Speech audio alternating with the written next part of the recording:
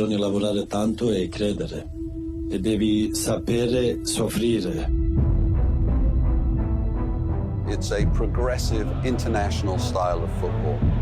La voglia di dimostrare ancora una volta quanto possiamo valere sul campo.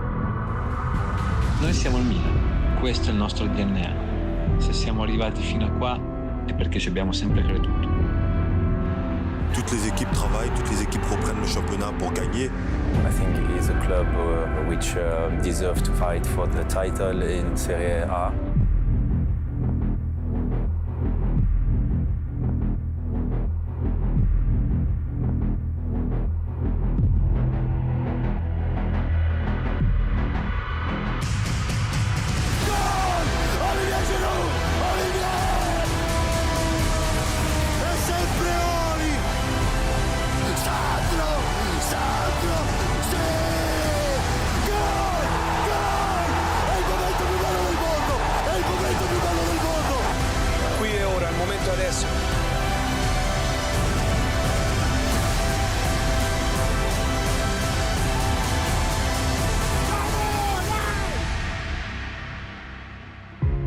Sono innamorato del Milan e dei miei giocatori. Non si può battere chi non si arrende mai.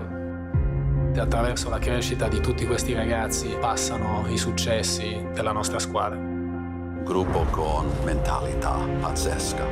Tutto è possibile per questo club. Tutto. Una squadra che gioca tutta insieme, che si diverte e che ci fa divertire. Quello che riescono a dare ai tifosi del Milan è veramente speciale, che rende questo club veramente unico.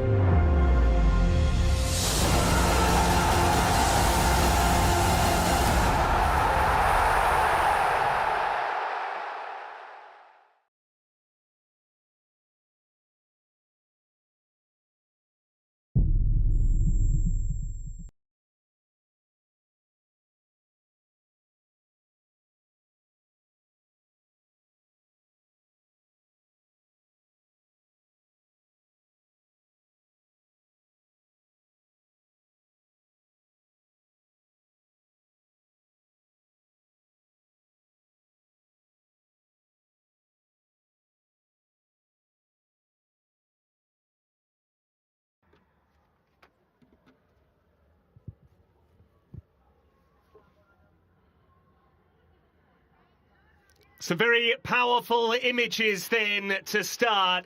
We the champions is the message, because Milan once again wear the crown in Italy. It's a good evening from me, Patrick Kendrick, alongside Sheridan Bird. We are here to accompany the team en route to Piazza Duomo as we see them finally lift the scudetto crown after 11 long years, Sheridan.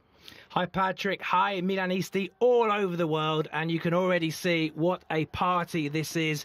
A party 11 years in the making. Well, it's happened. The dream has become reality, Patrick. Indeed it has, and it all came about yesterday with that incredible win in Reggio Emilia over Sassuolo. 3-0, the scoreline, the way of the Rossoneri, and there we can see some wonderful images from Milan's iconic Piazza Duomo.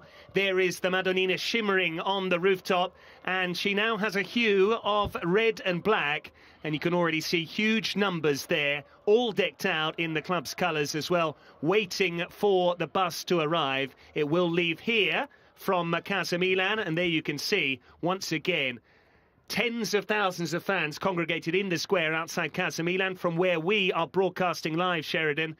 The atmosphere is absolutely sensational. Indeed, Patrick. This morning there were a lot fewer fans, but they've slowly been arriving, and it was a case of if you were to look out the window and then go about your work and then 10 minutes later return to get the view from outside Casa Milan, it was as if the crowd had multiplied at least tenfold. And going back to the Piazza del Duomo, I was there last night, Patrick, and it was a different vibe, equally as excitable, lots of fun, lots of flair, and as you said, Milan, the city, is red and black.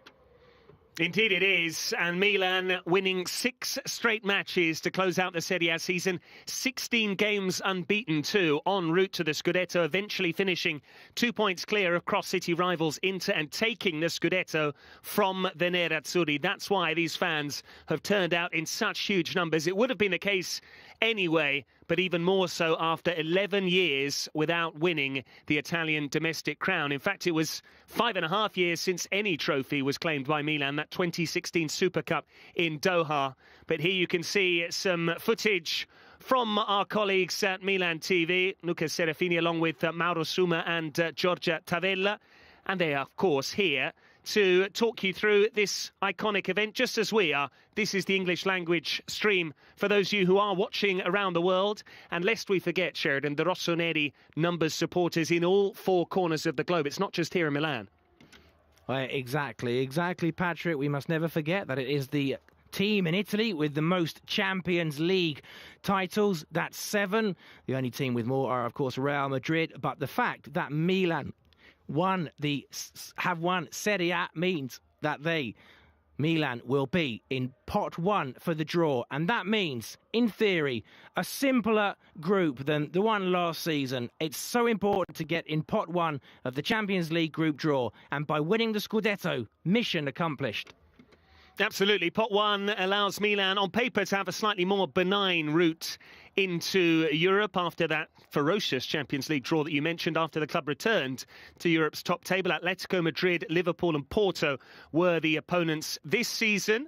Still a valiant effort from Stefano Pioli's players, but above all, flawless in Serie A, particularly down the stretch. When all the pressure was on, there was so much talk of Milan potentially dropping points on that really tricky run-in. Lest we forget, a victory away at Lazio with that last gasp winner from Sandro Tonali. Then the Rossoneri followed that up with that narrow win at San Siro over Fiorentina. Rafael Leao hinting at things to come with that 82nd minute winner. And from there, Fatal Verona no more. No more reminders of 1973 and 1990, please. No, because this crop of Milan players were capable of coming from behind, trailing to that Davide Farioni goal in the first half and winning 3-1 before that incredible home win against Atalanta. When you started to feel the momentum, you began to sense that the title was finally coming back to the red and black side of the city of Milan. Indeed, I don't think there exists a league title in any league in any country that's plain sailing, and if it does, it's often, I think, not much of a spectacle. And it was bound to be an arduous path to this 19th title for Milan. There were setbacks. There were times, perhaps, when everyone or people outside the club perhaps lost a bit of belief. But what we have heard from the directors, from the coaching staff, from the players, senior players, and not only, is that they always believed. And perhaps some on the outside weren't convinced, but the evidence is unfolding in front of our eyes, Patrick. And the evidence is irrefutable, I would suggest, as well. We began this live broadcast with that wonderful footage, and there is some even nicer footage showing the masses that have congregated here on a weekday. Lest we forget, it's 6 p.m, just gone, and yet people have left the office early. They did not want to miss these scenes. They will be accompanying the open-top bus every step of the way, and there are 2 open-top buses, incidentally, one for the player and staff, the other for the sponsors that have proudly backed this team all season long. And going back to the top of the broadcast, as I said, Sheridan, we saw that wonderful footage, that really powerful, emotional reminder of the way this campaign has gone, with some of those newspaper headlines, some of the setbacks, some of the turning points as well this season. There have been many twists and turns along the way, and yet that belief never wavered. That team spirit that Stefano Pioli, the head coach, has been able to foster with his players is ultimately what drove them to break down barriers. And speaking of which, let's hear from the head coach himself.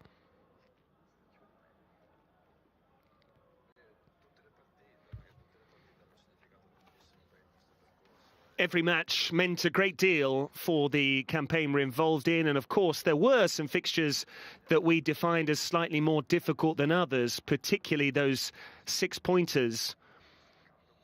But there are even some matches which on paper appeared more winnable, and ultimately they proved to be much more challenging. But I think ultimately our success came down to the consistency that the lads showed right from the start of the season. We never lost sight of the way we want to play football. We never lost sight of what our qualities are and our attributes are. And ultimately we believed in what we were doing. I think that really is the secret behind the way we work together and above all the way our players work. The previous year, Milan qualified for the Champions League after 8 years away, and the players might have been satisfied with that, and yet pre-season began on the 8th of July, and you didn't necessarily think about that pressure that the coach might have necessarily put on the players' shoulders. It almost felt very natural that you weren't going to settle and you were going to start all over again. Absolutely.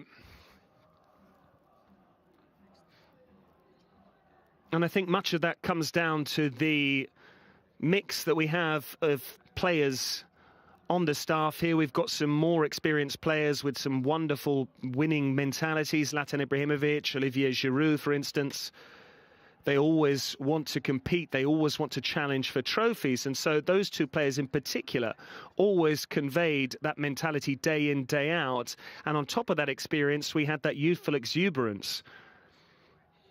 And we thought we could get better. We thought we could develop. And right from day one, when we came back for pre-season, we tried to improve on last season's points tally. And I often ask my players, would we be happy if we were runners-up again? And the answer was no. And that was ultimately the motivation which drove us forward to try and develop, to try and work hard on a daily basis with a lot of focus, application, and once again to try and get better day in, day out. But Stefano, what did you actually do on the 8th of July, the first day of pre-season, Sandro Tonali and Rafael Leao? Because you said right from day one, they've looked different to me. What was it that made you think that Leao and Tonali were different animals? Ultimately, that's the way the coach sees things. I saw that right from day one in training. I said to my coaching staff, wow, something's really clicked there. But these things happen. It happens with young players. It happens above all with talented young players and those that are very willing to work hard. And I saw they had great desire to work hard. They were intelligent. They weren't too sensitive. They were open to feedback.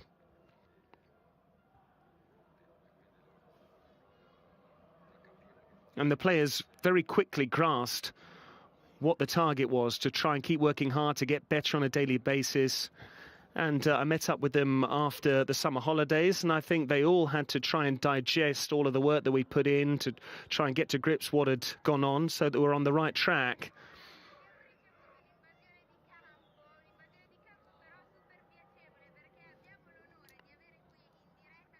Pitch invasion now, Sheridan. That's why, because Stefano Pioli's entire coaching staff has descended upon the studio. That is the team behind the team, you could say, and all of them make their contribution. Some famous names, some recognisable faces in there as well. Former defender Daniele Bonera, and Georgia is just giving them the credit and the respect they all fully deserve, because as I say, it is the team behind the team. Everyone works together incredibly well. And first of all, we hear from the number 2, Giacomo Morelli, talking about the importance of this season. They're all delighted to be here and ready to celebrate along with all of the guys.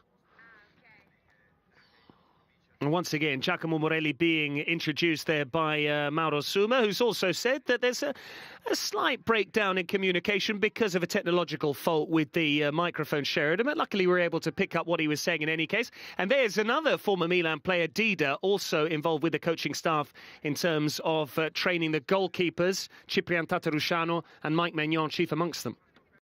Absolutely, everybody plays their role. It doesn't matter how big you could perceive it to be or how small. Everyone has played a role, supported that man there. Obviously, Pioli is the main man, but he has so many great people with him.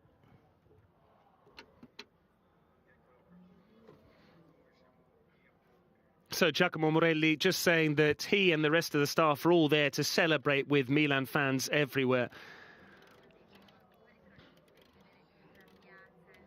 How does it feel to see all these fans out in the streets, out in the city squares, Oh, it's an incredible feeling. The crowd and the fans have always got behind us, and that's why we want to celebrate along with them. And they're all here. We've got the match analysts.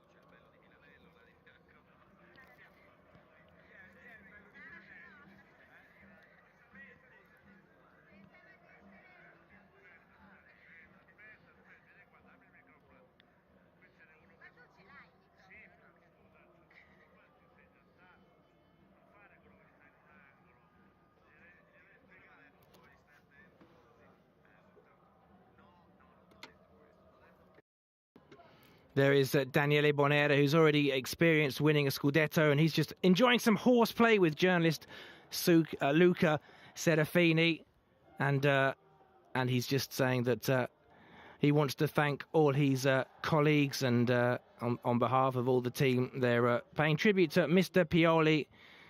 He's obviously a manager, a head coach, however you want to phrase it, that they adore working with.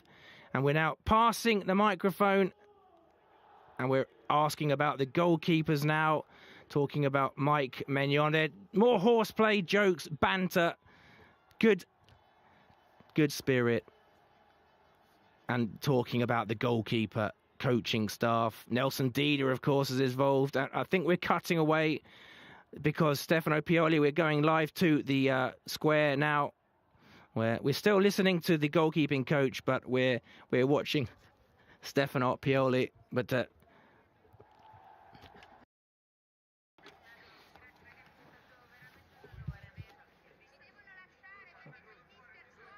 and now it's time to hear from the head coach, who's out in the square addressing the Milan fans. So we thank the coaching staff for their short jaunt into the Milan TV studios. And there you can see Casa Milan live from Milan. The man behind it himself, he's already, Sheridan, got a tattoo on his left arm with the scudetto and 19 in it. I wonder whether it's a transferable one, or whether he's already had some ink there on his left arm. You know, I didn't see the tattoo, but I imagine it's the way Stefano Pioli does things, he does them properly. I imagine it's a real tattoo. I don't think it's I think they're called henna tattoos that you're referring to, but I imagine it's a real tattoo, and he's earned it. And now it looks like various members of the squad are being announced by the stadium announcer. And we'll start with Ciprian Tatarusanu, who played 9 matches this season. He showed his worth when Mike Maignan was out with wrist surgery, and the Romanian giant really stepped up when called upon. And it is important to have a very good understudy between the sticks, and Ciprian Tatarusanu is certainly that. And now, potentially the captain in waiting, an academy product in the shape of Davide Calabria. What a campaign he had as well at right back. Pitching in with goals too. He scored in Bergamo against Atalanta. He scored in Bologna.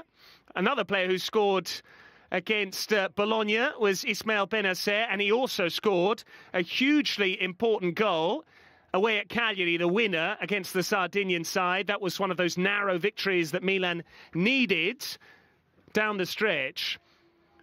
Fode Ballo-Touré, African champion with Senegal in January, and now an Italian champion with Milan a few short months later.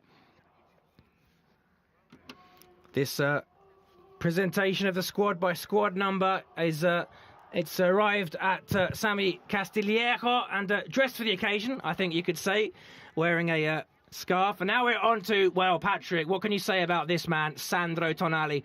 The second half of the season, the young midfielder really hit his stride, scored some crucial goals, and is already a fan favourite. And then we move up to number 9, and wait till you hear what reception Olivier Giroud gets. Crucial goals, a casual saunter towards his teammates by Olivier Giroud, but as I said, very important to this Scudetto. And next, if my maths is correct, it'll be Brahim Diaz, the number 10, the skillful number 10. And he's played his part, but they all have it's a team effort. It is indeed. Giroud with a brace in the derby, a brace yesterday as well in the title-winning match at Mapei Stadium. Next up should be number 11, Ante Rebic. But before number 12, Ante Rebic, we have number 11, Zlatan Ibrahimovic there. I saw Rebic waiting in the wings and Ibrahimovic wearing the dark glasses, which always makes me think that perhaps he's enjoyed his night before, Sheridan. Well, Zlatan Ibrahimovic is an ultra-professional, but maybe we'll find out later. You never know, Patrick. Maybe we'll find out later. Maybe we'll get to ask the Swede. He was on the cigars last night. We saw that. He had his big magnum of champagne as he came out to receive his title-winning medal during the trophy ceremony at Mapei Stadium. And now it's time for number 12, Ante Rebic, who became more of a bit-part player as the season wore on, but that was more to do with injury concerns than anything else. Every time he stepped onto the pitch, he contributed. He has that pace. He is very direct, and he came up with some important goals and a couple of assists too. So Ante Rebic, another member of the title-winning side. And there is MMC's Mike Maignan, MVP of the season between the sticks. The best goalkeeper, Sheridan, champion last season in Ligue 1 with Lille. I know you follow your French football. And now a champion with Milan. Well, Mike Maignan has been a revelation, but did someone say revelation? Because here comes Rafael Leao, who has been an extraordinary threat the second half, particularly of this season. What an exciting young forward Rafael is. Player of the year, Rafael Leao, a hat-trick of assists yesterday at Sassuolo. Down the stretch, he was unplayable, and Milan, as a result, became unstoppable.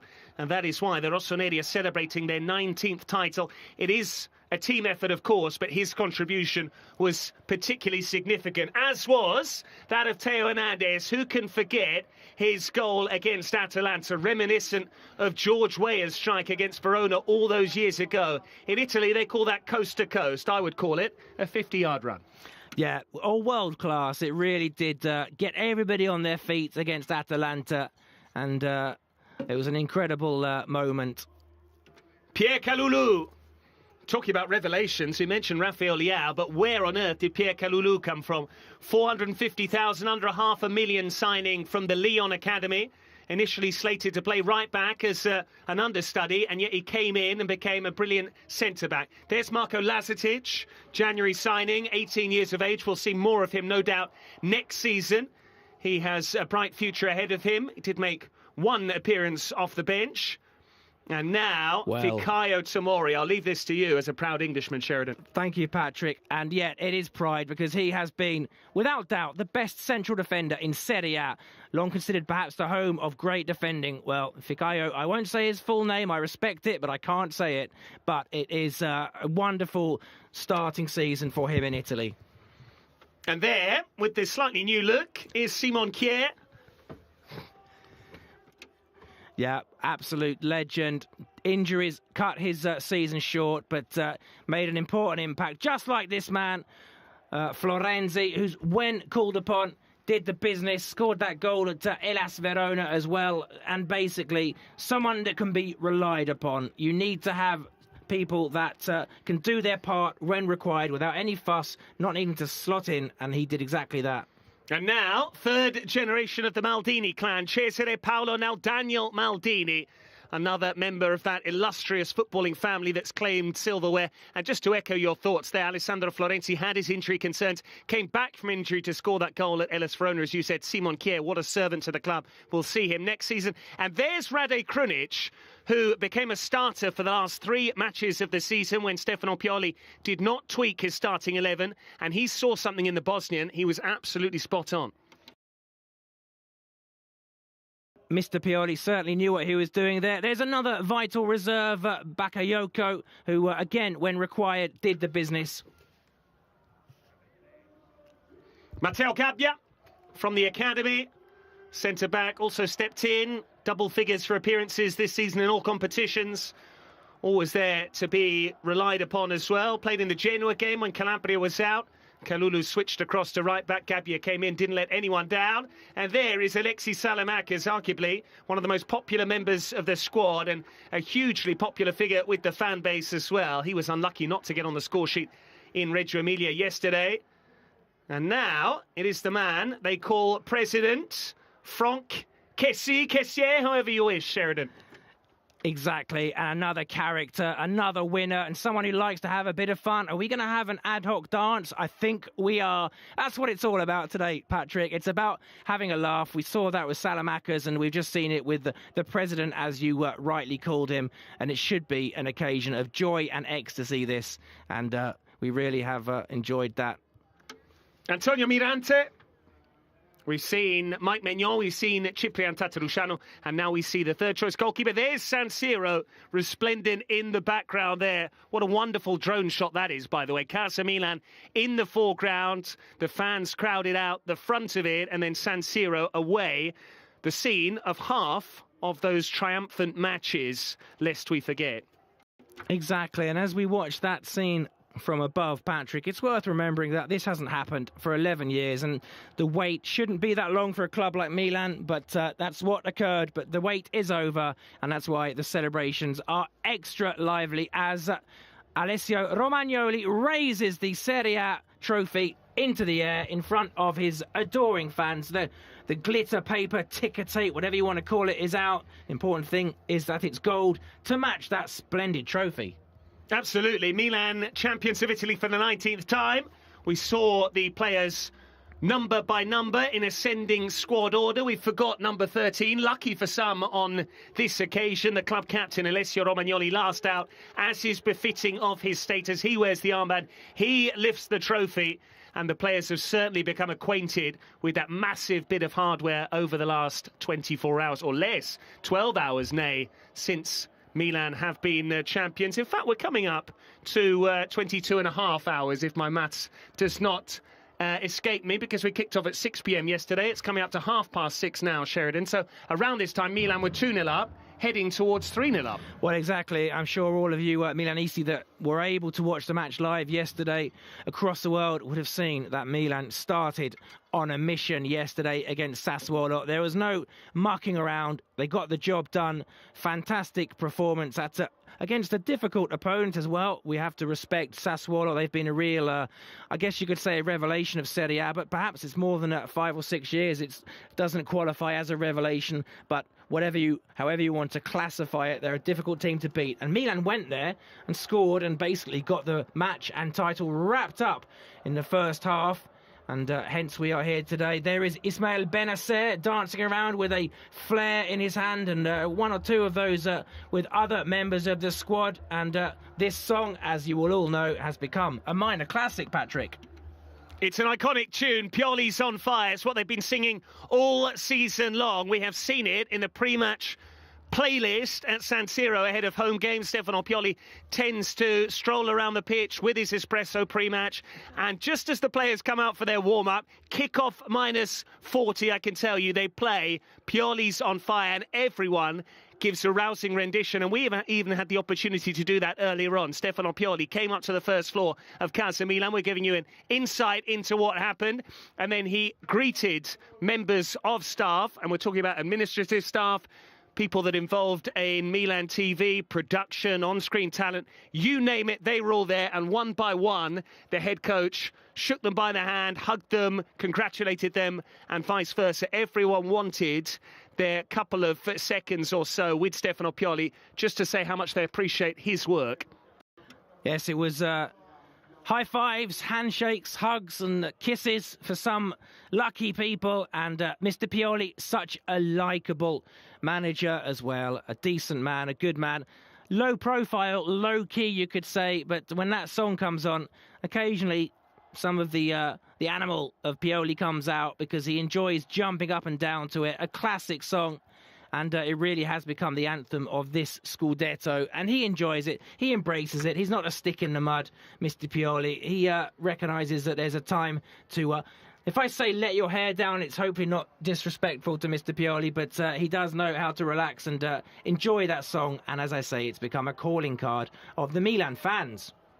Well, thankfully, the smoke has dispersed. That is the only drawback of having flares to celebrate. Occasionally, it can impinge on the picture quality, but hopefully back home you can see these wonderful scenes in the city of Milan. There you can see that Italian flag with the number 19 on the middle, because Milan have become Italian champions for the 19th time. Once again, we are connected with our host broadcaster. Here we are with Milan TV, Giorgia Tavella, talking us through proceedings, and we are here doing likewise in English, Sheridan, hopefully with similar amount of insight. But there you can see some wonderful drone footage.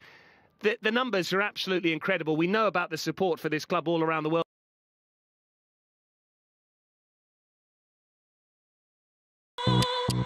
Alza il volume nella testa, è qui dentro la mia festa, baby. 1, 2, 3, alza il volume nella testa, è qui dentro la mia festa, baby. 1, 2, 3, alza il volume nella testa, è qui dentro la mia festa, baby. Oppo Find X5 Series. Empower every moment. Oppo. Amici di Milan TV, buonasera e benvenuti a questo nuovo appuntamento con il Match Day. Siamo pronti a vivere una partita importante, quella di Fondazione Milan. La squadra di Fondazione Milan è attiva dal 2003 grazie alla passione di tanti tifosi e sostenitori, con più di 160 progetti sociali del valore di oltre 10 milioni di euro realizzati a Milano, in Italia e nel mondo. Anche quest'anno è un'occasione speciale per sostenere Fondazione Milan donando il tuo 5 per 1000 con la firma sulla tua dichiarazione dei redditi. In questo modo, attraverso lo sport, proteggerai la salute di tantissimi giovani e gli darai la possibilità di crescere e di integrarsi seguendo le regole del gioco, abbracciati e sostenuti nelle loro comunità di riferimento. Fai come me, dona il tuo 5 per 1000 a Fondazione Milan, firma ed entra in squadra anche tu. Bisogna lavorare tanto e credere. E devi sapere soffrire. It's a progressive international style of football. La voglia di dimostrare ancora una volta quanto possiamo valere sul campo. Noi siamo il Milan, questo è il nostro DNA. Se siamo arrivati fino a qua è perché ci abbiamo sempre creduto. Toutes les équipes travaillent, toutes les équipes reprennent le championnat pour gagner. I think it is a club which deserves to fight for the title in Serie A.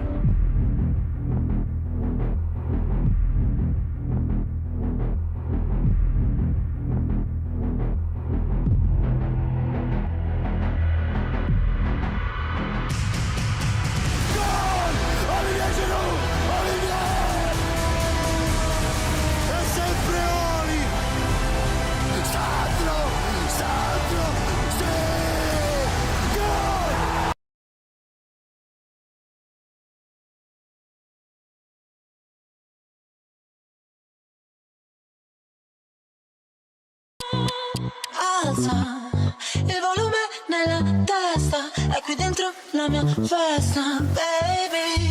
1, 2, 3, alza il volume nella Station in the city of Milan, all the way to Piazza Duomo, the iconic central square of this magnificent city, and they're all here to see the Italian champions. Exactly, who are filling up those buses that you can see, those splendid white buses with champions on the side. And you can see, well, look at that, nothing to be scared of. It's a mask, hopefully, but the Diavolo, and there they are. There are the heroes, let's be honest, the heroes of the hour on the bus. Tomori with his sunglasses on, with his recent central defensive partner, Kalulu. Those two have really formed an incredible and impenetrable wall. Kessie there as well, having a dance. He's got the microphone. He does indeed, and we can only imagine Mauro Suma, director of Milan TV, bouncing away in the studio. Unfortunately, they haven't cut yet to see him dancing away, but you can see the fans are bouncing up and down in anticipation, but also because their expectations have been met. There was so much of that going into the game in Reggio Emilia yesterday, and the Milan players did not blink. They did not put a foot wrong. 3 goals in the first half could have easily been double figures, and that is no exaggeration. Andrea Consigli with some fine saves, and Milan also was slightly unlucky on occasions, but that is the way to go and win a title, isn't it? Oh, exactly. I mean, it could have been a banana skin. It could have been a very frustrating and some might say embarrassing afternoon. As I said a few moments ago, you don't go to Sassuolo and expect to win, let alone to win 3-0. But it was business. It was ruthless, Patrick. It was slick, and Sassuolo had no answer. You know, great goals, great contribution from that certain Mr. Leao, who we have already eulogized or spoken about rather, and paid tribute to. And it's great to see the squad, the playing staff on the bus, and they're starting to relax now and have some fun. These are the moments you play for. We know that football players get paid huge amounts of money, but you also play for the celebration. You play to win things, and you play to enjoy those victories with your teammates, who become your friends in the best case scenario. No, absolutely. And there was significant motivation for this side. Stefano Pioli mentioned it in that interview we heard with him earlier on. The Rossoneri not only wanted to build on that runners-up finish last season with that qualification as they return to the Champions League, which is really the club's natural habitat, where the Rossoneri feel so at home, having won the European Cup / Champions League 7 times, as you mentioned, Sheridan. But not only that, it wasn't just the motivation to improve on that runners-up finish. There was also that desire to go one better. And above all, they did feel slightly denigrated, slighted by the press. That's something that Stefano Pioli has alluded to time and time again. We've heard him on a weekly basis in his pre-match press conference, and he has consistently said, we don't care what people's views are outside the club. We know how good we are. And that is why he made a very significant point when he addressed the media on Saturday on the eve of that trip to Mapei Stadium. He said, we've proven we're the best thus far, and they had objective data to back that up. It's the league table, which they've pinned up in the Milan dressing room for the last 2 seasons. But not only that, we need to prove that we're once again the best tomorrow, and they certainly did that. Absolutely, and I think a good manager, a good man manager as well, which is what Mr. Pioli obviously is, uses criticism as a fuel, turns a negative, if you like, a disparaging article or what have you, and not to dwell on that too much, but if you turn that to a positive, i.e. fuel, to get your team motivated, focused, concentrated, you've done your job, and that is exactly what Mr. Pioli has done. Hasn't worried about what others are saying or thinking. He's just told his team to concentrate and do what they have to do, and as you can see there, as the trophy and the bus starts moving, it's exactly what his players did.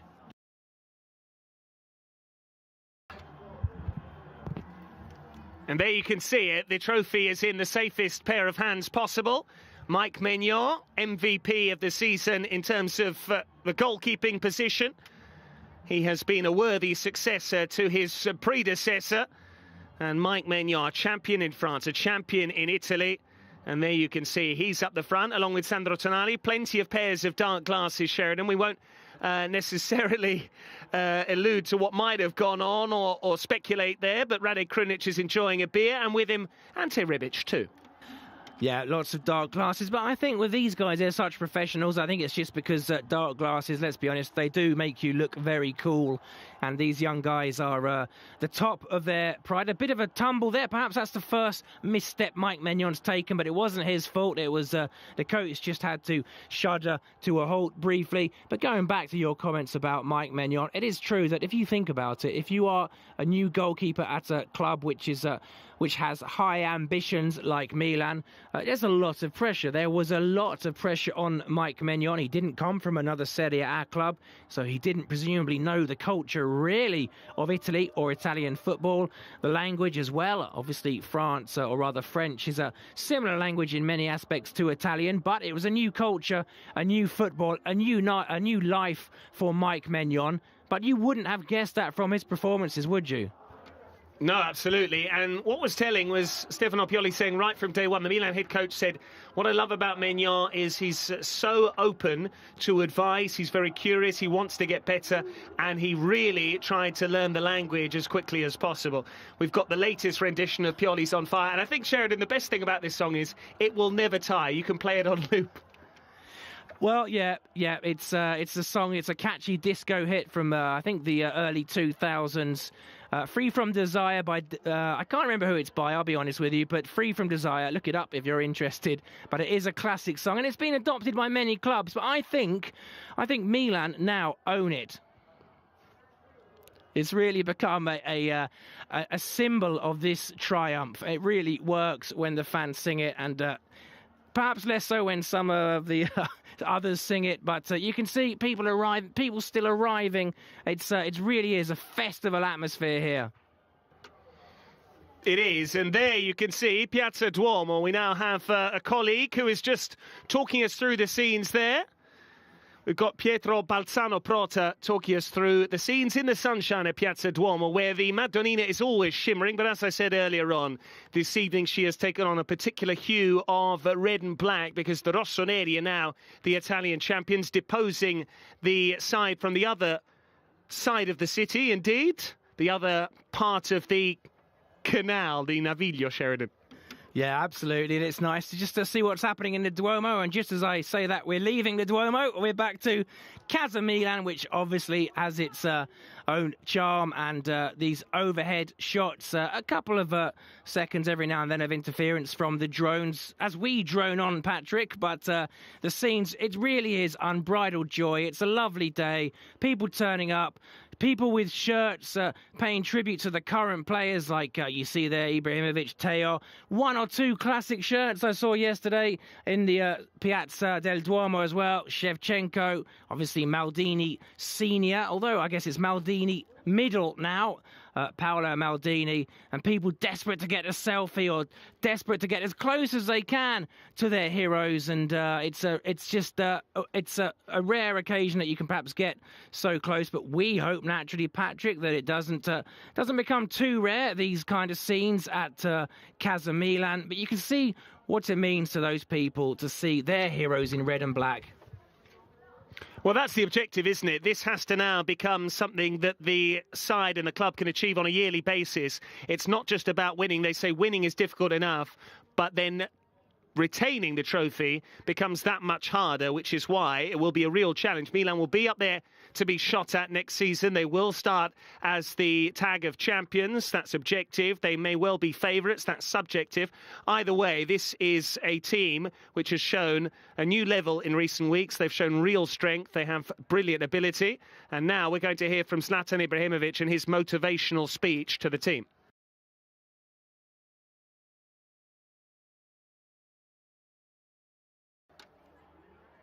When we started in day one, when I first came in, and then other players came in as well, not many people believed in us.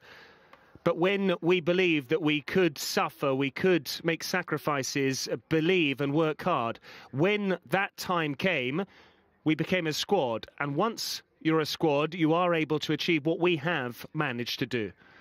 Today, we are the Italian champions. I want to thank all of the players first and foremost.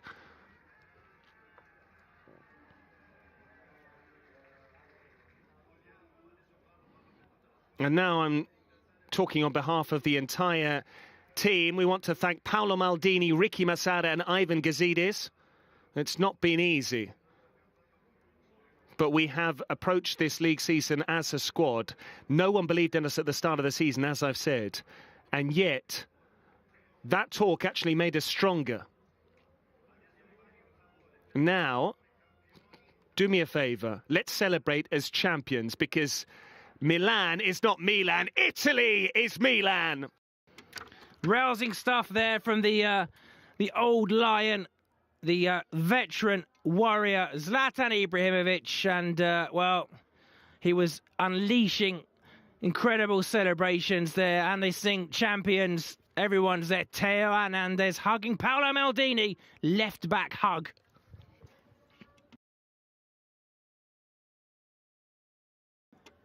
And there's, who's that with the shit? It's Teo with it. You can't keep a good man down.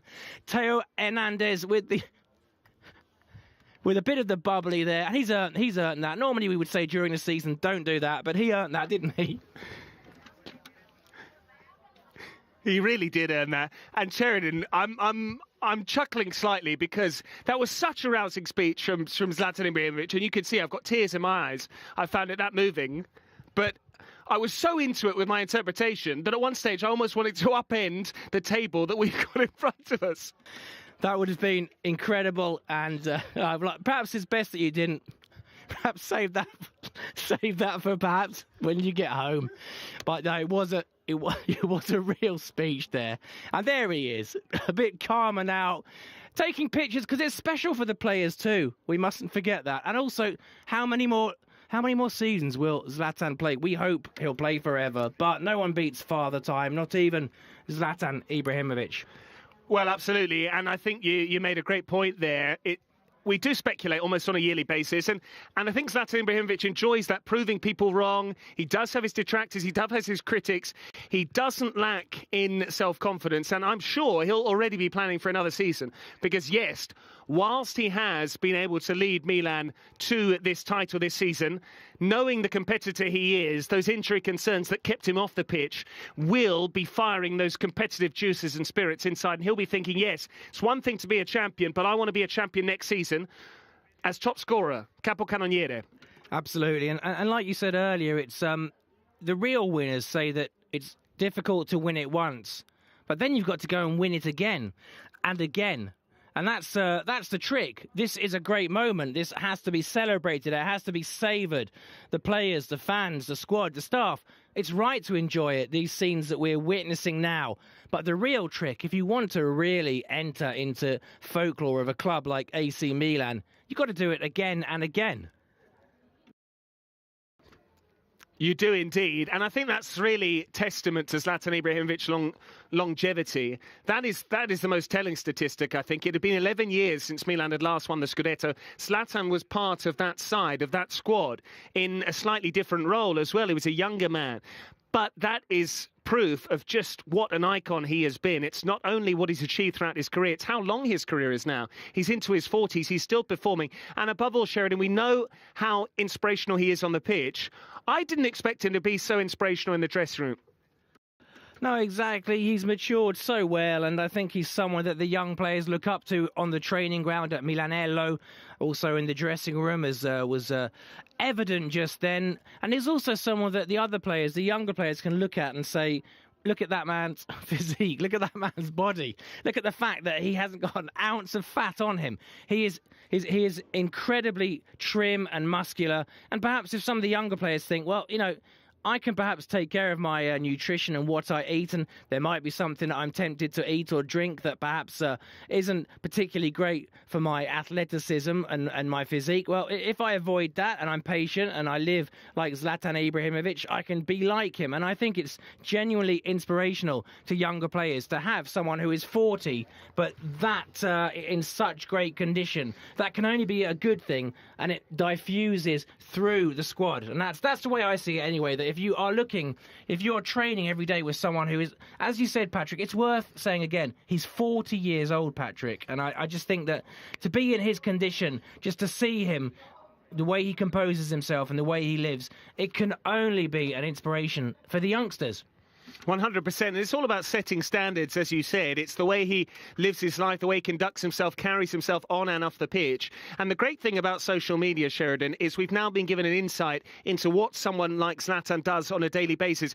In years gone by, we'd have to rely on stories, anecdotes, urban legends as to what the comeback trail looks like from injury. But we've seen Zlatan Ibrahimovic suspended, hanging upside down, doing abdominal workouts moments after or days or weeks after, suffering serious injuries. It is incredible just how resilient he is, and that has really shown. I think that's also a notion that the players have been able to grasp hold of as well. They have seen him as an example, and they thought, okay, when the chips are down, when the going gets tough, we can still bounce back. Look at Zlatan, look at what he's done off the pitch and on the pitch. We saw that particularly at Verona. There was so much talk into the build-up to that match, and I don't think I think people will forgive us if we do mention it. There was all this talk about La Fatal Verona, Gianni Brera, the iconic Italian journalist, dubbing it that. 1973, when Milan lost the league title on the final day of the season.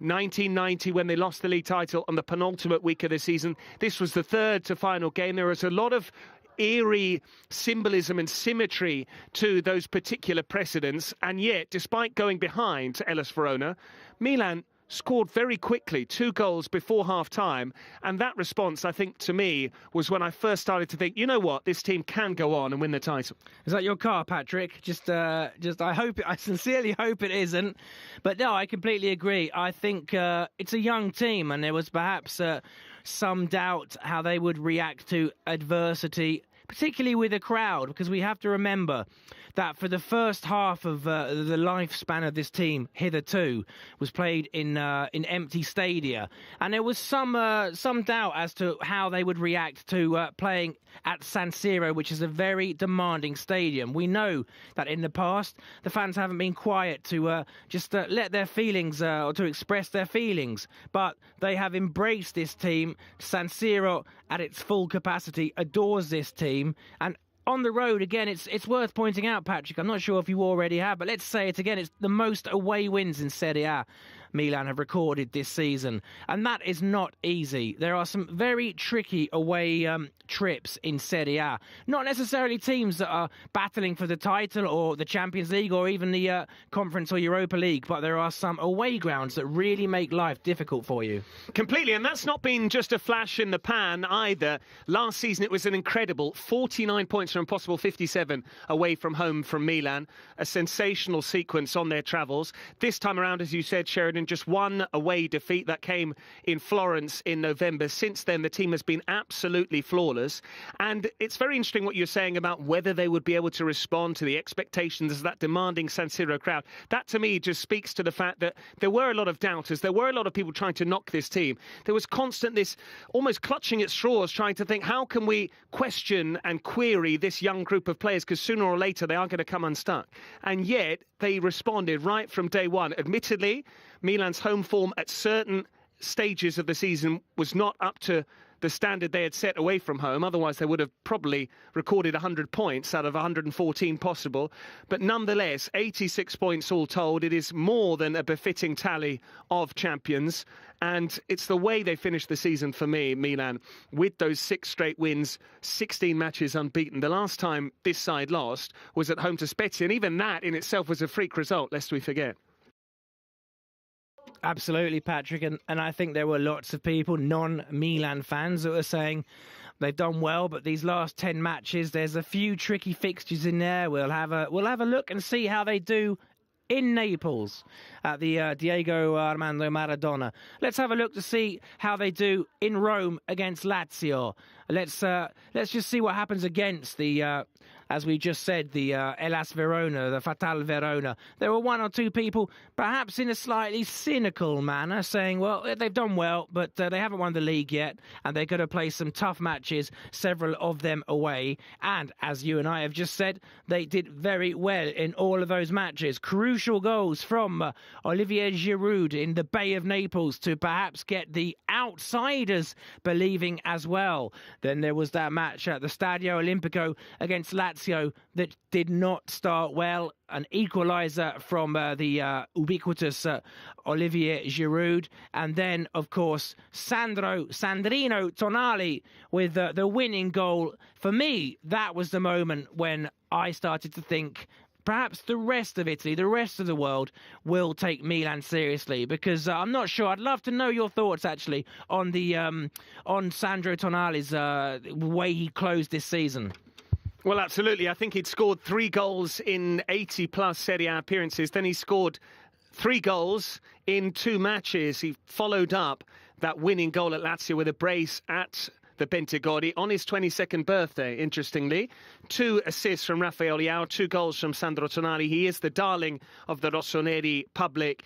And that's not just because of the way he's played, it's also because he's a childhood fan of the club. And also, Sheridan, lest we forget, it's been very publicised. He took a pay cut to stay on at the club this season.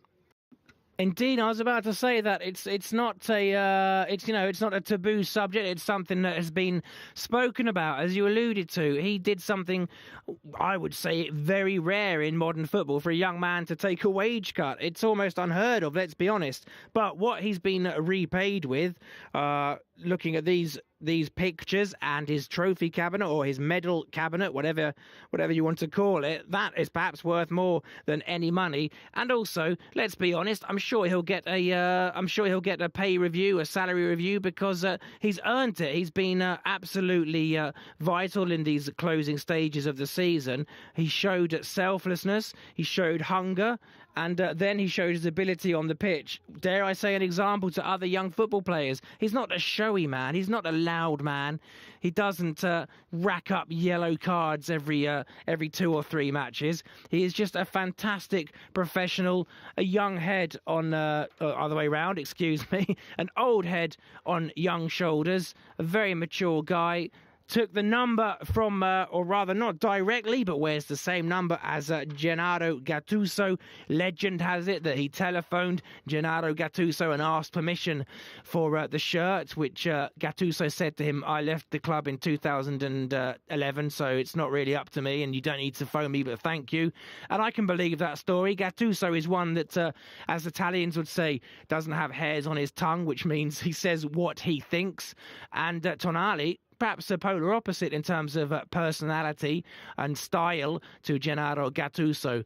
But he has been absolutely fantastic. I would put him among my heroes of the season. I don't want to contradict myself because I think the whole squad have been heroes. But if you were to force me, Patrick, to select one or two, I would say Maignan, who we've spoken about, Leao, who I think we will speak about further on, Tomori, who I certainly hope we will talk about to come, Giroud, we've mentioned his crucial goals, the French veteran, and Sandro Tonali. That's not to say that the others haven't been fantastic as well, but yeah, Sandro Tonali really has been an incredible example.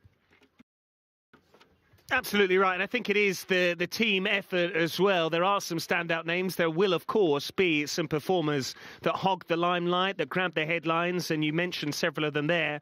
But we should also remember Davide Calabria, who is now looking like being the club captain, depending on the future of Alessio Romagnoli. Won't speculate about that. We saw him lift the trophy earlier on, but it's such a young squad, Sheridan, as well. Calabria, who won't turn 26 until December. We've got Benacer, who's a year younger than him. Tonali, who only just turned 22.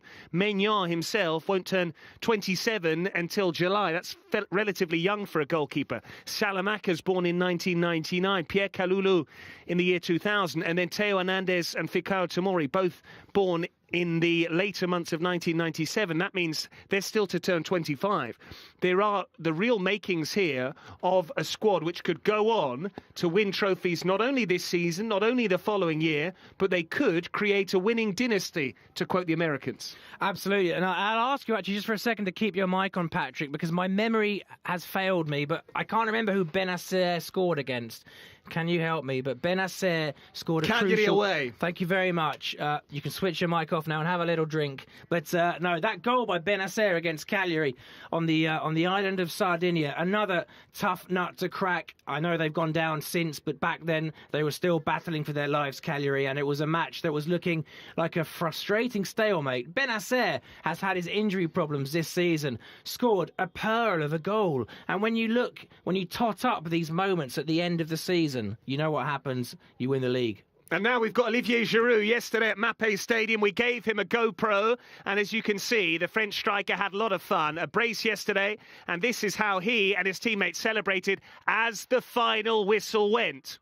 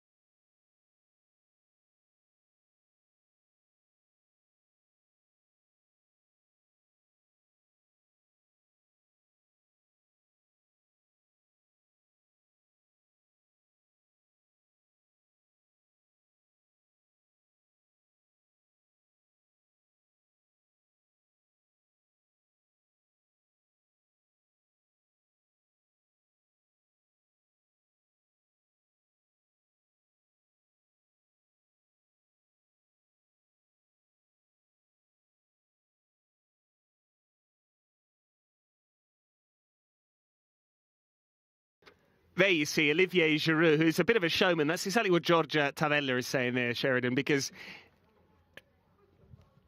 he's not just a great goal scorer, he also knows how to celebrate as well. They're joining with the fans, getting the GoPro and really unleashing all of that joy. Yeah, it's about this. I mean, we've said it already in this broadcast, the money's great, but it's about celebrating. It's about enjoying those moments, being among your fans, new fans as well. He's been here a season, and only a season, and he's already made a huge impact. The fans love him. He's a world champion. He's won the Champions League. He's won the Europa League. He's now a Serie A champion, and he's loving every minute of it, Patrick. He is indeed. He's won Ligue 1 with Montpellier. He's now won another domestic title, Serie A with Milan.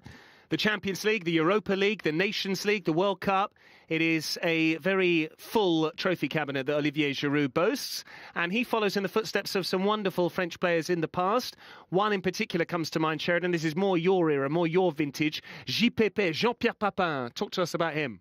Well, I mean, he was a fantastic player. Didn't, perhaps in a different manner to Olivier Giroud, he perhaps wasn't able to express himself fully at Milan because he had so many injury problems. I think it's fair to say that the best Papin was the one that played for Marseille. But he came to Milan and he did as well as he could in terms of fitness problems. Was basically understudy to Marco van Basten, another Rossonero legend who himself had problems with injuries. But Giroud is, if you want to call him perhaps the heir to Papin, you can say that he's carried the I don't know, the French torch, if such a thing exists. Who knows? It's just such a great atmosphere. We just saw Pioli holding up some kind of lollipop contraption with the Italian flag in the form of a shield, which is where scudetto gets its name from, because Patrick, you and I have to remember that not everybody knows these Italian phrases, and scudetto means small shield, which is the Italian badge in the form of a shield which goes on the players' shirts, and also those T-shirts that the players and the staff are wearing. And now we are heading to our colleague Pietro once again in Piazza Duomo, and Pietro's going to talk us through just how many people are filling out Piazza Duomo, because of course there are hordes of Rossoneri fans there, and there you can see Pietro thankfully is in the shade, Sheridan, because it's absolutely sweltering day. It was yesterday, 33 degrees in Reggio Emilia, where Sassuolo play their home games. And whilst we let you enjoy those scenes from Piazza Duomo, and if you've not visited it, I highly recommend coming to Milan and checking it out. It's wonderful. I went up on the roof the other day and saw the Madonnina. It was something of a pilgrimage for me before the final weekend of the season. I wanted to see which way the title race was going to go. Deep down, I hoped and thought it would go the way of the Rossoneri, and so it proved. So a nod to the Madonnina there on the church roof. It's a lovely story. I've never been up there myself, Patrick, but I am a big respecter of, I do respect that, the Duomo. It is a fantastic piece of architecture. Construction began in the year 965, and it wasn't until 1965, 1,000 years later, that the municipal, the government of Milan said, let's stop the expenditure now and just maintain what we've got. Fantastic structure, but I'm digressing massively, Patrick, for which I apologise. But it's just a great setting to celebrate the 19th Scudetto. You couldn't, especially the weather, as you said, because May isn't always this tropical in northern Italy, but the weather gods have smiled upon Milan for this Scudetto party, haven't they? Absolutely, and George is just talking us through the route there, and very shortly, I mean, these are all minutiae that you don't necessarily need to be a party to, because we are slightly familiar with the...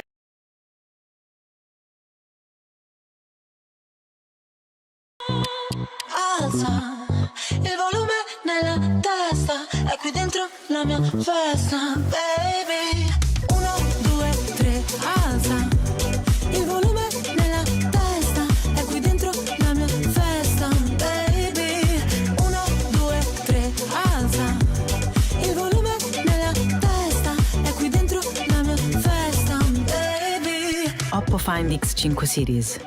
Empower every moment. Oppo. Tifosi rossoneri, benvenuti nella casa di Fondazione Milan. Questa volta voglio annunciarvi la squadra di Fondazione Milan, attiva dal 2003 grazie alla passione di tantissimi sostenitori e tifosi, con più di 160 progetti sociali del valore di oltre 10 milioni di euro realizzati a Milano, in Italia e nel mondo. Anche quest'anno è un'occasione speciale per sostenere Fondazione Milan, donando il tuo 5 per 1000 con una firma sulla tua dichiarazione dei redditi. Così, attraverso lo sport, proteggerai la salute di tantissimi giovani e gli darai la possibilità di crescere e di integrarsi seguendo le regole del gioco, abbracciati e sostenuti nelle loro comunità di riferimento. Fai come me. Dona il tuo 5 per 1000 a Fondazione Milan! Firma ed entra in squadra anche tu.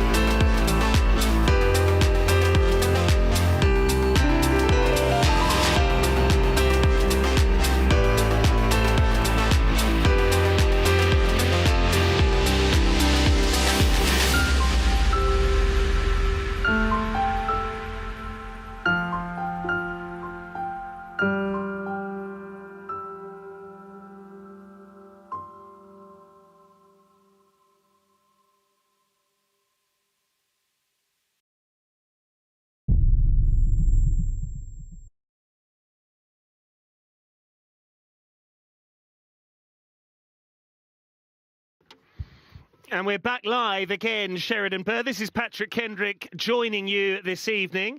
And it is a very happy occasion for Milan supporters, Rossonero fans all over the world, and particularly those that are able to experience it in person. But we are here for those that can't, Sheridan. We're trying to give you an insight into exactly what this means to this fan base and what it means to be witnessing these scenes live. Indeed. The joy on those faces, the red and black shirts, Bakayoko going for it, really enjoying that. Benasser there looking pleased as punch. And I think that's Mirante, but I can't tell from that angle. But, well, we know who that is. Everyone knows who that is. And the bus is driving deliberately slowly through the city. And I think that's Florenzi at the back there, just pumping his arms up and down. Again, it's hard to tell. I think it is. And it's just great to see people coming out of their houses or their places of work to celebrate. He is having the time of his life as well. Look at that. That's what it's about, Patrick. If you weren't in here with me, Patrick, I know you'd be where he is. Absolutely, on top of a bus shelter, Sheridan. I've seen you do that too. There's Giacomo Morelli, who we heard from earlier on, who's the number 2 to Stefano Pioli. There's the gaffer himself, Il Mister, as they like to say in this part of the world. And there are some of the members of the playing staff as well. Simon Kier, along with his defensive colleague Matteo Gabbia. And there is the hottest property in Italian football. And why he doesn't start for Portugal, I'll never know. We want to get on the phone to Fernando Santos to say, you need to play Rafael Leão. Well, it might well happen. You never know. They do have a real They have such rich attacking options, Portugal, but we've now been joined by Lorenzo Lolo, who is, I guess you would say, he's the streaming guru of Milan. And if I've got that wrong, apologies, Lolo. But he's a lovely fella, and he's enjoying it too. Pioli lifting that trophy. It's a heavy trophy as well. Patrick, you and I were lucky enough to lift it earlier. I think we can say that. There are photos. So it's, like I say, we had permission to lift it, and it's a chunky piece of kit. It certainly is. I saw you fondling it earlier on, but it's hard not to well up with pride when you're getting hold of that Scudetto trophy, and we shouldn't make light of it because we're very privileged to have the opportunity to hold it in the first place. And very few teams win the Scudetto, and therefore, by extension, very few clubs. And we were lucky enough to be here at Casa Milan and be invited along to hold that big trophy. There you can see Alessandro Florenzi, who you correctly name-checked. I mean, that is brilliant. You should have a career as a football commentator because he's wearing a cap backwards. He's got dark glasses on. I have to say some of the footage on occasion is a bit grainy, so shout out to you for spotting Florenzi. And what a couple of years it's been for him. European champion last summer with Italy. This summer, he is a Scudetto winner with Milan. Clearly made the right move, leaving Roma. Absolutely. He will be he looks thrilled. We don't have to say he will be thrilled. Look at him. He is thrilled, and added the cherry on the cake goal at the Bentegodi against Hellas Verona with a wonderful far post drive. I think someone's thrown a scarf or a baseball cap at those fans. It's maybe that is the idea of standing on top of those bus stops, is to get booty, clobber thrown from the players, and they look like sturdy structures, those bus shelters. So it's perhaps not too problematic. Absolutely. Let's hope they do hold firm, because the last thing we want is for people to get hurt during these scenes. But it is it's a wonderful occasion here, and this is arguably the slowest trip you will ever take anywhere, Sheridan. And this is the one time you want to be stuck in traffic. I had it last evening. I live in the centre of Milan, and Italians have this wonderful tradition when they win a trophy of just getting in their cars, sitting in traffic, beeping horns, flags, mopeds, scooters, you name it, they ride it. Absolutely, the caroselli they call it here, which loosely translates as the carousels, but it's not to be literally translated. But they just drive round and round and round the city, beeping their horns with air horns as well. If you've got a Milan flag or scarf, you poke that out the back window and it flutters in the wind. And they do it for hours and hours and hours. And why shouldn't they? We mustn't forget as well, there's something of a cathartic sense to this after the 2 years of the pandemic. I don't want to bring it down too much, but it has been a tough 2 years across the world, and this is a proper party now with restrictions lifted, and everyone just getting out of the house, even those who are perhaps too young to come to Casa Milan, or too elderly or infirm. But if the coach rather goes past your palazzo, your building, you can go out and have a look, and that's what people are doing. And there we can see Fikao Tomori, who is actually doing an Instagram live, Sheridan. I know you're very au fait with that particular social network. You're often posting photos of your forearms in particular. I'm reliably informed. But no, let's go back to the serious point you made, which was very poignant.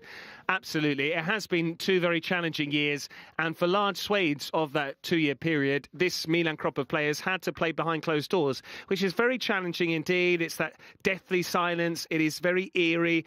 And yet they came through that, got results, and then when the crowd returned, when the restrictions were lifted, once supporters started to flock to Stadia once again, that's when we saw this real Milan, and they had the benefit then of that fervent crowd support. And we've got it once again here. They have turned out in numbers. They are lining the streets. They're waiting in Piazza Duomo. We saw them congregating outside Casa Milan.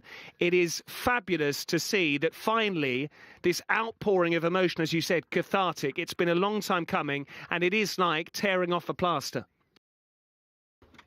Yes, it's just it's unbridled, pure, unadulterated joy, and it's just great to see the red and black half of the city on the streets and just celebrating, flags, shirts of all eras, fans of all ages. We haven't seen any really tiny fans yet, any toddlers or babies, but I'm sure we will. and it's just a moment that has to be savoured, and it's a chance to see your heroes again. There'll be people out on the streets that don't go to the stadium. They might not have time, they might not have the budget, whatever reason, but now they are going to get to see their heroes on that coach drive very slowly, albeit very slowly, but to drive past, and there are some characters, some highly recognisable faces, and I guess that's the stuff that's being thrown out, Patrick. I guess that's the clobber that some lucky fans are winning, and it would be great fun. Imagine if you're one of the people that catches one of those scarves hurled by your hero, whether your hero is Mike Mignon, Leao, it doesn't matter. If you get something, a souvenir from this day, this evening, chucked at you by one of your idols, well, it just makes it even sweeter, doesn't it? And they've got this escort, this red and black sea, which is also providing an escort, and it's just wonderful to see all those flags as well. Wonderful. The red and black livery is dominating the capital of Lombardia. Absolutely, and we got director of Milan TV there, Mauro Suma, just going through all of the poignant, significant moments en route to this scudetto, because Milan really did defy the odds, and there was so much talk of, oh, they're going to drop points here, they're going to drop points there, they're going to lose here, they're going to draw there. It never came to pass. They even could have drawn yesterday at Sassuolo, lest we forget. Wasn't required. 3 first-half goals, a comfortable victory, and that's what's been so impressive about this side. Everyone said Pioli's never won a scudetto. This young group of players haven't won much in their careers, and in some ways, maybe, Sheridan, that helped them. The fact that they didn't necessarily know what to expect. They just approached it game by game. It is a bit of a cliche, but there's a certain element of truth to it. There you can see once again, Piazza Duomo there, and thankfully the caption just confirming that. I had a slight doubt in my mind. It's a slight different view to the one we're used to seeing. But how impressed were you by the character this team showed, overcoming hurdle after hurdle en route to the prize? Incredibly impressed. I mean, as you say, there is the old cliche that youth is fearless, or until you've been burnt, you never really have any fear. And a lot of these young players, it is their first time on the rodeo, as our American cousins would say, and they didn't fold. There were wobbles, but that's natural. It's 38 matches a league season with some very good sides in the mix, and there were a few wobbles, but they never became anything more serious. There were setbacks, there were controversial moments. I mean, dare we say the home match against Spezia, that was frustrating, irritating, whatever you want to call it, but the team dealt with it. And as soon as the final whistle went, Mr. Pioli himself said that there's nothing we can do about it. That match is in the archive, and you move on. And I think the sign of a champion, the sign of a great team, is that it's not that you don't get setbacks, it's how you deal with setbacks. So when something goes against you, do you get annoyed about it and let it eat you up, and do you stew in your own juices, let's say, for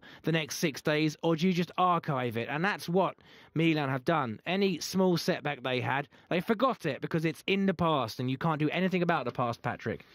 Absolutely, and I think you make a really good point there, Sheridan. Just to give a bit more context for those who didn't necessarily follow every single game of this season for Milan, or those who have the memory of a goldfish like me. Luckily, I've got my notes in front of me. You are referring to the home match against Spezia, Milan's last defeat of the season, believe it or not, which came in January. That last-minute goal from Emanuel Jarsi. But the controversy you're referring to was the young, relatively inexperienced official Serra, who blew his whistle slightly too quickly, just as Junior Messias curled the ball into the top corner. That goal was disallowed because the whistle had already gone, and it was a bone of contention. Once again, we see Fikao Tomori, who has that infectious smile, once again enjoying his Instagram live. He's been a breath of fresh air ever since coming to the club, and he is now a title winner too. That was one moment of controversy. Another one came in the home match against Udinese when Destiny Udogie scored his first goal in Serie A. Brilliant season for him, not to take anything away from him, but there was a hint of handball there.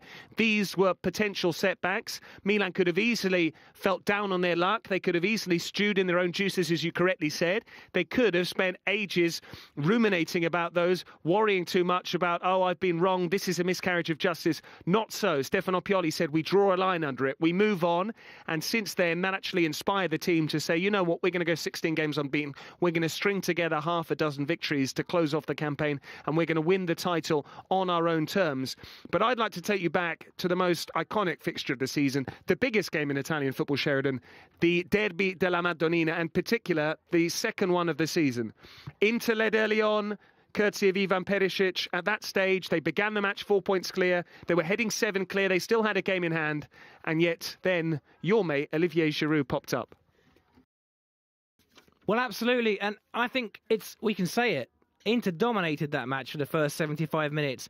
There's no reason in hiding it, denying it. Inter dominated Milan for the first 75 minutes, and those fans that you see there, and everyone, and you folks at home listening or watching this, people were worried. Inter were 1 goal up, and they were looking very, very solid. But then Olivier Giroud turned up and scored. The first goal was definitely a very opportunistic strike, but that's not damning it with faint praise, because that's a talent as well, having a nose for goal. And then he scored the second, and that was perhaps the most eye-catching result of the season for the Rossoneri, that caused, let's say, made an impression across the football-watching world.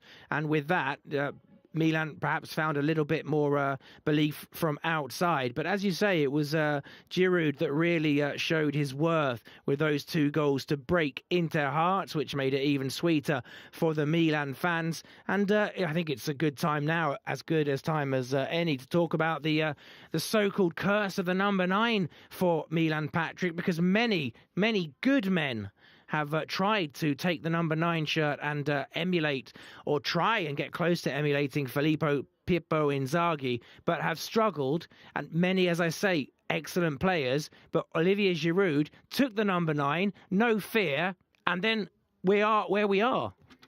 Absolutely, Sheridan, and your recent memory is much better than mine for those particular players. A few come to mind: Krzysztof Piątek, Nikola Kalinic in particular, Andre Silva, Fernando Torres, of course. I think a World Cup and Euro winner as well. Mario Mandzukic as well, I believe. Mattia Destro. Another player that tried to take the number, or took the number 9 shirt that Filippo Inzaghi made legendary here, as did Marco van Basten before him. But Olivier Giroud didn't really believe in these kind of things. Now, who is that having a dance, Patrick? Is that Looks Florenzi? like Florenzi again. Well, he is the life and soul of the party, isn't he? He's surfing USA there. Florenzi.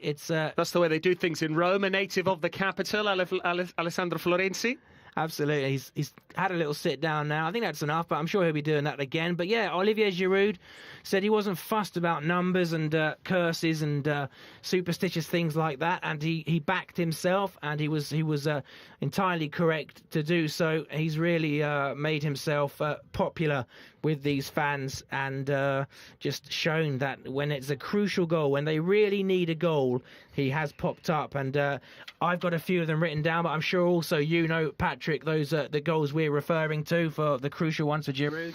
Absolutely. In particular, that brace against Inter in the derby we mentioned. He did score twice in the 4-0 Coppa Italia win over Lazio in the quarterfinals. But then the winner at the Maradona that you mentioned, Sheridan, well, that was another opportunistic strike as he lunged in there. The ball broke to him inside the box. And then the equaliser that laid the platform for that comeback victory away at Lazio. And Sandro Tonali grabbed the headlines with that added time goal and then ran towards the Curva Sud of Rome's Stadio Olimpico. And then, of course, the 2 goals which are freshest in our memory, that brace at Sassuolo yesterday, and 2 very similar goals, that near post run, the cutback from Rafael Leao, and hopefully that is a combination we'll be seeing time and time again next season. Of course, opposition defences will plan for it, but Rafael Leao equally might be able to drop the shoulder and go the other way if they try and cut off that pass. He's so hard to stop. He's so hard to stop, and not only that, Patrick, but he's got such a margin for improvement. He's a player who is, we might sort of be able to say with hindsight in a few years that what we are witnessing currently is 20% of the potential of Leao, because there could be so much more to come, as he gets to know his teammates even better, as Mr. Pioli and his coaching staff. There's fireworks there, which don't really work in daylight, if I'll be honest with you. They were fantastic last night, the Piazza del Duomo, but I think that's a waste of a good firework, personally. But I'll get back to what I was saying about Rafael Rafael Leao that there's such a margin for improvement. He's young, he's a professional, he's a very fit guy. Defenders, they always say, it's a cliche, but they always say defenders hate someone running at them. But it's true, and you look at Leao and you just don't know what trick he's going to do. He's got the in his armory of tricks, or of numeri, as we say here in Italy. He's got the elastico, or the flip flap, which is made famous recently by Ronaldinho, but also was around a long time before that. But yeah, we don't know what the margins are. I mean, we don't know what the potential. In fact, it was Ibrahimovic, and I think we might see that interview a bit later, so I won't spoil it. But Zlatan Ibrahimovic certainly thinks there is plenty to come from Mr. Leao. Yeah, Zlatan waxing lyrical about the potential of the young Portugal international. And as you said to me earlier on, as we stepped into the booth, Sheridan, game recognises game. I did. I very rarely use that phrase, and I don't think I'll ever use it again. But, you know, if you've got to be chuffed to bits if you're Rafael Leao and Zlatan Ibrahimovic is saying that about you in public. There are the flares there. The flares are always great to see. The black one there, obviously we've seen lots of red ones, and they really are wonderful. Again, perhaps more effective at night time. But again, as the evening draws here in Milan, the colours and the sights will become even more spectacular. And now we have a bit of footage with Stefano Pioli here. There you can see Pioli cam, and that's the tattoo I was talking about, Sheridan, on his left forearm. You'll be able to tell me, as an ink expert, as to whether that is real or not. Yeah, I am known for that knowledge, but I think my gut feeling is that a man like Pioli would have a permanent tattoo. He wouldn't have a henna tattoo like holiday makers do. I think that's something to wear, to be proud of for the rest of his life. And you can see he's really enjoying himself there. And the bus behind them are the, I believe they're the collaborators and club officials and employees. And it's just so good to see it and to hear the song. We'll be hearing Pioli is on fire for the well, you and I will have it in our heads for the rest of the evening, that's for sure, isn't it, for Patrick? the foreseeable future, I would.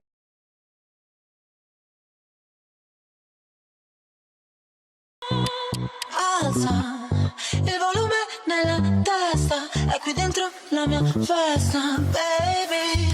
1, 2, 3, alza il volume nella testa, è qui dentro la mia festa, baby. 1, 2, 3, alza il volume nella testa, è qui dentro la mia festa, baby. Oppo Find X5 Series. Empower every moment. Oppo. Buonasera a tutti da Milanello, questa è una partita assolutamente speciale. Siamo pronti a raccontarvi tutto di Fondazione Milan. È così che scendono in campo altri campioni, la squadra di Fondazione Milan. Fondazione Milan è attiva dal 2003 grazie alla passione di tanti sostenitori e di tanti tifosi. Sono più di 160 i progetti sociali del valore di oltre 10 milioni di euro realizzati in Italia e nel mondo.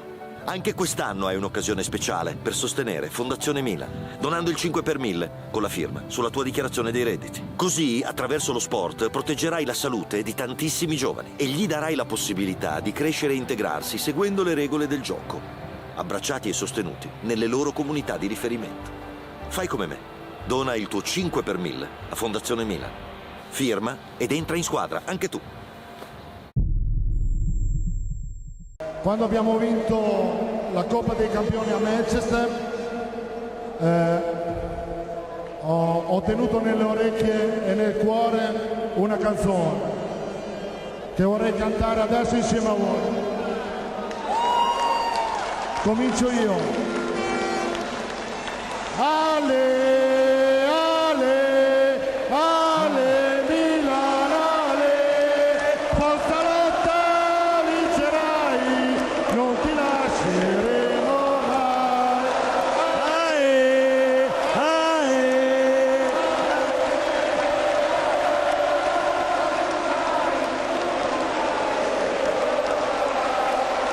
Ale, ale, ale, Milan,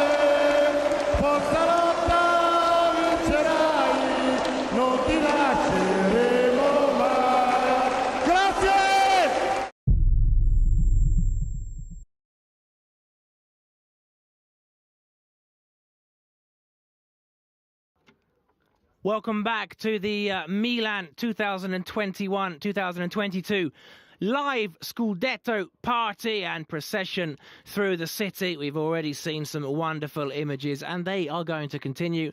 Have no fear as the team, the heroes, the scudetto heroes, make their way through this city in this lovely warm May evening, driving very slowly through a sea of red and black. People standing on bus stops, people on their scooters, people wearing all sorts of shirts. Mike Maignan, just noticed someone with a Maignan number 16 shirt on there. All sorts, a wonderful image, a wonderful party, and 11 years in the making, and it's all being celebrated. If you are just joining us, it's Patrick Kendrick alongside Sheridan Bird, two English journalists who cover AC Milan, or Milan if you prefer, the Rossoneri champions once again in Italy for the first time since the 2010-11 season. 11 long years in the waiting, as Sheridan Bird said. I know you are tuning in via the AC Milan official app, on Facebook, on YouTube, so please make sure that you comment. Tell us where you're watching from, because I've known about watch parties, Sheridan, in all four corners of the globe, in Jakarta in Indonesia, in the Indian subcontinent, in Africa, all over the globe, North America. There's huge numbers of Rossoneri fans all over the globe. So we're delighted to have your company this evening.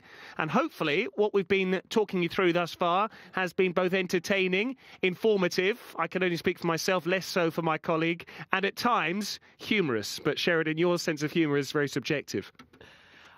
Thank you, Patrick. Moving swiftly on, just to follow up what Patrick's saying, is that we hope people are tuning in from all over the world, because Milan are an international team, an international phenomenon. The team is international, and so are the fans. That's the view from the bus. In case that's, I think that was Ibrahimovic's knee, and that's the view from the bus. And we've just moved away from that view of the fans there, and they cannot get enough of this. People have been celebrating since, this time yesterday when the final whistle went at the Mapei Stadium, but they won't stop. People cannot get enough of this celebration, testing the infrastructure of the city's tram stops, and just really enjoying it. And, I really want to expand, amplify upon what you were saying, Patrick, that we really hope people are watching this from all over the planet, because Milan really are an international superstar, prestigious team. They absolutely are, and that's why this trophy was so important, that the club got back to winning ways, not just in terms of single matches and 3 points for a victory, but also in terms of silverware. It'd been 5.5 years since the previous trophy, that 2016 Super Cup win in Doha. Who knows where next season's Super Cup will be played? It will be against Inter, we know that, the victors in the Coppa Italia, the side that Milan pipped to the post in the title race. So we will have a Derby della Madonnina in the Super Cup. There are some rumours about when that will be played, where that will be played. It's often an exotic location. We shan't speculate on that. Suffice to say, we had 4 editions of the Milan Derby this season, 2 in the Cup semi-final, 2 in the league, with different outcomes. Next season, there is scope potentially for 5 matches, 2 in the league, the Super Cup, and who knows if we don't get another 2 instalments in the Coppa Italia. What a rivalry. Well, exactly. It could also be a few in the Champions League as well, and they normally tend to go in Milan's favour. 2003, of course, the semi-final that Milan won on away goals, despite scoring the goal at their own stadium, which had an extra flavour, I think you could say, is one way of putting it. But perhaps let's bring it back to the Champions League, because it perhaps is also worth just going into a bit more depth, or just explaining to those who have just tuned in that winning the league title means that Milan will be in pot 1 of the seeds, which means they will avoid the big teams, the mega teams, the juggernauts, because they are a juggernaut now. There will not be a nasty big predator like Real Madrid or Bayern Munich to contend with. Milan will be in pot 1, and that can only be a good thing, because we've already alluded to it, touched upon it, but the group this season, or last season, was a really, really tough one. It was a baptism of fire on the return for the club. But, Patrick, I'm sure you'll agree that some of these players will be a lot stronger for that. Some of these younger players particularly will have learned so much from that rough ride, but at the end of the campaign it was a heroic heroic near miss for Milan. They had some great results, but it just wasn't quite enough. But the players would have learnt priceless lessons. Absolutely, Sheridan, and it was your voice that accompanied us throughout that Champions League group stage, and there were some memorable moments. Junior Messias in particular in Madrid against Atletico, completing that wonderful fairy tale.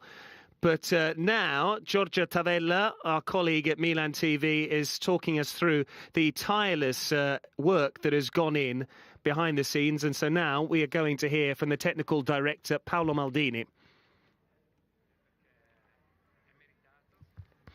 It's wonderful because we deserve this triumph. It's wonderful because the players have had 3 unbelievable years. We're a young group of players, and the support of the fans has been absolutely exceptional over the last few years because that support has never been lacking. It's not necessarily tangible. Milan is one of those intangible things in life. Milan has culture. The city of Milan has culture. And so we have that balance. We're able to manage the good times and bad. But this should only be a starting point for the club. When the going gets tough, it's always a case of the family getting behind me. So my wife, my son, one of those is with me, Daniel Maldini. And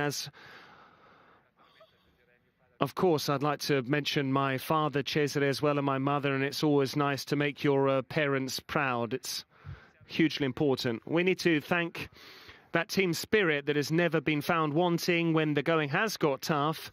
And so, of course, that's why we were able to secure this triumph.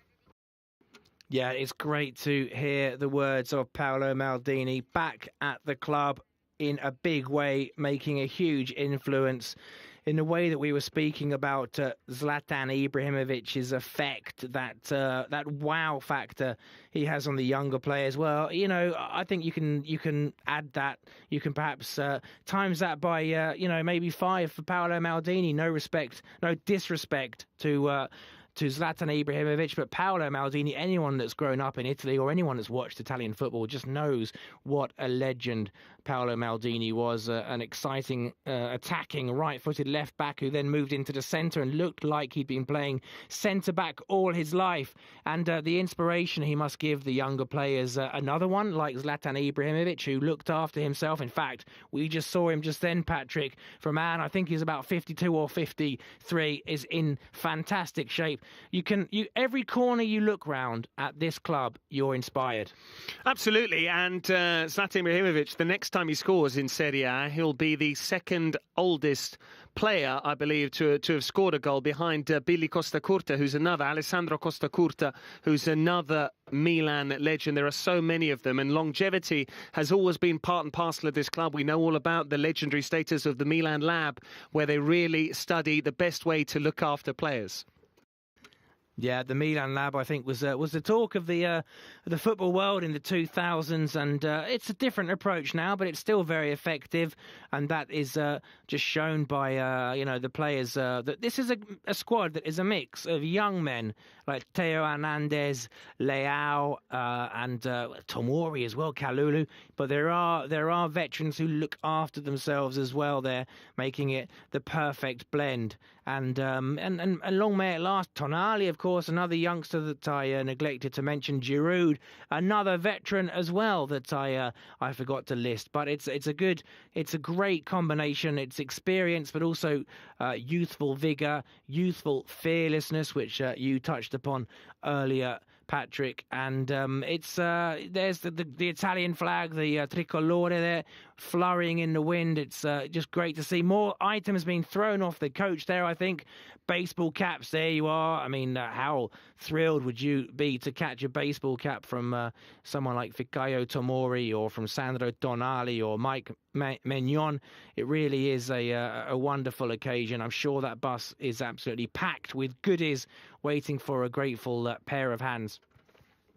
Yeah, absolutely. And There is so much memorabilia on offer today, and of course you can go down to the club shop at Casa Milan, but you can also get your hands on some goodies if the players are benevolent enough to throw them off the bus. So there will certainly be an opportunity to have something you can remember this day by. But as you can see, there's already a huge representation of Rossoneri shirts there. And in Piazza Duomo, they're having to be very patient, Sheridan, because lest we forget, the bus left Casa Milan at 6 p.m. We've been live for more than 90 minutes now. The time has flown by in your company, I have to say.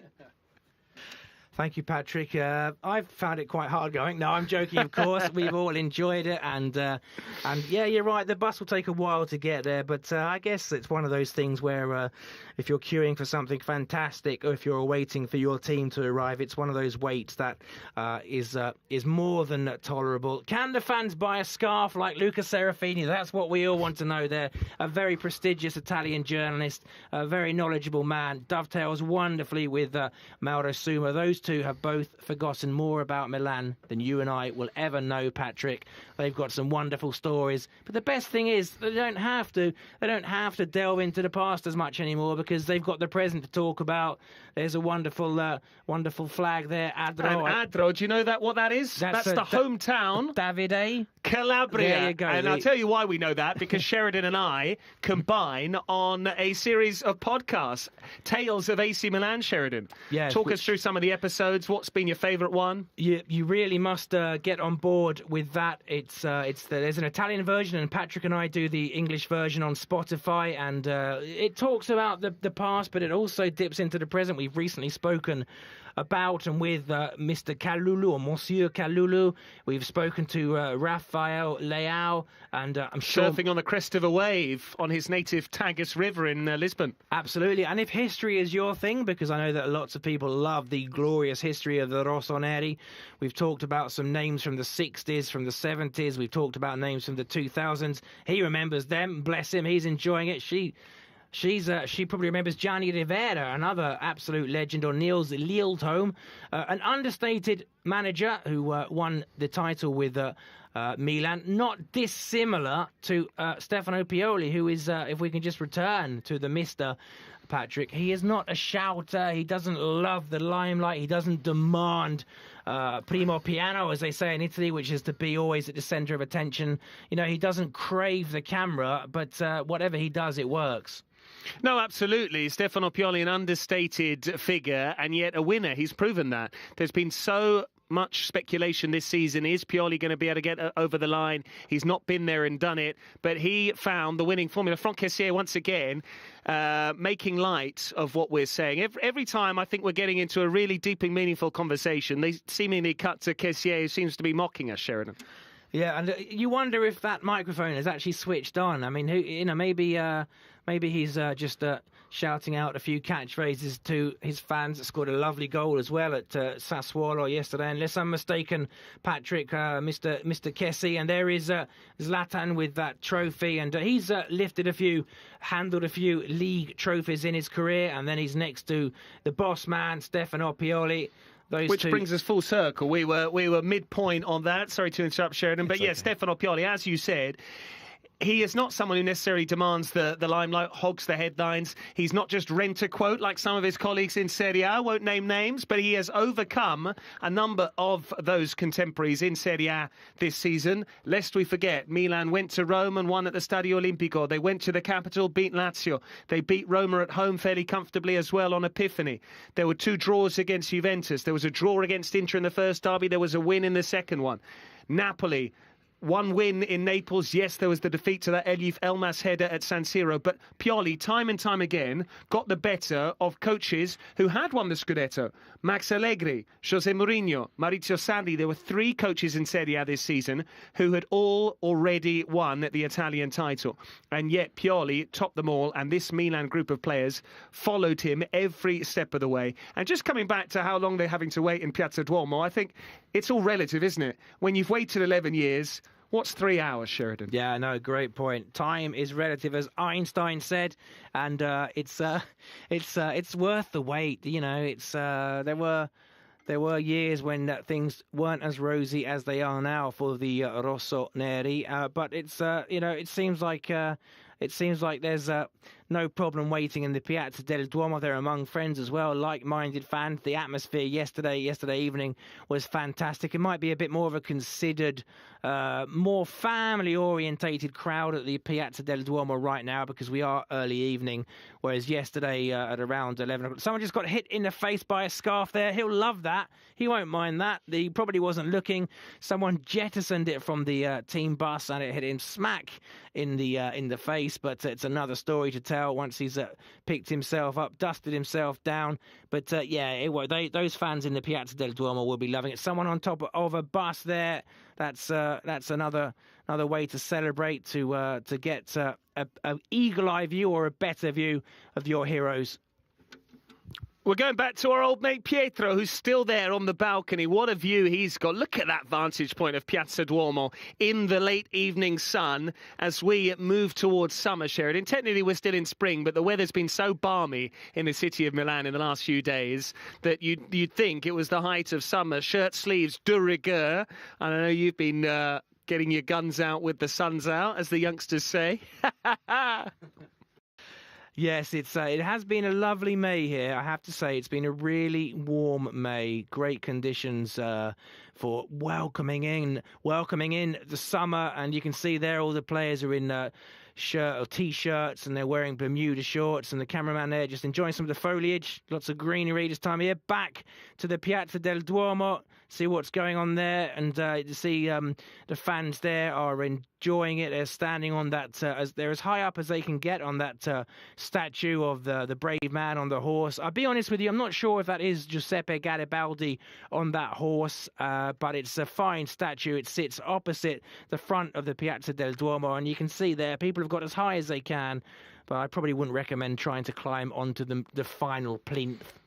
No, absolutely. And our colleagues in the Italian studio are now starting to discuss the exact route that the bus is taking, which means nothing to me, Sheridan, an Englishman in the city of Milan. I know it's the case for you as well. And it probably means even less to our international supporters. So make sure you stay on the English version of this. We do have a little bit of an internal rivalry here. We want to beat that lot in terms of views. So stick with us and stay patient with us. There you can see Campione d'Italia 2021-22. And Sheridan, even if you don't speak Italian, and yours is a bit sketchy, shall we say, I think that means Italian champions 2021-22.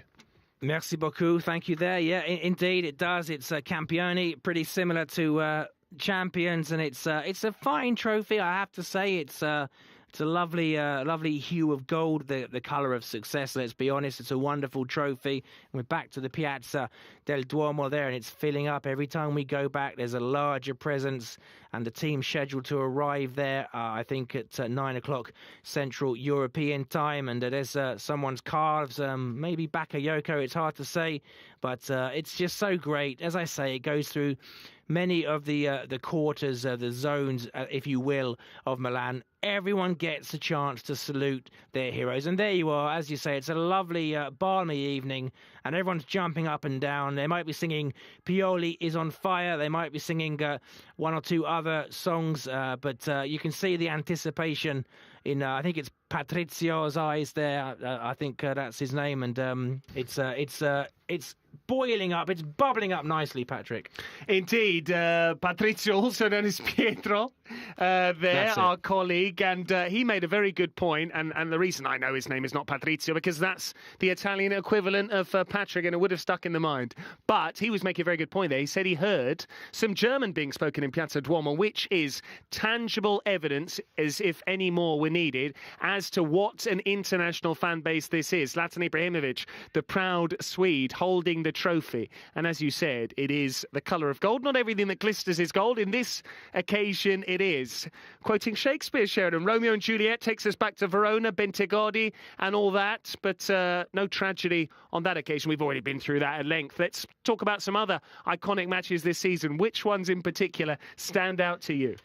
Well, we have spoken about most of them, but I have to say that the one that I was watching and I really thought something is growing here was when Sandro Tonali, at full stretch, jabbed out his boot to stab the ball into the goal against Lazio. And when you're central midfielder, defensive midfielder, there's lots of terminology these days, but when your central midfielder gambles, gets forward at the end of a crucial match and has the awareness, the grit, the tenacity to keep with the attack and just stick his foot out to gamble and scores, that's when I think something special was beginning to brew here in this particular part of Italy.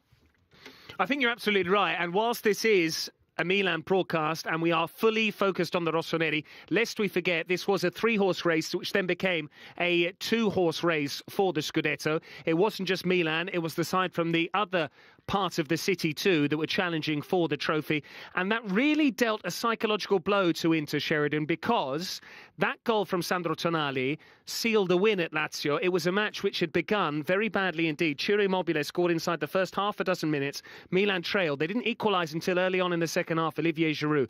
Then that added time winner from Sandro Tonali meant that Milan responded to Inter, who had already won that weekend, and 3 days later Inter played their game in hand, the match which was initially slated for the 6th of January against Bologna. And this was always the rod that Milan had been beaten with, the stick that they kept using to hit the Rossoneri. It was constantly, yes, Milan are top, but Inter have a game in hand. Yes, they're 2 points clear, but Inter, as and when they win in Bologna, will seize the summit. And people looked at that result as a formality, and it was anything but. And indeed, history goes to show, and leave aside the goalkeeping mistake from Andrew Radu, because Inter were drawing 1-1 when they made that mistake, because Marko Arnautovic had already scored an equaliser by that stage. So even if Radu had not made that mistake, Milan still would have pipped Inter to the post. But I believe that result was all born out of that goal that you mentioned from Sandro Tonali. So I think, out of all the 38 games you could have picked, you've got it absolutely spot on. Thank you very much. I appreciate that. We did actually agree that before the broadcast to talk about that match. No, of course we didn't. And it just had that feeling. I think the word epic is overused these days, but there was something epic about that winning goal from Sandro Tonali, because we've spoken about it, Patrick, but it bears repeating that his first season was quite difficult in the red and black. He arrived for a fairly large fee for such a young man from Brescia, Milan's neighbours, so to speak, in this part of northern Italy, and he's had some good moments in his first season, but he did struggle to settle in. But this season, particularly from January onwards, he became a vital part of that midfield, either combining with the silky but also tenacious work, the geometry of Ismail Bennacer, who always finds a solution whenever he has the ball, and he also combined with the president, Franck Kessier, who is an absolute force of nature, a player who will do whatever's required of him, gets forward when he can, drops back into defence to help out when Teo is going on one of his wonderful wanders up the motorway, so to speak. But going back to a point you made, which I fully agree with, Patrick, was that this team, to use an Italian phrase in English, this team know how to suffer. They know how to handle adversity. They know that a setback is a setup for a comeback. Absolutely, yeah. And before we go into that, we're now going to see a wonderful clip. But before we do all that, what's quite interesting now is our Italian colleagues are once again speculating as to what time the team bus is going to arrive in Piazza Duomo. I don't know if they're necessarily going to put some money on it, have a bit of a sweepstake. They're saying that someone's being optimistic, others are being pessimistic. The good thing is that you might have us for a little bit longer. But here are some exclusive footage of last night, Sheridan, and I can tell you why I know it's last night, because it's dark. Absolutely. The team returned from Sassuolo, from the Mappe Stadium, and were given a hero's welcome. There's Pioli. I imagine that's the manager of the season. I imagine. That is Zlatan Ibrahimovic. He's had that trophy for 24 hours now, Zlatan Ibrahimovic. He's really kept a hold of it. Diaz there with Tonali, Romagnoli behind Zlatan Ibrahimovic, Bakayoko draping an arm on Romagnoli. And there's what I was saying earlier, Patrick, about it does bear saying that those flares look absolutely fantastic once night falls, because they really do add that celebratory continental feel. A lollipop there for Benasser. It looks like a well-earned treat. We saw Daniel Maldini as well having a drink. I wonder what he was drinking. If he's anything like his father, probably something very, very healthy, because his father, as we said, is a fitness fanatic. Theo Hernandez there with his red baseball cap. Those are great scenes. And then Benasser with his lovely chunky lolly.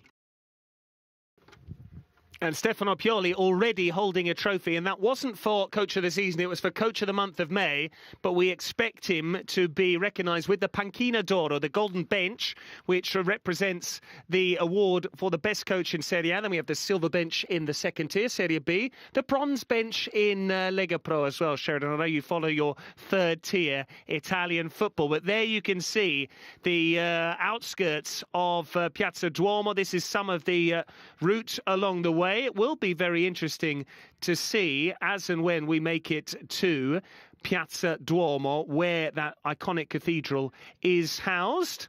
And there you can see a bit of Latin, Sharon. No idea what that means. Perhaps you do. Well, I'd like to see it. I don't, but I'd like to see it again. I have a very basic grasp of Latin, but it was a fantastic piece of art, I have to say. And it's just a great place for this bus to finally arrive under. Let's say the fans will be celebrating. They are celebrating under the Duomo, and their heroes will be there. I wouldn't say very soon, but I haven't been following the conversation as closely as you have, Patrick, with the guys in the studio at Casa Milan debating when it shall arrive. But it's a journey to be savoured. It looks like Zlatan, has he given the trophy to someone else? I think he has. So someone else is enjoying the trophy. We might get to see that very soon, Patrick, who's taken over the golden cup to signify being the Campioni d'Italia. But it's just great. There are no gaps, Patrick. There are literally no gaps. Every angle we see from every side of that bus, it is full of people celebrating with the red and black livery. Absolutely. A reminder to follow the official Twitch channel with Lollo there, who does a brilliant job presenting every single Thursday. He's joined often by Mauro Suma too. And we saw Luca Serafini, whose sartorial elegance you spoke about in glowing terms. We'll be back very shortly.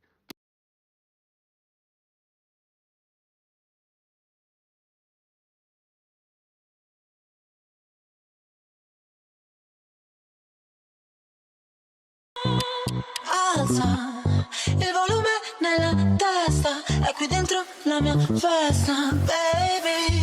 1, 2, 3, alza il volume nella testa, è qui dentro la mia festa, baby. 1, 2, 3, alza il volume nella testa, è qui dentro la mia festa, baby. Oppo Find X5 Series. Empower every moment. Oppo. Amici di Milan TV, buonasera e benvenuti a questo nuovo appuntamento con il Match Day. Siamo pronti a vivere una partita importante, quella di Fondazione Milan. La squadra di Fondazione Milan è attiva dal 2003 grazie alla passione di tanti tifosi e sostenitori, con più di 160 progetti sociali del valore di oltre 10 milioni di euro realizzati a Milano, in Italia e nel mondo. Anche quest'anno è un'occasione speciale per sostenere Fondazione Milan donando il tuo 5 per 1000 con la firma sulla tua dichiarazione dei redditi.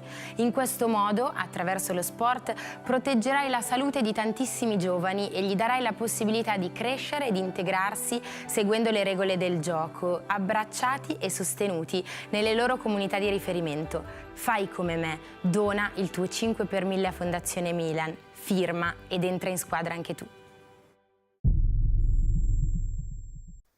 Bisogna lavorare tanto e credere. E devi sapere soffrire. It's a progressive international style of football. La voglia di dimostrare ancora una volta quanto possiamo valere sul campo. Noi siamo il Milan, questo è il nostro DNA. Se siamo arrivati fino a qua è perché ci abbiamo sempre creduto.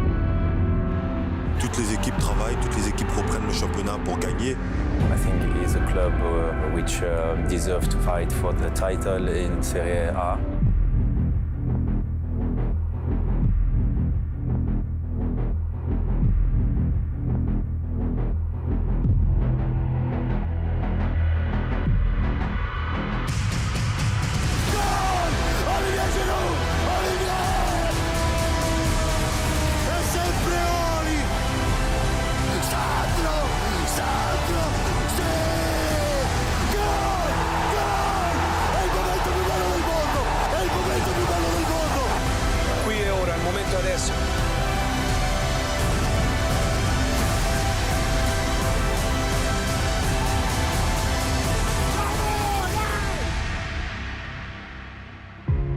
Sono innamorato del Milan e dei miei giocatori. Non si può battere chi non si arrende mai.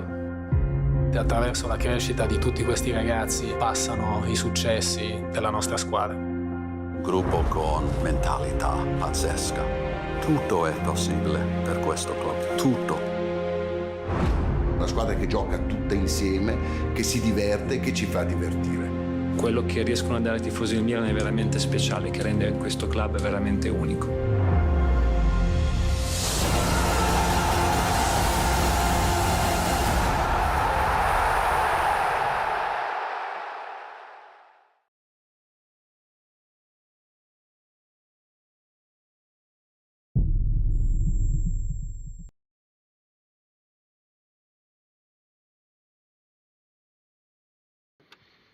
Thank you once again for your company. We are live on all of Milan's official channels.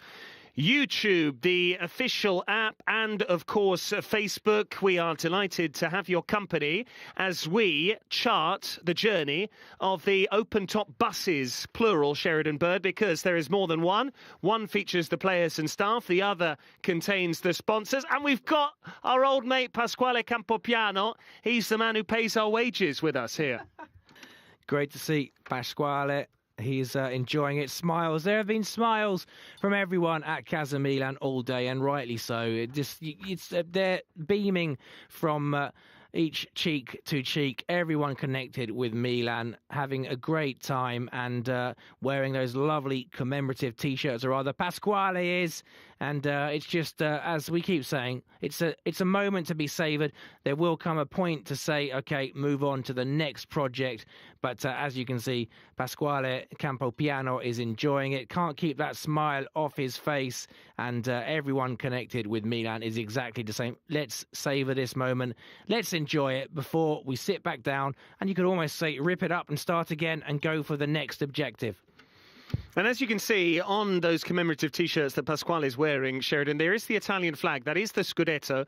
And it is an important fact to remind you of that next season Milan will have the Italian flag on their shirt week in, week out. That is the privilege bestowed upon the champions. Milan are the Italian champions, and there will be for a season at least. We hope for many more years to come. On behalf of everyone here with the Rossoneri, there's Francesco Specchia, our illustrious colleague from Milan TV. Does some wonderful work as well. You see him pitchside if you tune into our broadcast.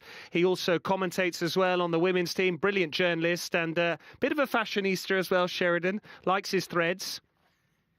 Yeah, and he's enjoying himself there among the players. And there is, I think that's Samu Castillejo there, saluting the fans. Cool dark glasses for the Spaniard. And there is a gaggle of fans on top of a lorry, which is it their lorry? We'll never know. But they're having fun anyway. And it's just great to see people taking pictures, people from all walks of life, really, and all age groups.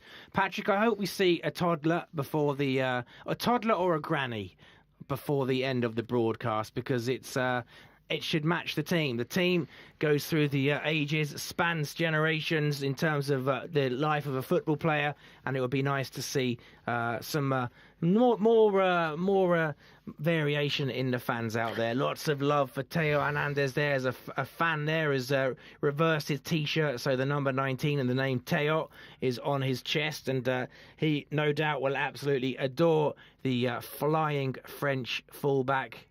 And here we are, just a little plug for, I think that's the Twitter, the AC Milan Twitter account. If you are interested in Twitter, you can watch everything, follow everything. I'm sure there's lots of exclusive stuff there. There's a picture of Georgia with some red and black eye makeup stripes on there, which is a great way to celebrate the scudetto. And there we are. No stripes on her face now. Georgia, she's gone back to the natural look. And we're still just enjoying it. People are still pinching themselves, I think, Patrick, because it's been 11 years. And as I say, there will come a point where no one more than Pioli will be saying, we've enjoyed this, but now we have to work towards the next target, because that's how you succeed in life. You don't overdo it. You don't get too carried away. You don't settle. But for now, I think it is a time just to revel in it, just to enjoy those images. Hopefully, we'll be going back to the Piazza del Duomo soon, or seeing more scenes from.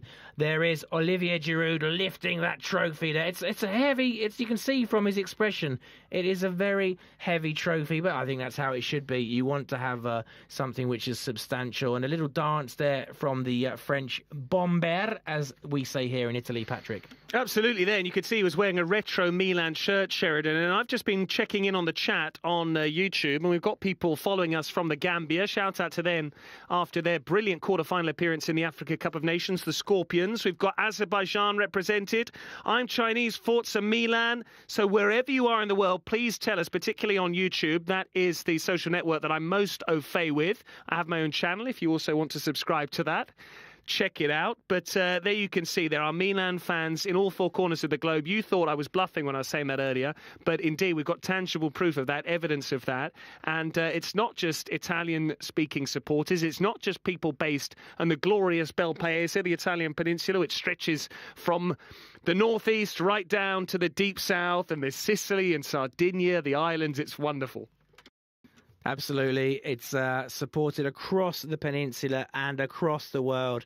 And as Patrick says, I want to echo that. Please tell us. Lebanon, Morocco, India, Jordan, Saudi Arabia, St. Petersburg, Denmark, Singapore. This is absolutely crazy. Please keep We've got someone in Barbados. Please, do you like that? How was the accent? Absolutely wonderful. Keep telling us where you're watching from, and tell us how much you enjoy it. And why not mention your player of the season in the comments as well? Why not? Just write down where you are, if you feel like it. Where you are, who your player of the season was. For example, for me, it would be, I'm in Milan, and my player of the season was Tomori. Let us know. Just don't just say hello. Let us have your opinions, and perhaps we'll discuss it, because there might be someone or something or a match or a moment or a save or a pass or a block or a tackle that you and I have forgotten, Patrick. Absolutely, and this is a real test of my memory. You know that game when you say, I went to the supermarket and I bought, and you say, for instance, I went to the supermarket and, no, I went to the transfer window and I bought Fikayo Tomori, and then you would say, I went to the supermarket and I bought Mike Mignon. Okay, so then you would have to say, I went to the transfer market and I bought Fikayo Tomori, Mike Mignon. Every time you add one on top. What I'm saying is, the reason I'm going to this odd tangent is because I'm thinking about all the countries that have just fluttered by on the YouTube chat, and I'm thinking, can I recall so many of them? We've had Poland, we've had South Africa, we've had the great state of California in the United States of America, we've had Caribbean islands, we've had Palestine. We have had it all. Kuwait, Paris, Indonesia, Kerala. I think that's in India, isn't it, Sheridan? It could well be, but, well, look at that. Pakistan. If I may interrupt you, there is Mauro Suma with the red and black stripes under his eyes, and that is an image I won't forget for a long time.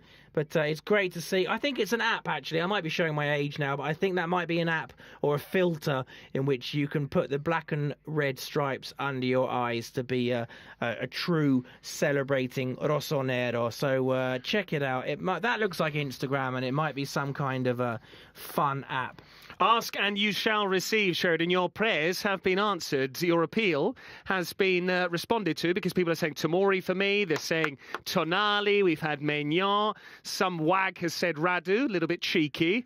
Not a Milan player. Please stick to Milan players as well. I love Zlatan as well. We've got Kalulu. Teo is MVP. And that just shows, doesn't it? There is no unanimous opinion here. It's not someone simply saying Rafael Leao, end of story. The fact that there are so many players in the running, and perhaps Luca Serafini is your preferred member of the Italian panel. Absolutely. We love and appreciate your comments. So please tell us your player of the season, or whatever phrase you prefer, because I know it's an international crowd. Some say player of the season, some will be more familiar with MVP. It doesn't matter how you phrase it. Please do tell us your player of the season, and if you've got a bit of, if you feel like typing, tell us perhaps the reason why, because we do appreciate it. We love knowing that you're out there enjoying these pictures. Yeah, and people have got a bit offended as well because I've glossed over some of the countries, or maybe I didn't quite spot them in time. So we've seen Sweden, we've seen Canada as well, Indonesia, all sorts of different players. Trinidad and Tobago, says René Cumberbatch. I mean, this is absolutely fabulous. Algeria, which is represented by Ismail Benacer. Lest we forget, the Desert Foxes, they once won the Africa Cup of Nations, and Benacer was player of the tournament in that. Well, I think it's just that he's another really exciting player for Milan, Ismail Benacer. His future is bright. The present, as you say, Patrick, the present is decent as well, but the future is so bright for him. And Milan, of course. And I don't know if you saw it, Patrick, or those following us on your devices. During the quarantine or the lockdown, there was a video posted by Benacer of his training regime, and it was brutal. He really is a fitness fanatic, works so hard at staying in shape, which means he can cover so many gaps, so many holes in midfield. Also works on his reaction time as well. So if someone passes him the ball and there isn't anything on, he can spin out of danger with a real agility and find a solution to pass to a teammate. Absolutely, and I'd just like to really salute the players' professionalism as well. Ismail Benacer was one of those players that fasted as well this season during Ramadan. It is not easy to play in hot conditions when you haven't eaten all day, so testament to his professionalism for performing week in, week out. Toronto, we've got Syria, we've got Canada, Turkmenistan, we've got Indonesia. Kalulu, for me, he was always there when we needed him. We've got Bovisa, Sheridan, which is just down the road in Milan. Barbados, I think Randy King, that's a Barbadian flag, or Bajan, I think they say as well. Dubai, Liao, Kenya, Forza Milan, Sandro, that's Sandro Tonali. We've got Stoke in the UK. Good shout out there. We've got a friend from Stoke. Shout out to Andrew Pickering as well. Player of the season, Liao, says someone from India. There's a lot of votes for him, and I think what's tipping the balance that way is probably his stand-up performances in recent times. Well, I tell you what, Patrick, let's see if we can get someone watching from Nottingham. And I say that because Herbert Kilpin, the butcher's son from Nottingham, was the founding father of AC Milan in 1899. But we're going to have a musical break now, Patrick. I'll hand over to you, the music expert. Absolutely. Well, there you can see the Champions League logo with a 7 on it. So we'll leave it up to these two brilliant musicians to take us through this. Pioli's on Fire, an alternative look.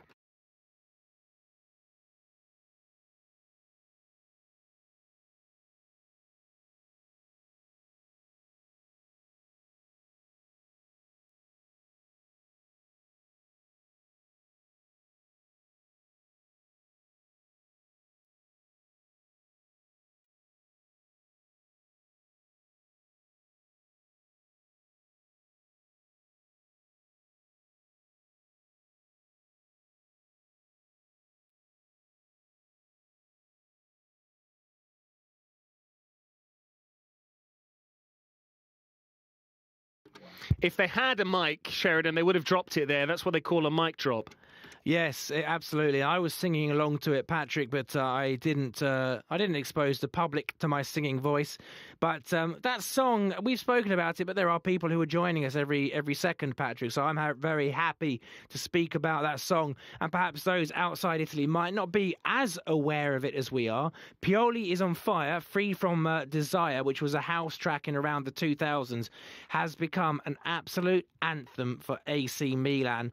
And the fans sing it as much as possible. The players have been filmed singing it on the coach back from a particular away match, and Pioli, the man himself, absolutely loves it, and it's here to stay. It's become overnight a Milan anthem for the ages. Absolutely. If you're not singing Pioli's on Fire, I would suggest you maybe need to look yourself in the mirror and question how much you are a genuine Milan fan. It is a tune that is so infectious. It is a song, an anthem, as you said, that whenever you hear those opening bars, you're bouncing up and down. You know, you could be dressed in a suit going to the office, you could be on the metro. If someone plays that song, you're breaking out into fan mode, beast mode. Pioli's on fire. It's got that vibe, hasn't it? It really has. And he has been on fire as well. It's justified. It's fully deserved by the low-key, the humble man, a cycling enthusiast, as you informed me earlier on today, Patrick. He's a serious man, a serious professional, a family man as well. Apparently, he's always talking about his grandchildren at Milanello. He's a wholesome man, you could say, a good guy, whatever phrase you prefer. And you can see there the summer or the spring sun is just starting to fade, and it's just making its way halfway up the main facade of the Duomo. But you can see there is no real space left in there. And here's Luca Fazzini. Now, Luca, I love this guy, a colleague of ours. Luca is a very reliable source for me. Recently, I was commentating on a match. I don't know if you can recall the match, Sheridan. I believe it was Fiorentina. There were two Milan fans. One proposed to the other, and I saw Luca there. He was creating some Instagram stories for the club's official content. And so I dropped him a cheeky message, and I said, Luca, can you get the names of those people? And we're able to give them a shout-out live on the world feed on commentary. So congratulations to them. And who knows how many more couples will be getting engaged tonight. Absolutely fantastic work there from you and from Luca Fazzini. It's great to see that. And you can see a flare right perhaps at the bottom of your screen, a red flare burning brightly. It's just gone out of shot now. But the fans there are waiting for their heroes to arrive. And you couldn't pick a better setting for such an event. It is one of the most wonderful cathedrals in Europe, if not the world. And they're back to the coach. Is that someone? Well, obviously it's someone, but who is it? It was Olivier Giroud. He's taken off his mid-90s away shirt and he's got back on the home model from this year. And we're back on the bus now, literally looking at the players, and the spirits are still high and people are still... they're still revelling in it, Patrick. They are indeed, and we saw Giroud wearing a number 19 shirt there, and it's slightly misleading, Sheridan, and perhaps it was foresight from Theo Hernandez when he chose the number 19 shirt. Maybe he thought, you know what, this group of players can go on and win the title. When he signed, he knew that the club had won 18 scudetti, or scudettos if you prefer, and now they have added a 19th. So Theo Hernandez's number is particularly significant. But keep writing to us, telling us where you are from. We are delighted to have your company. I can see plenty of people still tuning in, which is testament to your passion and support as opposed to the entertainment we might or might not be providing. And this is the best thing about an occasion such as this, Sheridan. You know, we're often broadcasting with a lot of pressure. We're wondering what we can say. We're trying to accurately tell the story. And the same is true tonight, I hasten to add. But the best thing is we've got such a forgiving public tonight. All of the people tuning in are Milan fans. They simply want to watch their team gradually crawl their way towards Piazza Duomo and finally embrace that triumph with the city, and we're there every step of the way. So in some ways, we've got quite a forgiving public. We can almost come out with nonsense. Hopefully that's not the case. I hope what we're saying is adding to the experience, but naturally we are all off script, so bear with us on that score. Yeah, we've got a friendly crowd. It's a home crowd for you and I, Patrick, and we're really enjoying it, and it is a celebration of all things red and black. And Olivier Giroud, as you say, he's ducking into that's a fizzy water there, so he's obviously keeping himself in good conditions. Champions 19. Going back to your point a few minutes ago about Theo Hernandez hype train's number, does that, Patrick, mean that next season he's going to wear number 20? Well, that's a good point. If he were to wear number 20, then he'd have to wrestle it away from his compatriot, Pierre Kalulu, who currently sports that particular number. But I would like to just give a nod towards the Gallic flair, that French contingent in this Milan side. And we can even extend it to a Francophone contingent and put the French speakers in, because we have others. Alexis Salamakas from Belgium is a French speaker. Ismail Benacer from Algeria is a French speaker. Franck Kessier from Côte d'Ivoire is a French speaker. But the French players in particular, Mike Maignan, Theo Hernandez, Pierre Kalulu and Olivier Giroud, 4 starters out of 11. It is a very French Milan side. So if you are tuning in from France, tell us where from, tell us exactly which of those 4 players is your favourites. And if I'm not mistaken, Only one player has scored more goals in France colours than Olivier Giroud. It's Thierry Henry, but very soon he could be overtaken. We are talking about the French Connection. That's for Patrick, who's not a film expert by any stretch of the imagination. It's quite sad, really, but The French Connection is a fantastic film that you have to check out, as is The French Connection in the Milan dressing room and squad, because there is the main man, if you look at the in terms of influence in matches. Up front, Olivier Giroud, I think, is about to unleash a flare there. Does that look like that? You're more aware of these things than me, Patrick. Yeah, that's a red flare, and he knows his way around that, and he's really enjoying it. It's a black flare, there you go. But it's just great to see the players. The players are so relaxed, Patrick, to be fair. Relaxed because there's probably quite a heavy insurance premium on that. These are very valuable athletes, so they've clearly been approved to light up the Milan sky. In fact, and Giroud as you say now that, with perfect timing, yeah. As if right on cue, he seems to have scorched his forearm there. But there you have it, Sheridan. I think it's a good opportunity as well. You're plugging The French Connection, of all things, a retro film. Why don't we talk about all the English content that is now available via AC Milan or Milan, whichever you prefer, potato patata, as they say, because you and I have been working plenty this season with the club, I'm delighted to say. We had a Twitch show with Cindy Marina, who's an Albanian journalist as well. We had several episodes there, and Mirante not appreciating that from Giroud, the sparks potentially flying towards his face. There you go. But beyond that, I digress, and there you can see Giroud taking his life into his own hands. Don't try that at home, please. But on we go. So we had the Twitch show. We have AC Milan magazine, which you can access by joining level 2 of the club's official YouTube channel. You've been commentating on the Champions League matches in full. There's plenty on the live official app. All of our video content is subtitled in English as well, Sheridan. And there's plenty more things to come as well. Yes, absolutely. There's plenty. If Italian is not a language that you speak or understand, there's plenty for you on the available out there to follow the continuing adventures of this exciting squad. Again, seeing some lovely retro shirts there. Saw Thiago Silva, who was had a fairly short spell with Milan, but in that short time made a huge impact. But now we're going to go live. Well, not live, but we're going to speak to the president. Absolutely. Paolo Scaroni with Pasquale Campopiano yesterday. How do you feel, President? Oh, it's an incredible feeling. It's indescribable. I said all season long I wanted to finish 4th, and yet we are top. It's an incredible joy. It's crazy for me and all the fans that have waited 11 years for this delight. Paolo Scaroni, club president, it is hugely deserved because the club fought week in, week out. Yes, we played very well. This is a fresh, young group of players. There's great team spirit. We have shown a different brand of football that people are used to seeing in Italy. So we really deserve it. What's your most fond memory of this season? I have to say today.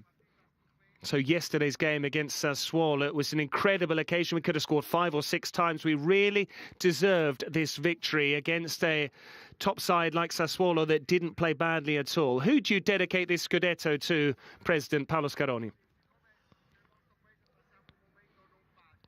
It's not been an easy time of things in Italy, so I am delighted that Milan fans are able to delight in this Scudetto triumph. So there, the very powerful words of Club President Paolo Scaroni.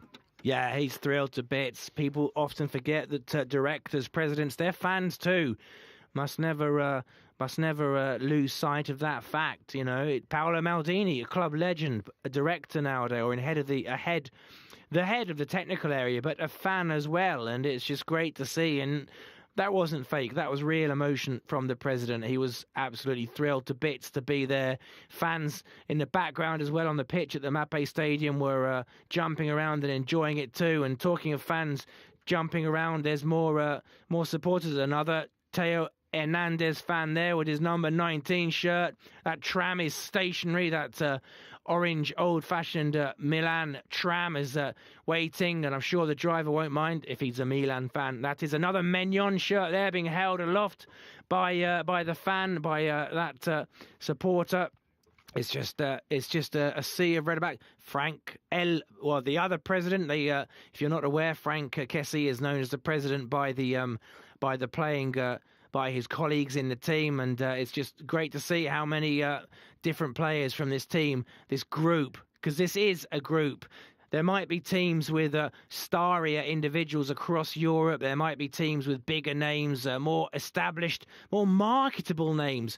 But this team's strength is exactly that. It is a team.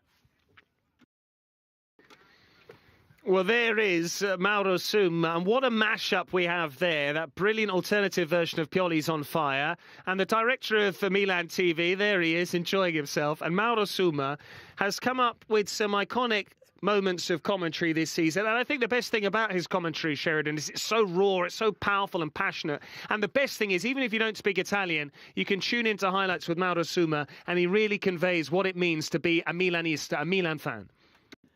Of course, absolutely, and he's not shy of a nickname either. I mean, some of the lines he comes up with, he was the first person I heard call Theo Hernandez hype train. I remember him shouting that as the French fullback was flying. Doesn't really fly up the wing, does he? He does actually have an inverted run, so he was flying inwards, and I could hear, just to break off, there is La Madonnina, a wonderful statue, 3.6 metres tall, Patrick, so it really is an incredible structure to see firsthand, which I gather you were saying to us earlier that you have seen it.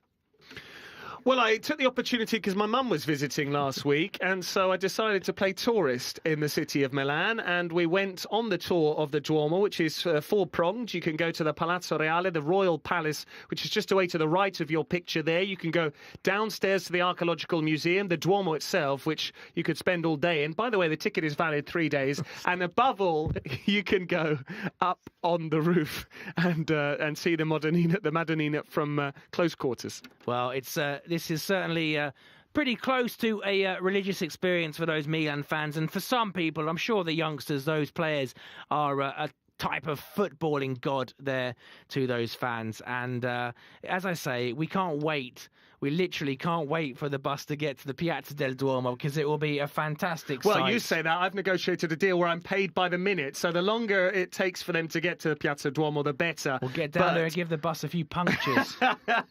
What I would say is, and Ibrahimovic has once again taken the mic, when he's not got the trophies, monopolising the mic as well. Well, such is the role of a senior player. And there's Giroud, the poster boy of this scudetto in many ways. He's certainly got the Latin charm to go along with it. They're heading towards Arco della Pace, Sheridan, the Arch of Peace, which is at the end of Corso Sempione. And if you are visiting Milan, once again, we're going to go to our little alternative touristy guide. If you do want a wonderful aperitivo, and aperitivo is early evening, shall we say, it's when you go and have a drink and they bring you free food, albeit occasionally with a premium for the drink that you're buying. But Corso Sempione is packed full of bars. You're out there every night of the week.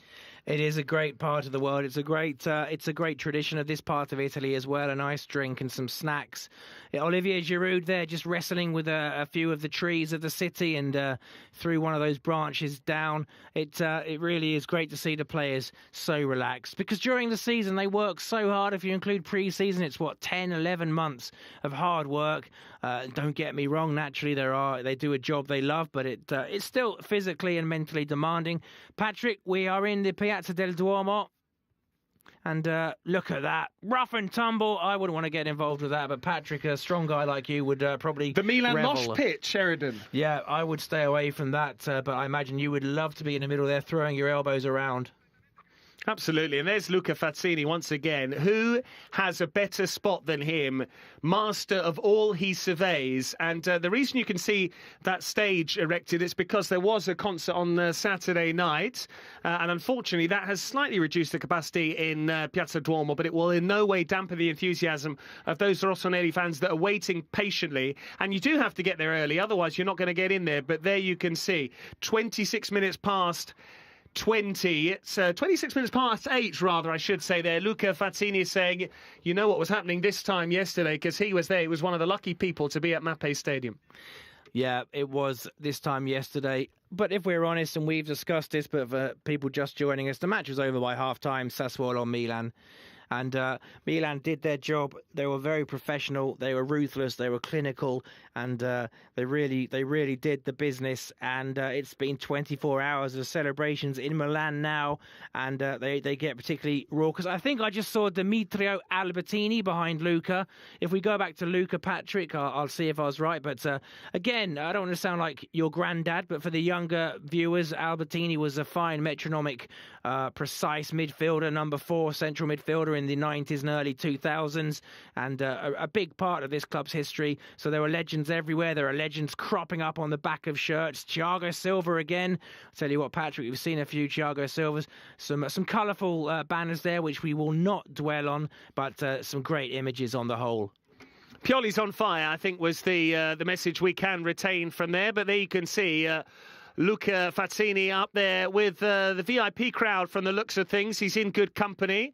More power to him. But you said there were some colourful messages in there, but there was also some good rivalry in there, Sheridan. And that said, second star next time. And that was a message towards Inter. And now we have a really interesting narrative and dynamic, don't we? Because Milan 19 league titles, Inter 19 league titles.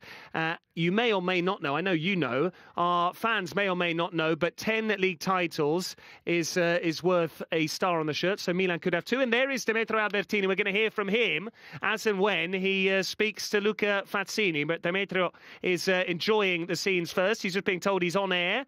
Young Luca, Demetrio wearing the T-shirt.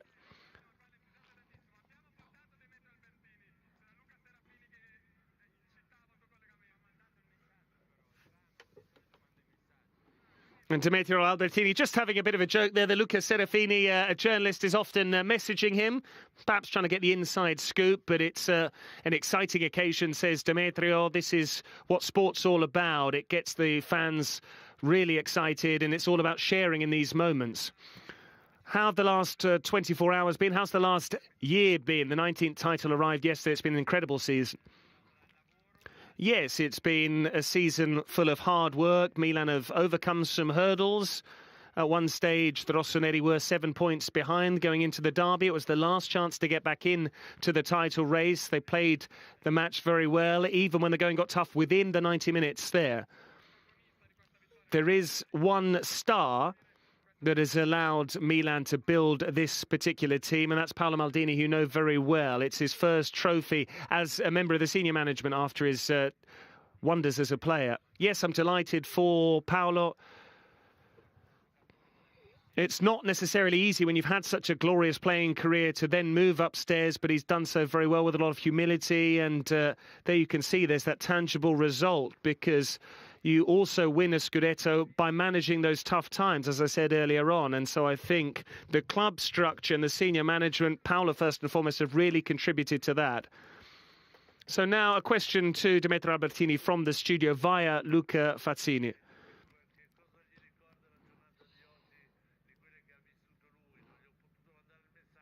And Albertini is being asked by Luca Serafini what the best title celebrations have been for him, and also sharing a joke saying he couldn't text Demetrio because he's on air and he's a professional. But to repeat the question, which was the best celebration? Now we can say so. It's very similar to 1999. Now we've won both Scudetti, we can say so, but I always denied the parallels prior to that. But once you've actually sewn the Italian flag, the Scudetto, on your shirt, then you can celebrate. And you can celebrate being champions, despite not necessarily having the tag of favourites as it was in 1990, but with hard work, consistency, both in 1999 and today, we have been able to win a well-deserved Scudetto. So there, the thoughts of one of the club legends, Sheridan, Demetrio Albertini. You know his CV much better than most.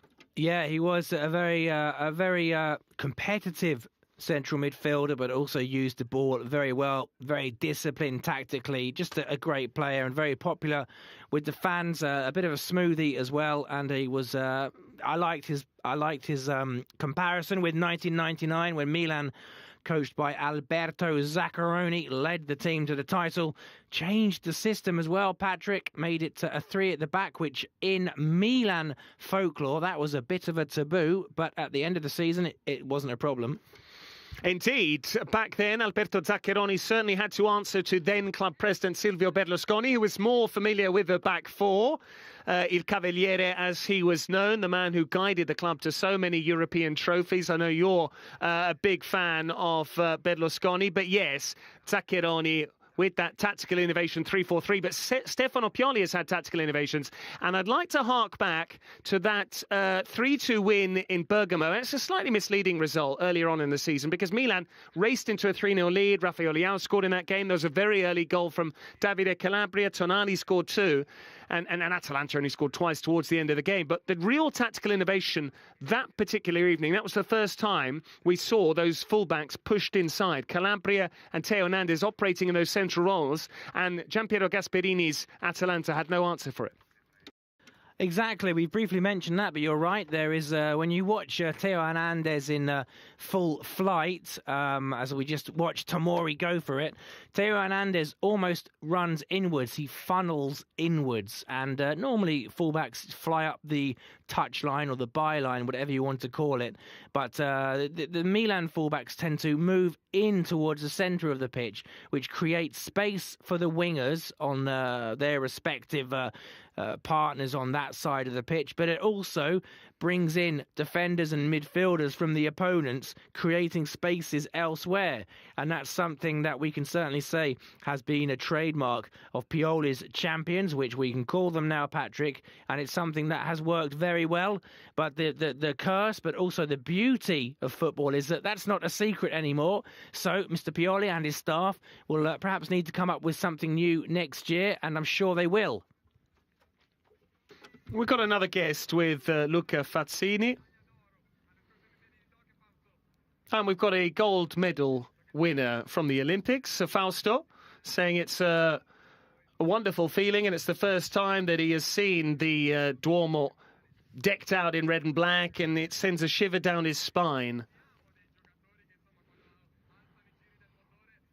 And Luca Fazzini says that Milan have some very quick players, but what's it like to see people like Theo Hernandez darting the length of the pitch? Oh, that's a wonderful feeling to see people like him, Rafael Leao, people like me, young guys that really want to prove things. It's wonderful. And as I said earlier on, Stefano Pioli really has been able to bring together a group of young lads, and he has taken them to the top of the Italian game. And of course, they're all led by the great Zlatan Ibrahimovic.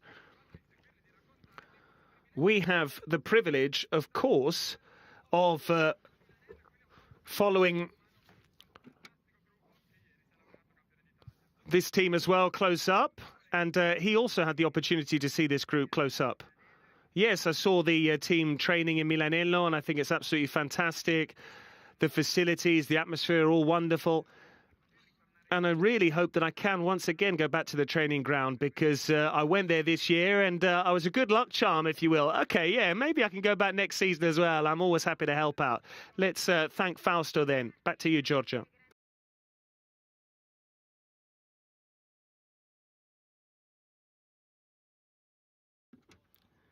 That was nice to see, and we're back to the studio now, and Mauro Suma is talking more, telling us more stories, no doubt, as we continue these celebrations, and the team are edging closer to the Piazza del Duomo to be with the fans in the centre of the city. There's a scarf on a power line, which is great to see. How long will that be up there for? Come back next week, see if it's still there. You never know. And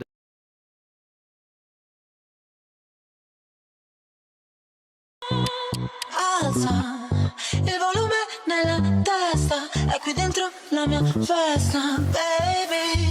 1, 2, 3, alza il volume nella testa, è qui dentro la mia festa, baby. 1, 2, 3, alza il volume nella testa, è qui dentro la mia festa, baby. Oppo Find X5 Series. Empower every moment. Oppo. Tifosi rossoneri, benvenuti nella casa di Fondazione Milan. Questa volta voglio annunciarvi la squadra di Fondazione Milan, attiva dal 2003 grazie alla passione di tantissimi sostenitori e tifosi, con più di 160 progetti sociali del valore di oltre 10 milioni di euro realizzati a Milano, in Italia e nel mondo. Anche quest'anno è un'occasione speciale per sostenere Fondazione Milan, donando il tuo 5 per 1000 con una firma sulla tua dichiarazione dei redditi. Così, attraverso lo sport, proteggerai la salute di tantissimi giovani e gli darai la possibilità di crescere e di integrarsi seguendo le regole del gioco, abbracciati e sostenuti nelle loro comunità di riferimento. Fai come me. Dona il tuo 5 per 1000 a Fondazione Milan! Firma ed entra in squadra anche tu.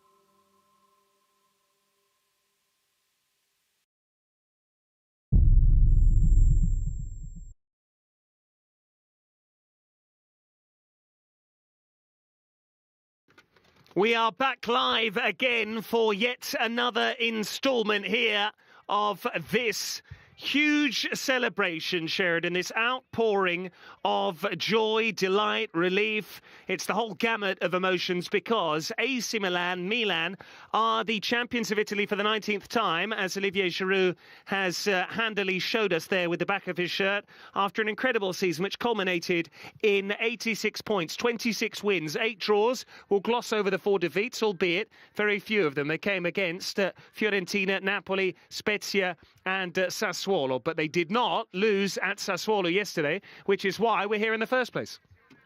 Exactly, when it was required, the team did the business, and you can see how much it means that there. Look at that. That is dedication. Someone climbing the trees, really getting close to his heroes. Nimble ducking there of one of the players to avoid getting smacked in the head by a branch. And it's great, as I said, they are going through the entire city and everyone gets a chance, gets a glimpse of those heroes in red and black. And from one hero in red and black to another one, Maurizio Ferrari has joined us in the studio, Sheridan. I like to name-check all of our colleagues here because they do brilliant work. And there, we'll now get a caption confirming Maurizio Ferrari, fast by name, fast by nature as well. Maurizio doing some brilliant work yesterday at Mapei Stadium. He's certainly performed better at Mapei Stadium than Gianmarco Ferrari did of Sassuolo, no offence to him. Absolutely, it's a team effort, and it's good to see everybody who works for Milan TV getting involved as well, because it's a team effort. Everyone has been contributing to this project at the start of the season. Many people didn't believe that this would happen. We saw a few seconds ago or minutes ago the president saying that he was thinking about finishing fourth, and there it is. There is that lovely Italian, or rather Latin banner again. I think it said something like I dominate Milan, referring to AC Milan, but I'd like to see that again, someone hanging off a road sign, commitment to your teams, that is, and hard work on the arms and the shoulders, I imagine, as well. But it is fantastic to see the lengths and the efforts people go to get an even better look at their idols. It's not just Pioli's on fire. The streets of Milan are ablaze. There are those flares you have been referring to time and time again. Sheridan Bird is a closet pyromaniac, it seems we have discovered this evening. I do love those flares, and if they're used in a secure or on a secure basis, I'm all for them. They can be dangerous, but I think they really come into their own once it gets a bit darker, and when they're in the colour of the team, which, and obviously in this scenario is red and black, they look absolutely spectacular.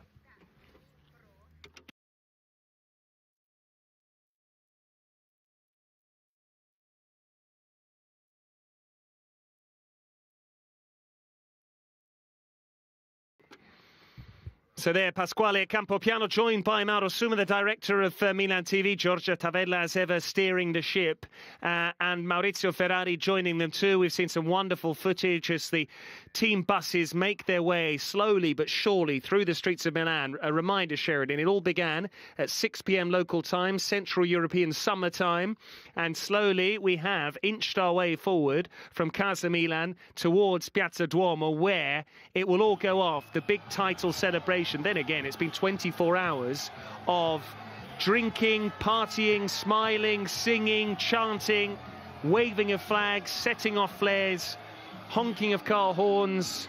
Anything else you'd like to add? Singing by the players, dancing to Pioli is on fire, video messages, Mirante there looking very cool with his bottle of champagne or Prosecco, no doubt, and his sunglasses on, and just ducking underneath quite low-hanging branches. Giroud even snapped off a piece of a tree and threw it at, to some fans, not at some fans, that would be rude, but the French striker threw a branch to some fans, and that's a souvenir for someone, to be honest. We've seen caps and scarves thrown from the team coach into the hands of grateful, ecstatic Milanisti there, and as you say, the bus is inching forward. It's a journey. It's almost like the season itself. At some points it's slower than others. At other parts you're motoring, you're cooking with gases, I believe they say. And this journey is a metaphor for Milan's last 10 months, Patrick. Absolutely, and at times there has been the fast track. We've seen Teo Hernandez in particular with that sensational solo goal against Atalanta. A reminder, before we go back to Luca Fazzini in Piazza Duomo, please keep commenting on YouTube. We're reading every single one of your messages. Andrea Oliva now, who's a globally renowned DJ, and he says it's an incredible feeling. It's undescribable. There are no words for it. And I'm absolutely honoured to be able to take part in the Milan title celebrations, because I've been a Milan fan for as long as I remember. What's the beat to this Milan side?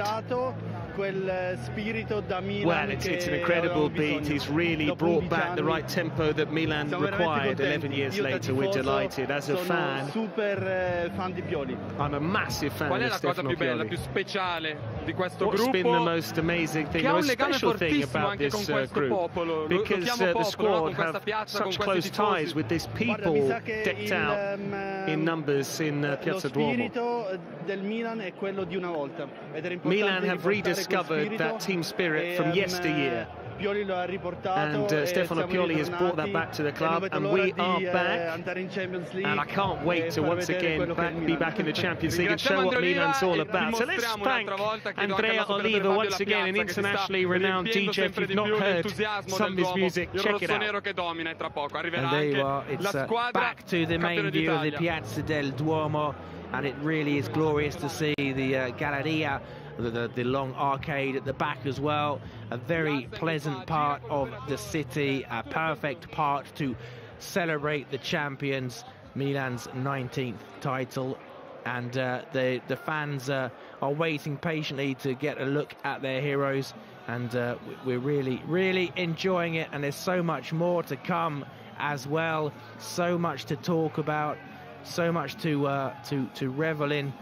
There are matches that we haven't even spoken about yet, Patrick. There are moments we haven't spoken about. There are players that we will come to at some point, surely. And we're back to the bus now. Mirante still enjoying that. That's a very cool bottle, I have to say, that Antonio Mirante is drinking. I'm sure you've got lots of those at your lovely house, Patrick. But it is look at that. He's living the life. What do they say? They say living his best life. Antonio Mirante is certainly living his best life, as are those fans who are savouring every single second of that. We're living this experience vicariously through the Milan players, and they have brought joy not just to Rossoneri supporters this season, but I would also suggest neutrals, particularly this bold, brash style of play in recent weeks. The youthful exuberance in the side has been reflected in some of the way they have taken on these challenges. There's not been a hint of fear, and there you can see, I think they're going in front of, is that the Triennale there, Sheridan? Are they past Cadorna's? Is that the Triennale?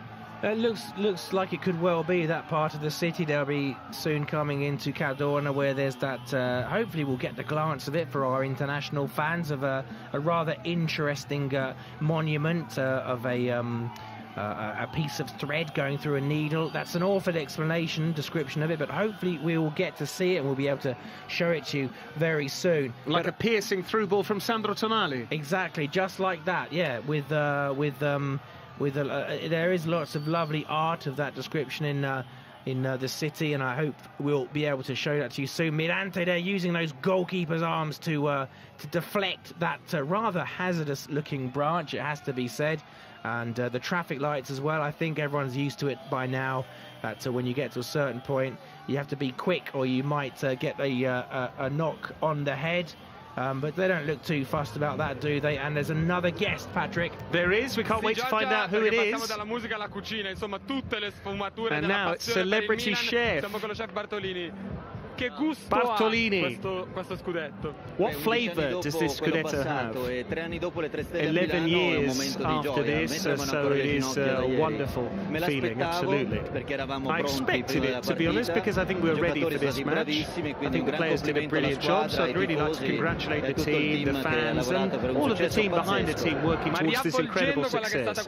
But if we go back in time over the course of this season, which has been so special, what flavour does it have? Go on, try and compare it to a dish that you whip up in the kitchen. I think if we go back to Christmas when we were second, then of course you think about panettone, but now I think it's like a Tuscan dish with lime juice and olives. I think it's a perfect way of really representing the summer mood that we have here.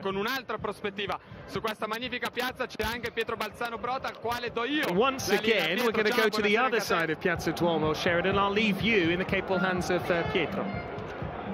Yes, sitting or standing to the right of Luca Fazzini, just towards the back of the square. There is Luca, and he's starting to enjoy himself. We can see the red flares now looking absolutely gorgeous in the evening darkness. So gorgeous we've had to stop because it was too beautiful. So we've come back to the procession of the coach. People climbing traffic lights. They're strong structures. Those traffic lights will be fine.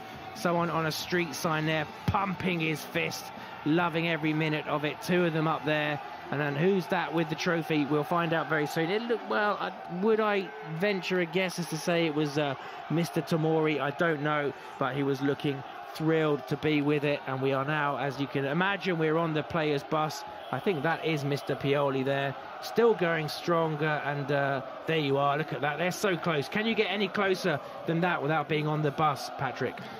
Well, I would discourage them from a leap of faith, as tempting as it may be. Once again, don't try this at home. We already saw Giroud scold himself on the forearm by trying to set off that flare. Florenzi needs to be careful as well, the way he's waving that flag. He could take someone's eye out too.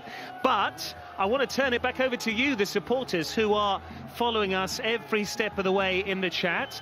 Please tell us, what was your favourite moment of this season? We've asked you for your MVP, as Sheridan likes to say, with his love for American culture, most valuable player. But now we want to hear, what was your favourite moment of the season? We heard the celebrity chef comparing it to panettone in December, and then this quirky Tuscan dish in the summer months. We've heard about the celebrity DJ saying what a great beat that Pioli has been able to set all along the way in the dressing room. But we want you to tell us what your favourite moment of the season was. Was it, let me give you some examples, for instance, Giroud scoring a brace in the derby? Was it the birthday of Sandro Tonali, his 22nd, when he scored a brace at the Bentegodi and banished the demons of the Fatal Verona? Or was it the stunning win yesterday, 3-0, which could have easily been 5, 6, you name it? Absolutely, and just to give you a head start, I will repeat my favourite moment of the season, and it was Sandro Tonali's winning goal in Rome, in the capital, against Lazio. For me, that was when I think this team really started to get the attention that it fully deserved, but outside of its own bubble of belief, outside of the Milan community, call it what you want, who always believed. That's when others started to think, well, these lot could win the 19th scudetto. Indeed, and what's very interesting, Sheridan, is a lot of people are saying the brace from Giroud in the derby, but there's also someone saying Daniel Maldini's goal at Spezia, lest we forget that one. Radu assist to Bologna player, Yassine Bahama's bit of a wag there. Tonali's brace, so that's the game at Verona. Teo solo goal against Atalanta. Really good suggestion. Absolutely, there. Good point. And unfortunately, I'm going to bring you some, on the one hand, negative news, because I know how excited so many of you are to finally see the team descend upon Piazza Duomo. On the other hand, it's fairly positive news, because it means you get to savour even more of these scenes, because our very own Mauro Sumo just rather pessimistically said, we're still a fair ways away from Piazza Duomo, Sheridan. You know Milanese geography just as well as me, and whilst this is a fairly faceless street, we do look like we're still some way away from Piazza Duomo. I think it's a tribute to how much this team is loved. It's can we call this team an underdog? Perhaps that's not fair, because it is AC Milan after all, multiple Champions League winners, etc. But it's something of an underrated, by outsiders that is, underrated team. So many people have come out to celebrate, and that's why things have slowed down. And now you can see the full effect, the red smoke just then enveloping those players. It really does give you a great image. Zlatan's on the microphone there. I heard him sing at the legendary Italian music festival Sanremo a couple of years ago during the first lockdown. And I think his football is better than his singing. I wouldn't say that if he was in here with me, because he's a very frightening man. But and he can do what he wants, to be fair, but he has got the mic. As you said, Patrick, if he's not got the trophy, Zlatan has got the mic. Absolutely, he wants to be the star of the show. It's only natural. He is a big figure, not just in the world of football. He's now seen his influence spread into popular culture. But Zlatan's free kick against Roma, that came at the Stadio Olimpico. That was a great strike. There was also, someone else has reminded us, Ciprian Tatarusano's save from Lautaro Martinez, that penalty in the first derby of the season, when Mike Maignan was still out of action. Well done, Tatarusano. Inter had a couple of penalties in that game. The less said about the other penalty, the better. Forever Milan, Forza Milan, says Kevin, with the Indian flags. I love the energy that our fans brought in Rome against Lazio, says Razor Martin. AC Milan are back now. Watch the red and black dominate again. Castillejo's 2 assists against Hellas Verona. That's a really good point. If you remember, Hellas Verona came to San Siro. They'd never ever won at San Siro. They were 2-0 up at half-time. Milan scored 3 goals in the second half, including Castillejo, who forced that own goal, which I believe was the winner in a 3-2 victory. There are so many of those turning point moments, so many narrow victories, Sheridan. It is incredible to think just how many sliding doors moments there are. Any one of those games, had they gone the other way, maybe we're not here to tell the tale. Yes, absolutely. It's the nature of a season exactly there. And someone I think mentioned, or you were talking about Cipriani's save from the penalty was playing because Mike Maignan was injured. And we mustn't forget that. Mike Maignan missed a considerable part of the season. Simon Kjær, the classy Dane, has missed a lot of the season. This team has had to be patched up regularly. Zlatan Ibrahimovic can be forgiven at his age for having injuries, having muscular strains. He too has missed large swathes of this campaign. So how many times has Mr. Pioli been able to select what he would consider or would have considered at the start of the season his best 11? Well, the answer is very few, but the positive thing about that is that the players that came in made those starting spots their own. But perhaps in hindsight, people will forget, as I did, forget about the Mike Maignan injury. People will forget that Milan had to really cope with some awful injuries, and they did exactly that because of the depth of the squad, the seriousness and the concentration and the hunger of the players who came in. Absolutely, Sheridan, and you are very good in terms of recalling Milan folklore as well. And we shouldn't always hark back to the past, but it's very difficult not to when it comes to the Rossoneri. They've got such a glorious past. But this is part of the club's DNA, overcoming adversity. If I'm not mistaken, that 4-0 European Cup final win over Barcelona came with Franco Baresi suspended. Is that right? That's very true. Franco Baresi and I believe Billy Costa Corta. I think the centre was Paolo Maldini. There's an interview going on. We have, so let's bring it to you. Io da grande fan sono ovviamente felicissimo. And obviously I'm delighted as a big fan. I'm very excited. I've lost my voice. Perché Mirko è stato uno dei grandi protagonisti del nostro watch party al secondo piano di Casa Milan. He was one of the real stars of the watch party on the second floor of Casa Milan.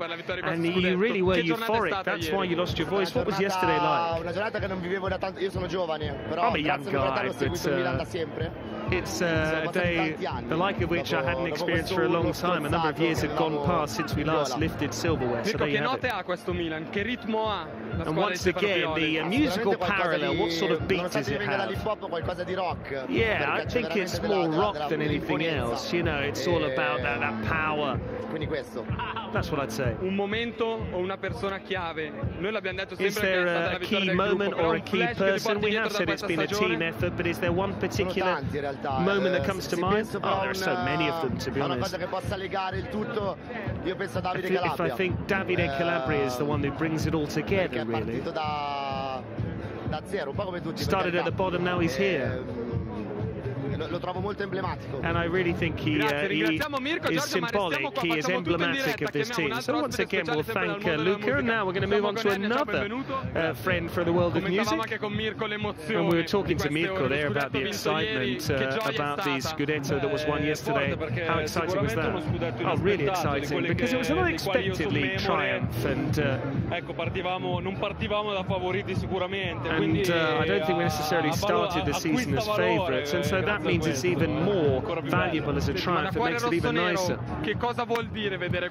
a Rossoneri fan, how does it feel to see the Piazza Duomo like this? Of course there have been restrictions, yet the crowd's support has never been found wanting. Oh no, it's wonderful, as I said. And I can't necessarily remember it being like this in the past. I've never seen it like this.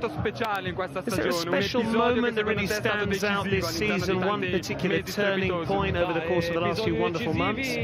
As for turning points, what can I say? Certainly the second derby of the season when we won 2-1, because once again that was an unexpected result. Inter certainly had the tag of favourites going into that fixture, but I also remember a number of tough times when the team picked themselves up. Mike Maignan's injury, Simon Kjær was missing, and I thought, wow, when we're missing a centre-back like Kjær, how are we going to get on? But I remember against Roma or Fiorentina, when we had half the defence missing because they were out positive with COVID-19. We had Matteo Gabbia, Pierre Calulu.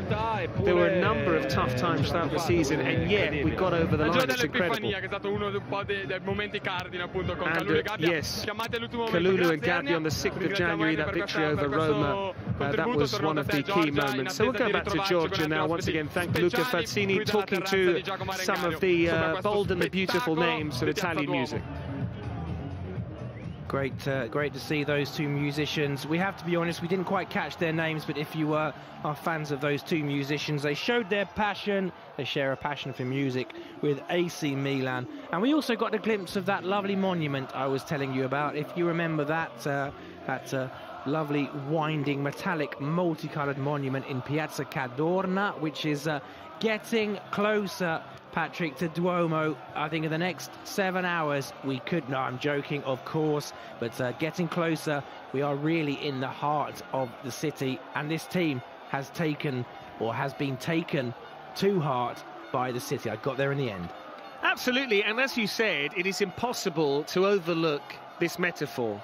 The Fab Four, the Beatles, sang about the long and winding road, and it has been a long and winding road for Milan. This is gold. 11 years in the making, because it's a long way away, 2010-11, and in those 10 years between the two triumphs, there was dominance of one team in particular that won 9 scudetto. There was another team from the other side of the city that won the title last season, and Milan had to sportingly, valiantly say, OK, we were second best. But it was all part of what they call this developmental process, this percorso di crescita that Italian coaches love to hark on about. Namely, that it's all part of a process, step by step, we'll get there. And it's not just platitudes. Pioli was spot on. He said, we will get better week in, week out. He was proven right, and that's why Milan topped the pile this season, 19th times champions of Italy. Indeed, in his press conferences, he was always calm, he was always measured, always very composed, Mr. Pioli. People going for a dip there. I don't know if you can see that on the screen. People having a bit of a cool down because it is still warm out there. There you are. There's people, they're out of the water now, but it really has been a case of watching Mr. Pioli stay calm. You don't ever see him get overexcited, get carried away, and I think that does have a very positive impact on his players, particularly the young ones. Nothing seems to faze him. Nothing seems to worry him, upset him. He just takes everything in his stride, has an answer for everything. Even those controversial moments that we spoke about and we won't dwell on, but like the Spezia match, it was he didn't let it get to him. Other coaches perhaps might have been a bit more vocal, might have been a bit too robust in their protestations, but Mr. Pioli is not like that. He takes everything in his stride. I tell you what, let me put it this way. Let me ask you a question right now, Patrick. Have you ever seen Mr. Pioli ruffled? No, he's absolutely unflappable, and I think that's one of his key character traits. It is his ability to stay calm, not only in his technical area, but also when he's addressing the media, which can occasionally, in Italy in particular, be a slightly challenging experience. The press do not necessarily give you softball questions. They can occasionally throw in the odd curveball to cause problems for you, but there's a glint in the eye there of Pasquale Campopiano, and here's why, because we're going to see once again the trophy lift led by Alessio Romagnoli, the club captain. Keep an eye on Giroud there.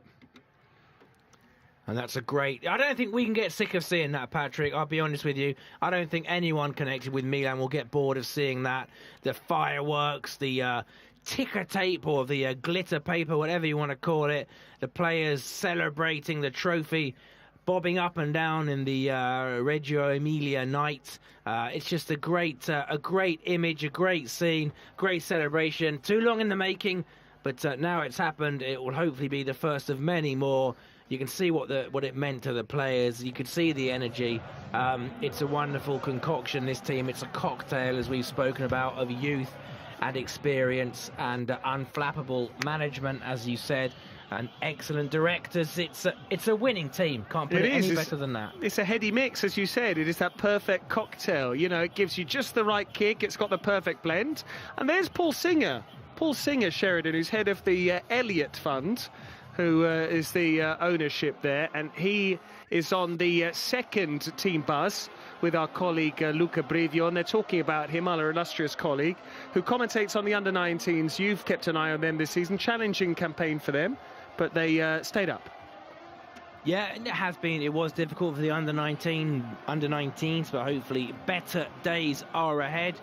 But it's just an incredible atmosphere. I wonder if Mr. Singer would have seen anything like this in America. Obviously, people celebrate sports in America, I'm aware of that, but would they have celebrated it with this European fervour? I'm not too sure. I mean, I have to repeat, I was in the Piazza del Duomo yesterday, and although I've been in Italy for many years, different parts of Italy as well, I was still surprised in a good way at the chaos. It was joyful, happy chaos yesterday. So let's hope that any guests, any visitors really, not just the aforementioned Mr. Singer, let's hope everyone's really enjoying it, because it's a sight to behold. We've been given an ETA, Sheridan, by the production, and they are claiming 20 to 10 local time, which is about 35 minutes from now.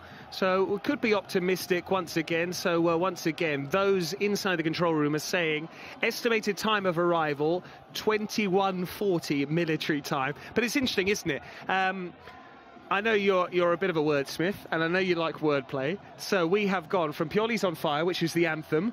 We've spoken to DJs, and then we've gone to the man who's made it possible, Paul Singer.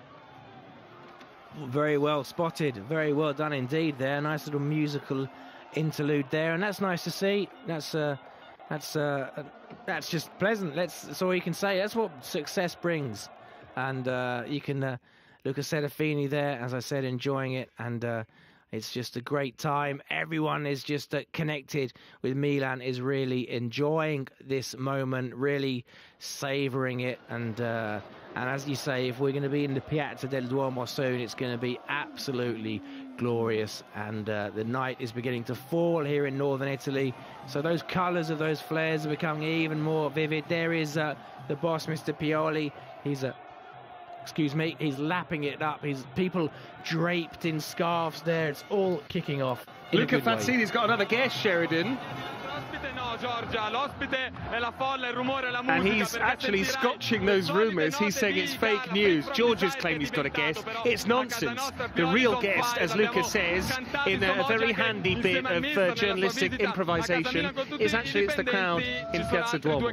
Very clever. Well, yeah, we're all guests. Thousands of guests showing their love for this team, really enjoying it. And there you are. It's really starting to fill up there, and you can see more people arriving every second, and perhaps we'll have an update of the messages on YouTube in the nearest future. But if you want to continue telling us your favourite moments of the season, or perhaps tell us which shirt you're going to get next year, if you want to get number 19 Teo, or number 16 Mike Mignon, or number 23 Fikayo Tomori, are you going to be asking, or are you going to be buying yourself a Milan shirt next season? Number 8 Tonali would be my choice, Patrick, because it's how I see myself, a solid, influential player with great hair. With big, powerful thighs as well. With thunder thighs and great hair. Absolutely. And Luca was just saying there, he was mentioning another quality player from yesteryear, Daniele Massaro, and there were cries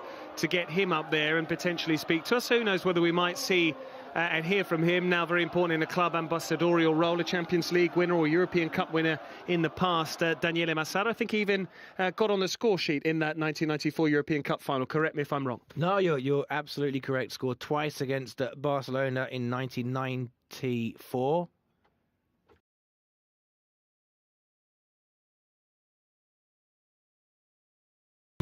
Alza il volume nella testa, è qui dentro la mia festa, baby. 1, 2, 3, alza il volume nella testa, è qui dentro la mia festa, baby. 1, 2, 3, alza il volume nella testa, è qui dentro la mia festa, baby. Oppo Find X5 Series. Empower every moment. Oppo. Buonasera a tutti da Milanello, questa è una partita assolutamente speciale. Siamo pronti a raccontarvi tutto di Fondazione Milan. È così che scendono in campo altri campioni, la squadra di Fondazione Milan. Fondazione Milan è attiva dal 2003 grazie alla passione di tanti sostenitori e di tanti tifosi. Sono più di 160 i progetti sociali del valore di oltre 10 milioni di euro realizzati in Italia e nel mondo. Anche quest'anno è un'occasione speciale per sostenere Fondazione Milan, donando il 5 per 1000 con la firma sulla tua dichiarazione dei redditi. Così, attraverso lo sport, proteggerai la salute di tantissimi giovani e gli darai la possibilità di crescere e integrarsi seguendo le regole del gioco, abbracciati e sostenuti nelle loro comunità di riferimento. Fai come me, dona il tuo 5 per 1000 a Fondazione Milan. Firma ed entra in squadra, anche tu. Quando abbiamo vinto la Coppa dei Campioni a Manchester, ho tenuto nelle orecchie e nel cuore una canzone che vorrei cantare adesso insieme a voi. Comincio io. Ale, ale, ale, Milan, ale, forza lotta, vincerai, non ti lasceremo mai. Ae, ae.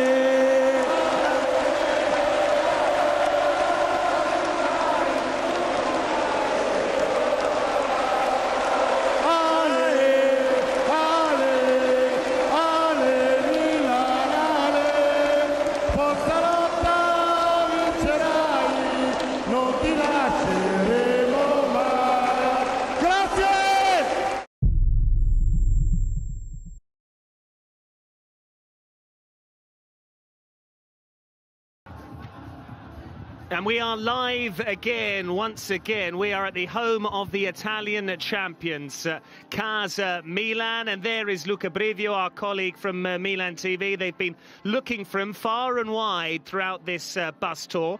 But Luca Brivio is in the perfect possible spot. Lucky him, because he is on the team bus, and they were a bit worried about him. They were sending out a missing persons report, but thankfully Luca Brivio is safe and well, and he is en route to Piazza Duomo. Sheridan Bird, my illustrious colleague for this evening, and I can say that we are just yards away indeed from Piazza Duomo, and we can't wait for the team to get there. The fans themselves are absolutely bristling with anticipation. Yeah, it's going to be such a great scene to see this team that really has thrilled those fans there, arriving under the piazza. Well, they're not going to be under the Piazza del Duomo, that's difficult. And is there another celebrity interview for Patrick? There is Ludovica Donna, who's an actress, and she's saying what a wonderful spectacle. She comes from the world of showbiz.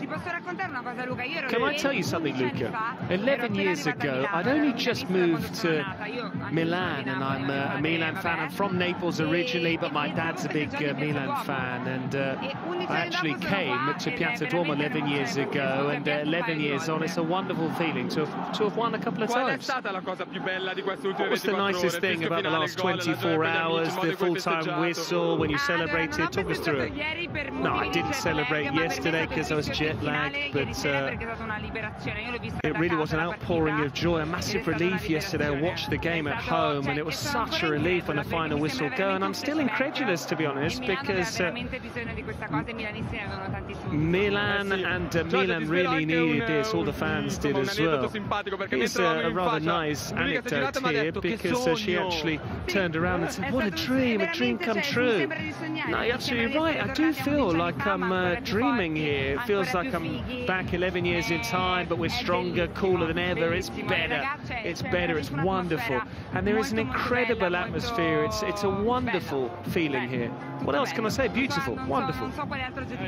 There's no other words to describe it. That is the watchword, Sheridan. Bello, beautiful, but there you can see, as you can see, Piazza Duomo is very small and a long way away, but there you can see, Suma, we want to Mayor Suma, so there you see Sindaco Suma, Sheridan, they are clamouring for Mauro Suma to replace Beppe Sala as Mayor of Milan.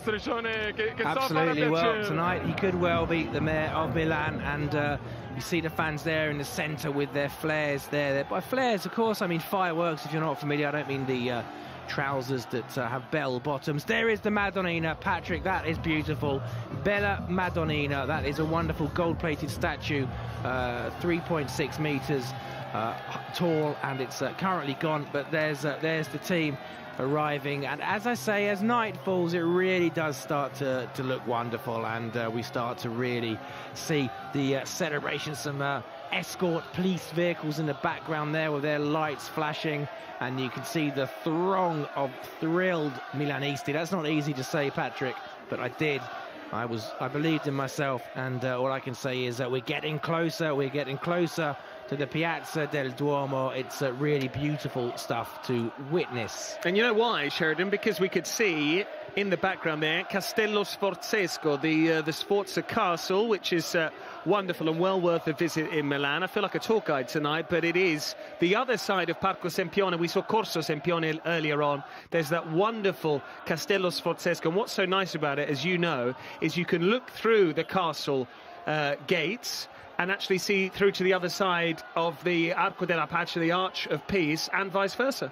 Yeah, it's a great tourist attraction. And going back to our friends on YouTube across the world, if you are thinking of coming to Italy, coming to northern Italy, you must come to Milan, not just to see Milan, but just come and have a look at the wonderful things. And why not pop into the club shop and get yourself one of the splendid 4 kits the team has won this year, with your favourite player, name and number on it, etc., because it's a great time to visit.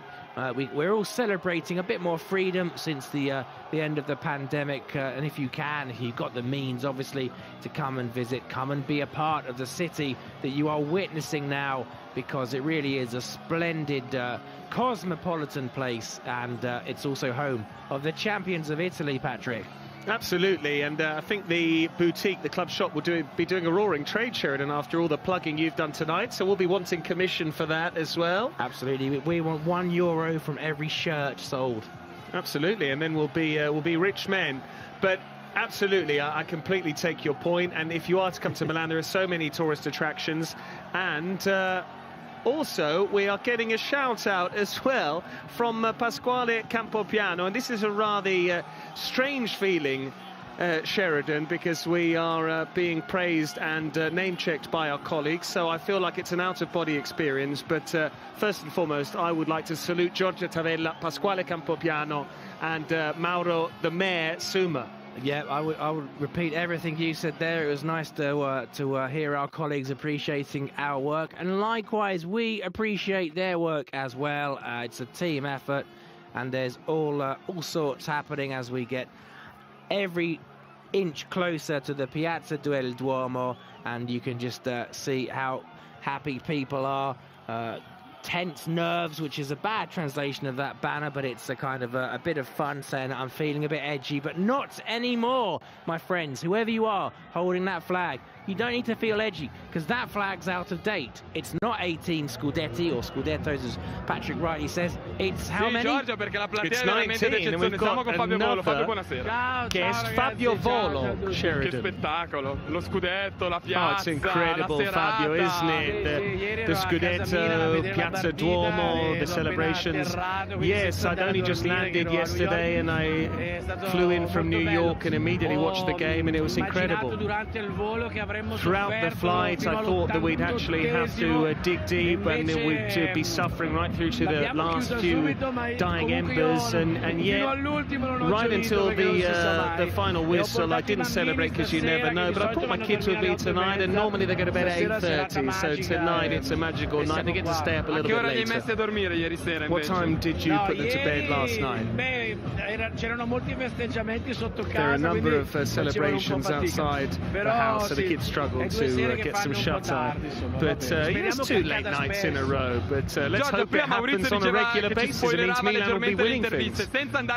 So, without getting into too much detail and necessarily spoiling some of our content, but Fabio Volo has actually helped us produce a wonderful piece of content, which allows us to once again relive our wonderful history.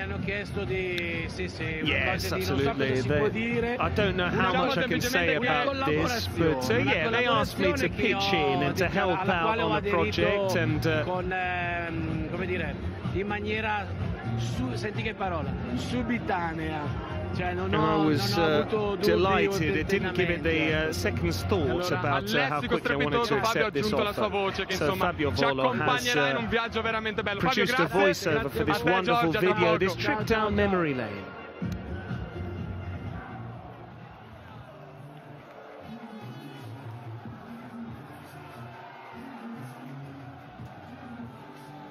So here is the video with the glorious, gorgeous voice of Fabio Volo as he talks us through the 19th league titles in AC Milan's glorious club history.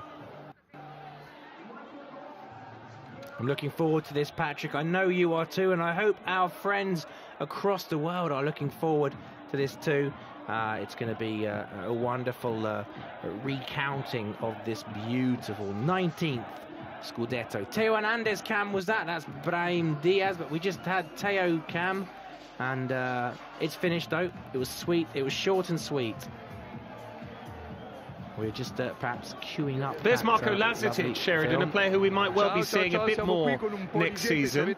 But once again, we are throwing to another of our colleagues elsewhere in the city, because we're not just here at Casa Milan. Pietro, once again, is now in Piazza Duomo, which is shrouded in darkness. It absolutely is, and it looks fantastic. And it's just a wonderful, wonderful sight. The Duomo partially lit. It is of course a light stone, so it has that natural contrast to the darkness around it. It is picturesque. It looks absolutely gorgeous. It's going to get better as well, and it's just the perfect frame, if you will, Patrick, for the celebrations which are unfolding.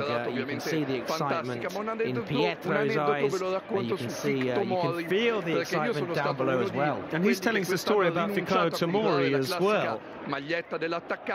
And he's actually saying, Pietro is saying, for once I didn't actually buy a shirt with a striker's name on the back of my shirt. I actually opted for Fikayo Tomori. It's the first time I've done so with a defender since the days of Thiago Silva. And when Fikayo came out of the dressing room yesterday, I actually said to him, I've got your name on the back of my shirt. And he said, I don't believe you. He took my jacket off, he said, I love you, and he gave me a big hug. And that's a wonderful story, and it shows the humanity of Fikayo Tomori. He's come in from England, and right from day one he adapted very well into the way the Milan players and staff go about things, and he has celebrated with every single point and victory. And I wanted to tell you that anecdote. And just before I sign off, the chants are ongoing, and any time a chant does die down on the other side of the square, then we hear another one immediately coming to life. Wonderful story about Fikayo Tomori, universally adored by fans, and a great player. A team like Milan, which has had outrageous defenders, I mean that in the positive sense obviously, and more guests ahoy perhaps. They're keeping me busy, aren't they? They are. No rest for the wicked. Reference to the Sanremo Festival there, Sheridan. I know you're a fan of that, but here's Luca again. So Medusa, and it's the first question they wanted to ask you in the studio.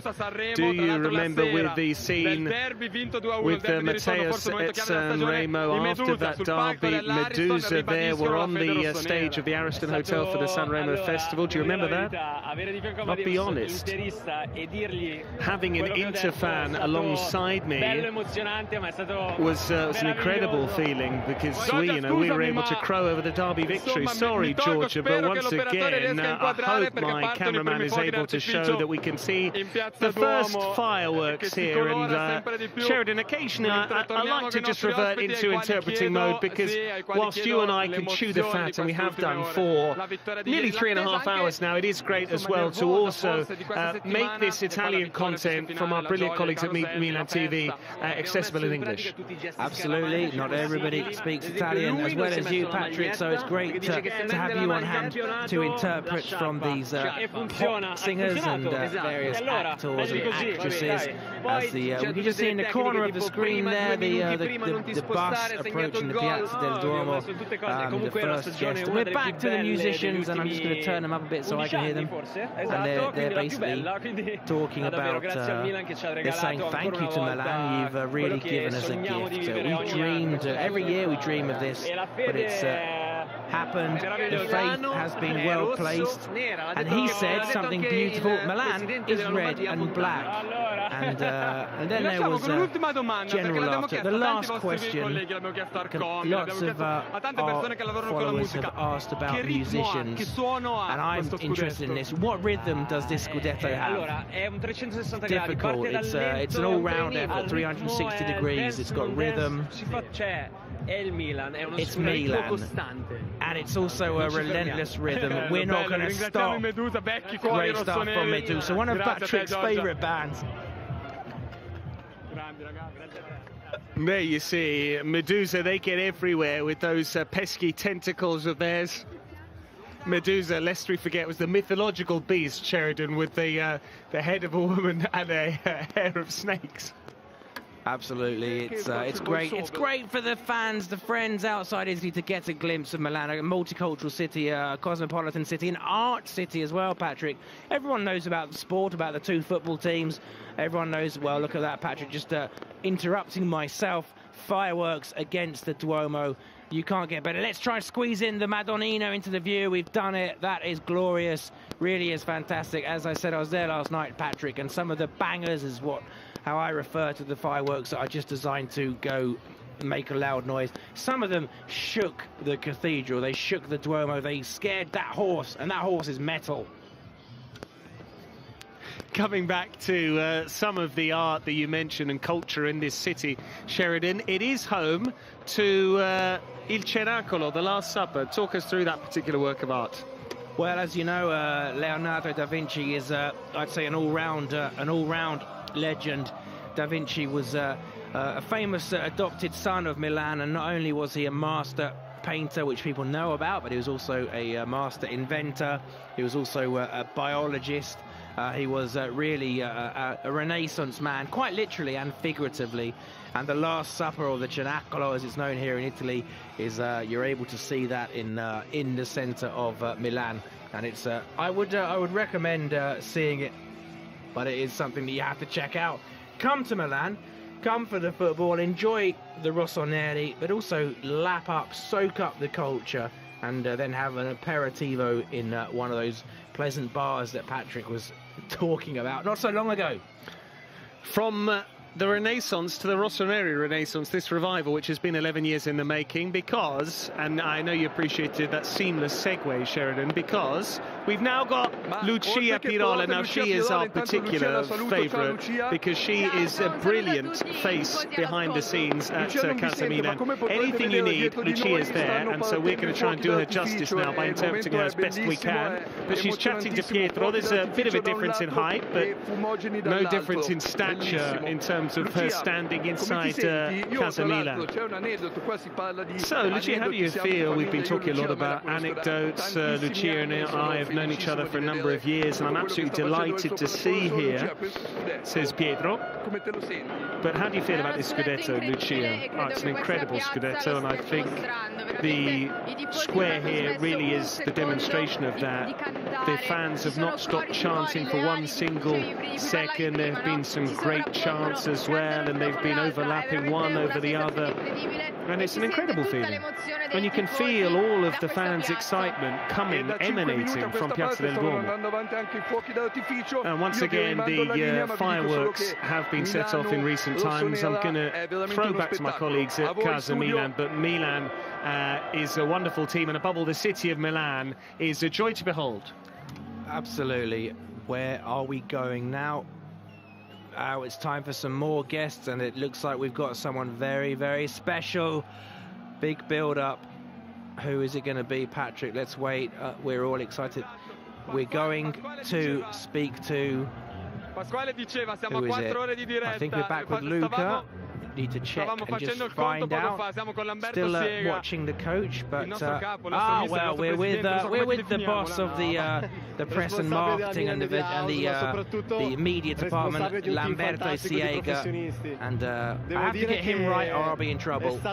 È un'esperienza bellissima. It's a wonderful experience. Sono grato di quanto fatto da tutto il team, perché veramente è stato uno sforzo eccezionale. We've got a great team at Casa Milan, the HQ. Everyone who went to Reggio Emilia for the match against Sassuolo, everyone who's on the buses filming the players, everyone. 5 canali collegati, 5 channels of different media inglese, in English, veramente as you can hear, in Italian.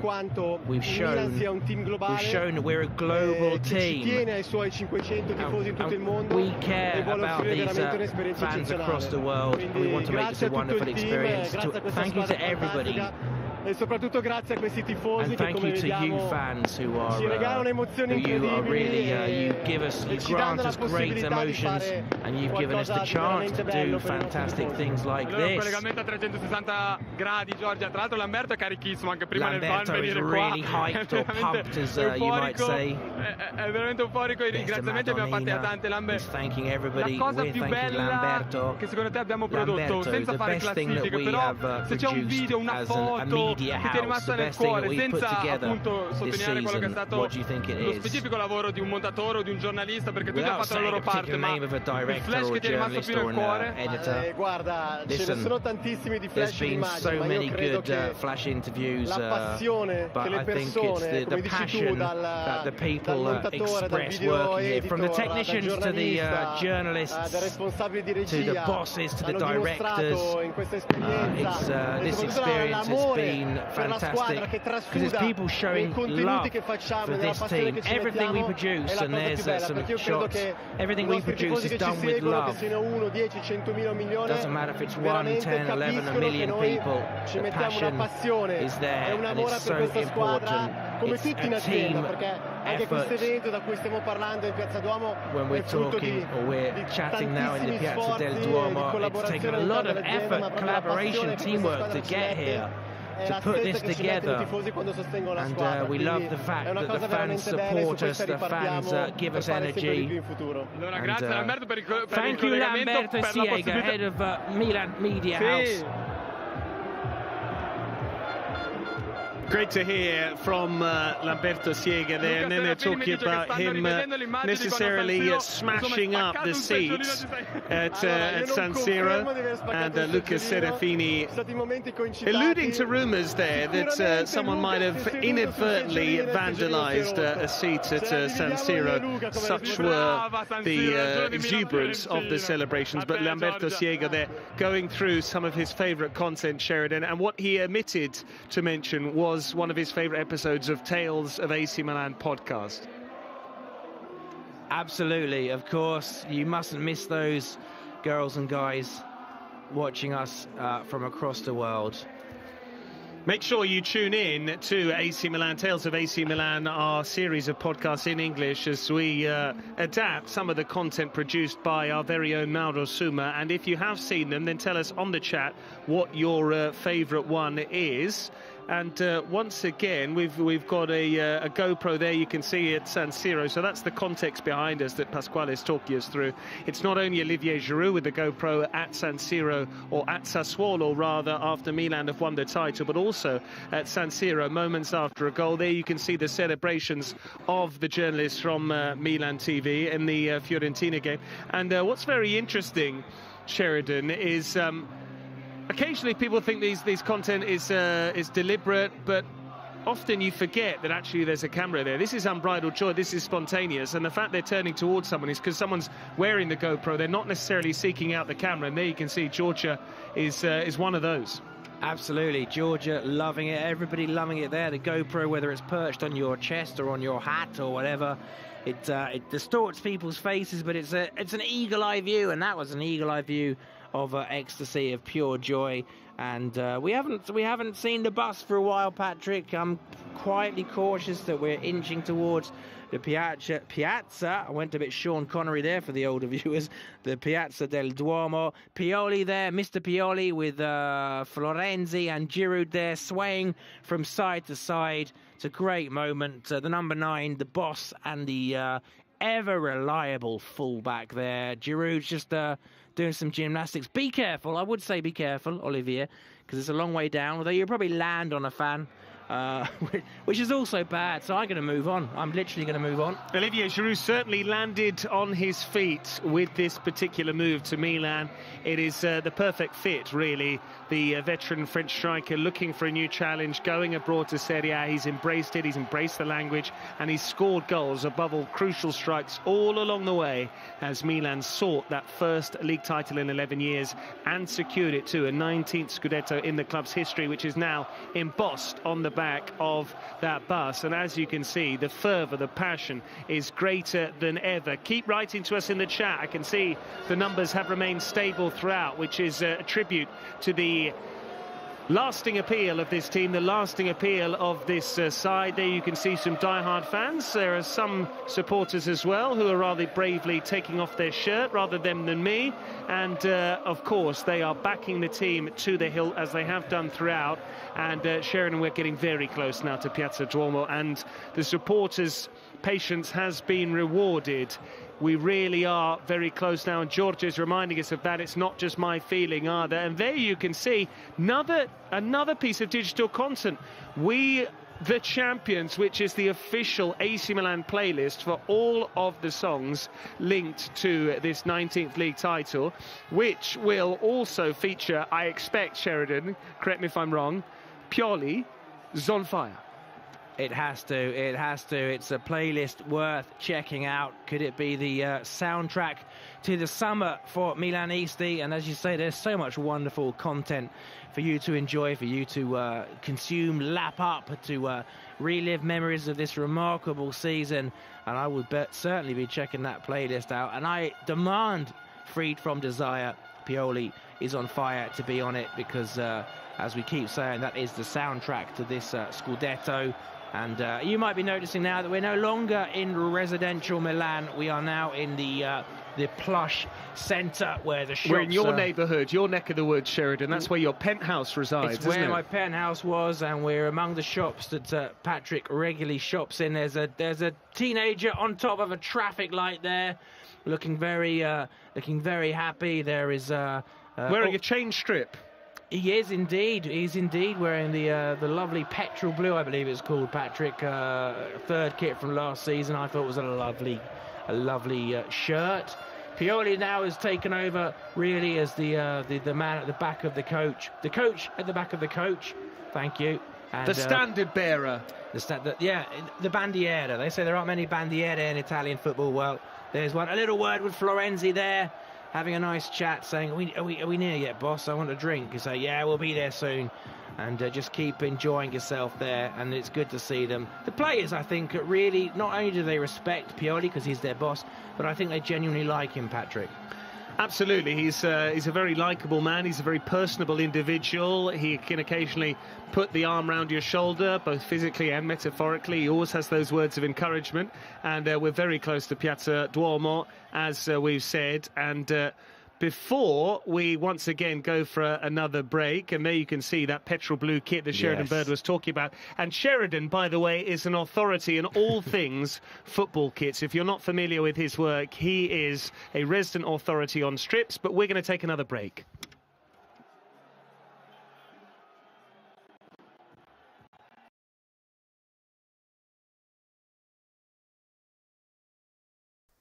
Bisogna lavorare tanto e credere. E devi sapere soffrire. It's a progressive international style of football. La voglia di dimostrare ancora una volta quanto possiamo valere sul campo. Noi siamo il Milan, questo è il nostro DNA. Se siamo arrivati fino a qua è perché ci abbiamo sempre creduto. Toutes les équipes travaillent, toutes les équipes reprennent le championnat pour gagner. I think it is a club which deserves to fight for the title in Serie A.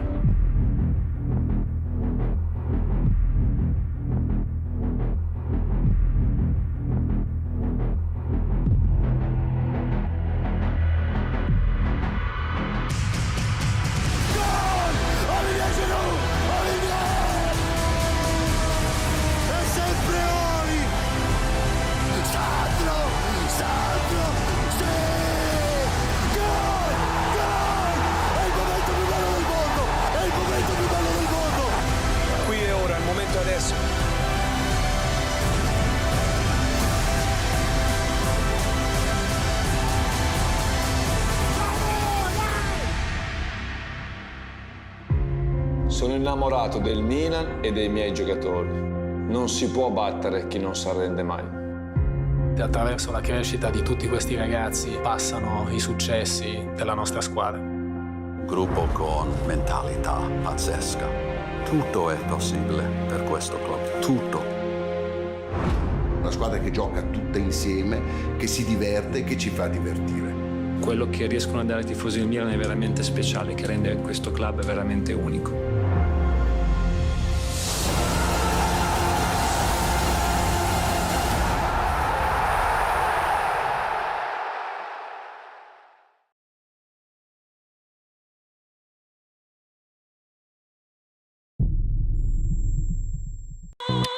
Alza il volume nella testa, è qui dentro la mia festa, baby. 1, 2, 3, alza il volume nella testa, è qui dentro la mia festa, baby. 1, 2, 3, alza il volume nella testa, è qui dentro la mia festa, baby. Oppo Find X5 Series.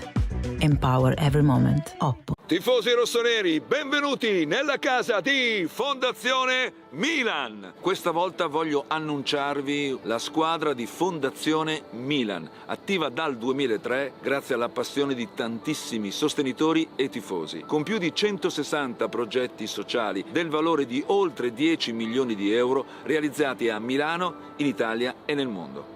Anche quest'anno è un'occasione speciale per sostenere Fondazione Milan, donando il tuo 5 per 1000 con una firma sulla tua dichiarazione dei redditi. Così, attraverso lo sport, proteggerai la salute di tantissimi giovani e gli darai la possibilità di crescere e di integrarsi seguendo le regole del gioco, abbracciati e sostenuti nelle loro comunità di riferimento. Fai come me. Dona il tuo 5 per 1000 a Fondazione Milan! Firma ed entra in squadra anche tu.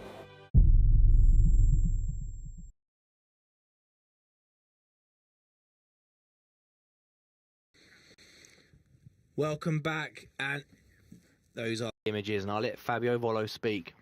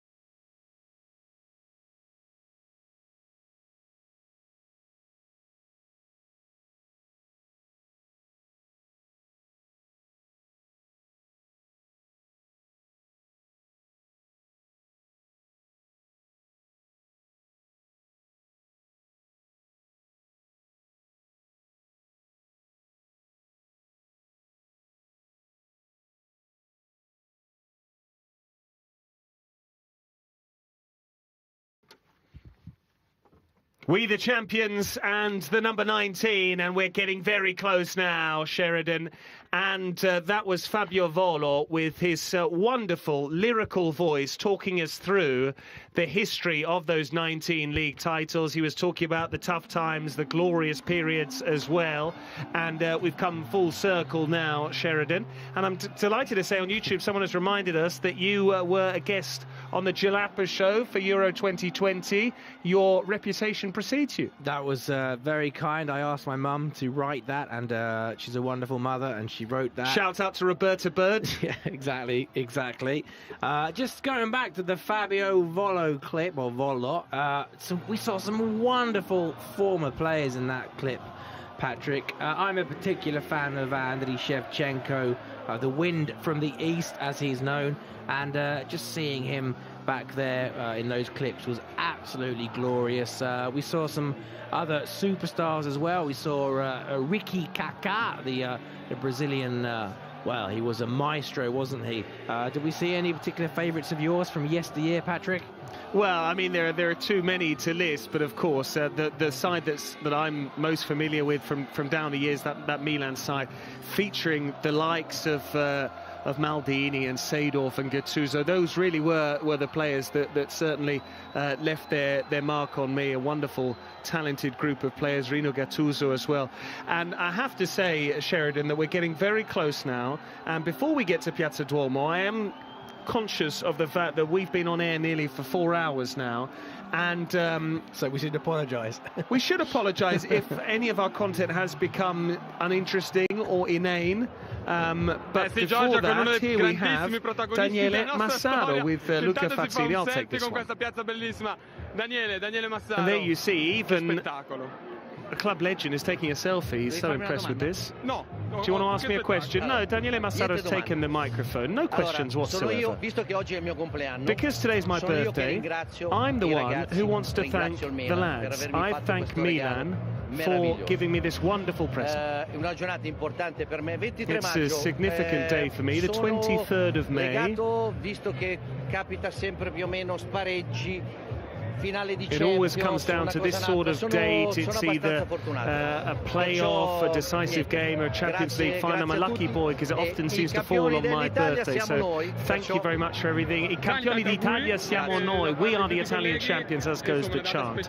So there you see, it is a special date in Milan history. Daniele Massaro having a bit of a joke there with Luca Fazzini, saying I'm not the one doing the interview, but it's a real pleasure for me once again to still feel the love from all of the supporters, and that shows that I achieved something extraordinary with an extraordinary club, a wonderful group of individuals as well, and I am proud and honoured, and as you can see, goosebumps. I am so proud to be a part of the great club that is Milan, and some wonderful words, a great sentiment from Daniele Massaro. Absolutely, and I think you really captured the emotion there, the passion there in your voice, Patrick. It was a really great moment. Daniele Massaro, as I was saying, I think before there was an interview with some pop singers. Daniele Massaro, as you pointed out, scored twice in the 1994 Champions League final. And I tell you what, not a lot of people know this. That's a Michael Caine quote, who is probably relevant to none of you. But as Michael Caine once said, not a lot of people will know this. Daniele Massaro was in the 1982 World Cup winning squad. Didn't play much, was a very young man, but he's a World Cup winner, Milan legend. And there's another guest, Patrick, and I've talked over the presentation of said guests, but we'll see what we can do and see what the situation is. Un piacere, un onore, soprattutto da grande appassionato di basket, avere qui Coach Messina, vecchio cuore Messina, yes, absolutely. You take this, Sheridan. Basketball coach. Basketball coach. Da gestore dello spogliatoio, che effetto le fa rivivere questa stagione di Stefano Pioli? Guarda, ne parlavo proprio prima. Well, talking about Pioli, I was his management. He's been fantastic. As a fan, I feel really close to this team. This last month, the team have handled it really well. People have said, yeah, but what if we lose at Verona? What if we lose the last match? Well, nothing's happened. The team have always been on the ball. They've played with positivity. Expectations have been managed. He's never let the team get, Pioli's never let any tension creep in. And there's been top-level performances, and we have developed.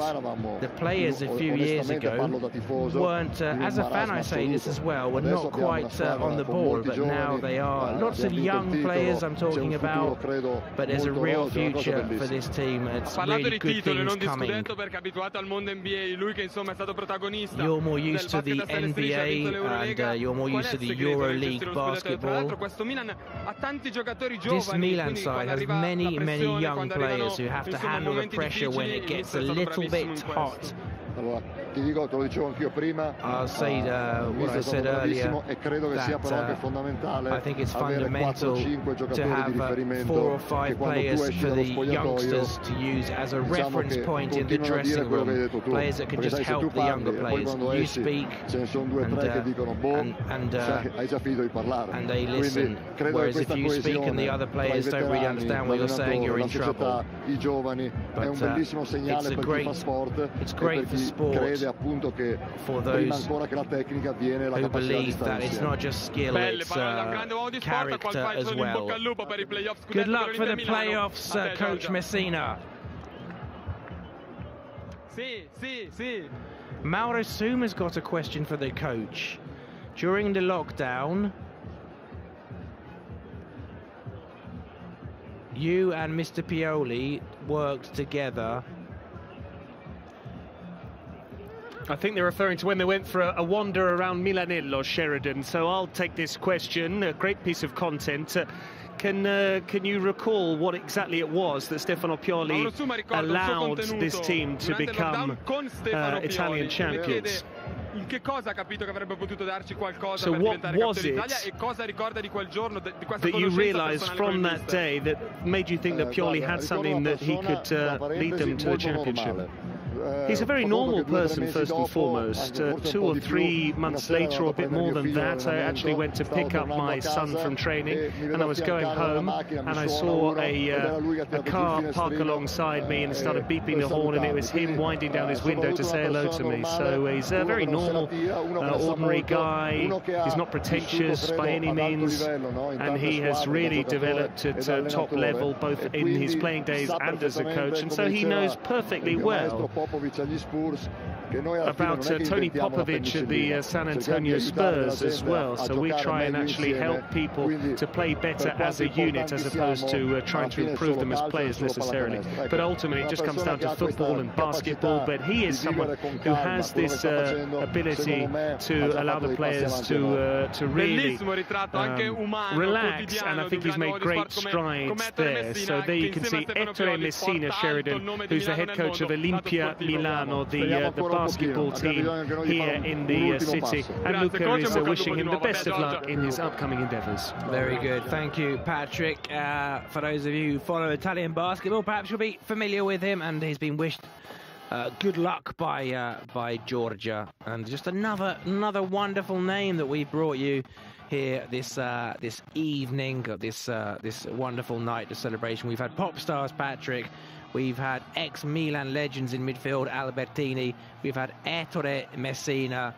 We've had Mauro Suma. We've had really fascinating people giving their insight, and looking forward to seeing where the coach is now. The vehicular coach, that is, not Ettore Messina. It's a Swedish flag there, Patrick. I know you're familiar with the Swedish legends of the past. We've recorded a podcast on one of them, Niels Liltholm. The Baron. Exactly, the Baron, as you just blurted out there. The Baron was one of the first coaches to work with Paolo Maldini, the player, that is. And we're getting closer and closer to the Piazza del Duomo. Look at that. They are beautifully uplit in the red of the flares, and it's fascinating. And while Sheridan, Luca Serafini is reading out praise for the Italian product, it's only fair that I do likewise as well, because I said we have been live for nearly 4 hours and maybe we're becoming uninteresting or inane, but Stefano Shandy says it's 3 a.m. in my country and I still enjoy your content. Keep up the good work. Well, thank you very much. And what I would suggest is that you all write in with handwritten letters and really clamour for a Twitch show featuring myself and Sheridan Bird. There has been rumours of it. Apparently it's in the pipeline. English Twitch, Sheridan and myself. But unfortunately, you won't only be hearing us, you'll also be seeing our ugly mugs. So consider that carefully as to whether you want to see that next season. It could be an innovative piece of content. It would be very authentic and original in the English language. We know how many international supporters we have. So if you're interested in that, make sure you pepper Milan Media House with all of the possible correspondence, text messages, email, handwritten letters, carrier pigeons, whatever you want, and you tell them, we want to hear from Bird and Kendrick again. Eh, Sherry? Absolutely, that's a real passionate appeal from Patrick. I think Patrick has lost the plot, to be quite honest. I think you can sense that too. We'll do our best to nurse him through these last moments, because, Patrick, the team are in the Piazza del Duomo. You can't see from that image, that's pretty clear. But the team are in the Piazza del Duomo. The journey has, this part of the journey has reached its glorious conclusion. and it looks a little bit like Minecraft, actually, right now. We're trying to get some better images, which I know I am faithful. There you are! Ask and it shall be given, Patrick. Absolutely, Sheridan, and I have been reliably informed by our colleagues watching on from the control room that as and when the team reaches Piazza Duomo, that unfortunately marks the end of our live tonight. And so I think we will wait for some slightly more encouraging footage, some more beautiful shots, because that was slightly grainy. And as and when the time comes, then certainly Ivan Gazidis there, the CEO, watching on and enjoying himself. As and when we get the right footage, and once the team begin to make those speeches and make big proclamations and thank everyone and show off their medals and the trophy, I think that is when we will bid you adieu. Absolutely, the team has reached its destination, not just metaphorically with the scudetto, but arriving at the glorious Piazza del. Look, she's loving it. She's climbed onto that no access sign, and she's in seventh heaven, Patrick. She's got her lovely checkered flag, seen lots of those traditional checkered red and black flags, and the team are basically in the Piazza del Duomo, and it's what more than anyone could have dreamed of when, not just when Mr. Pioli arrived, but when this season started. Not many outside the group, not many outside Milanello, which is the training HQ just outside the city. Not many would have expected this to be happening at the end of May 2022. But those that count did. Those that matter believed that this was attainable. And that is the secret. You have to keep believing. Seeing that Swedish flag again. Lots of Milan flags, obviously, but we'll try and keep an eye out for any other flags. If you see any, Patrick, there's obviously an Italian flag, but if you see any other, Patrick, I'm sure you'll be, you won't hesitate to shout it out. No, absolutely, because I am a keen student of world geography, and we've seen the Swedish flag, and we may well see some other flags as well, Sheridan. And I tell you what, I've made a bit of a pact. They've not necessarily approved it in HQ, but we're going to sign off at 10 p.m. Nice 4-hour round trip, and it's 4 hours, by the way, incidentally. You can go south of Rome on the fast train, and yet we have made a relatively short journey from Casa Milan to Piazza Duomo, and yet it has been it's been hugely entertaining throughout. We've seen the players celebrate, we've seen the players party, we've seen the fans lining the streets. We've had some quirky chants, we've had some hilarious ones, we've had some slightly offensive ones, we've had some banners, you name it, we've had it. And a bit like this season, it is a metaphor for the campaign as a whole. Absolutely, we've had all sorts. We've enjoyed so much. Bakayoko has gone topless. He is not scared. Bakayoko with the lovely bleached hair has gone topless. Sunglasses but no t-shirt. That's what you do when you are the champion of Italy. And we've really seen some wonderful things. We've seen most or large parts of the city of Milan. We've seen the red and black at every angle, every corner, every turn. We've had some wonderful guests as well, and Patrick, you and I, we've had some good laughs as well, and I think we've paid a great tribute to this 19th Scudetto. And let's hope it's the first of many.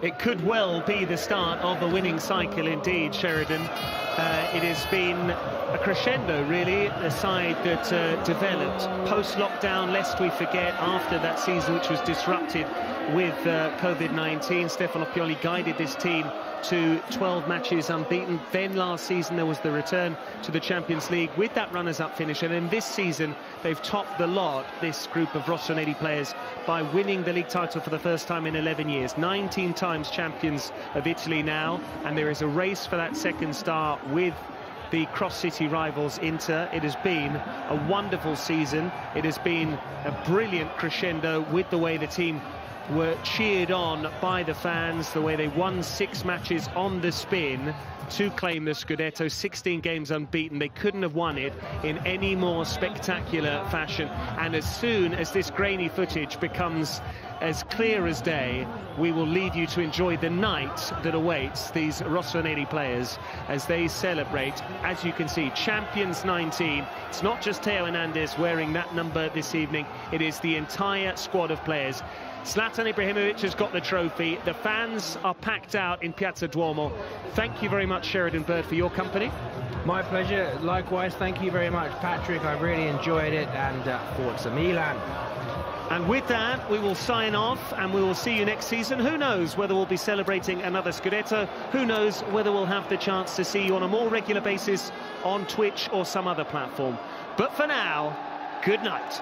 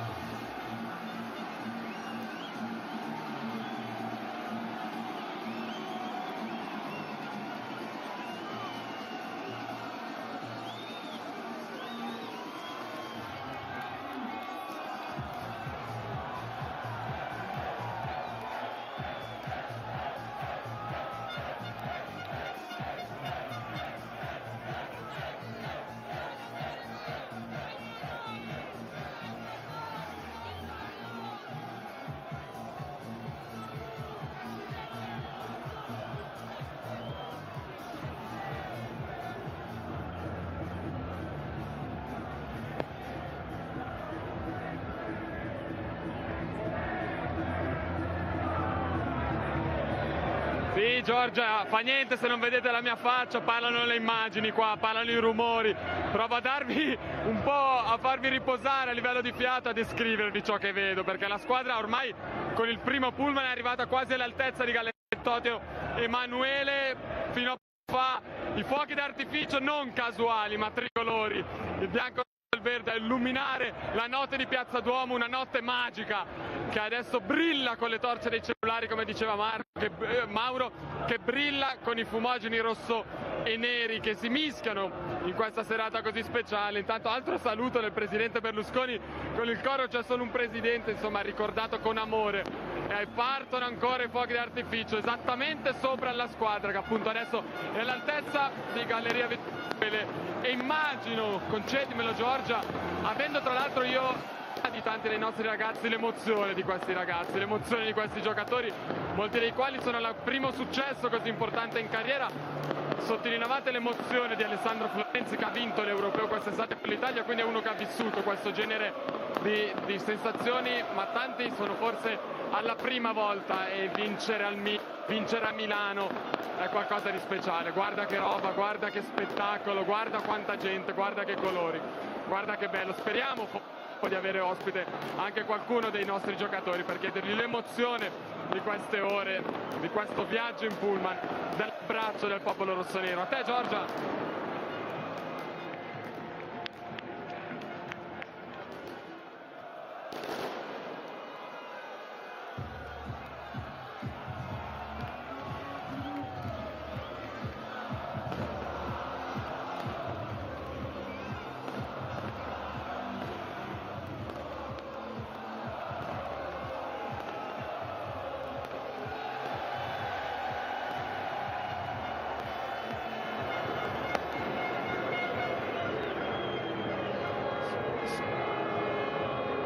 Sì, mi vedete di sfuggita,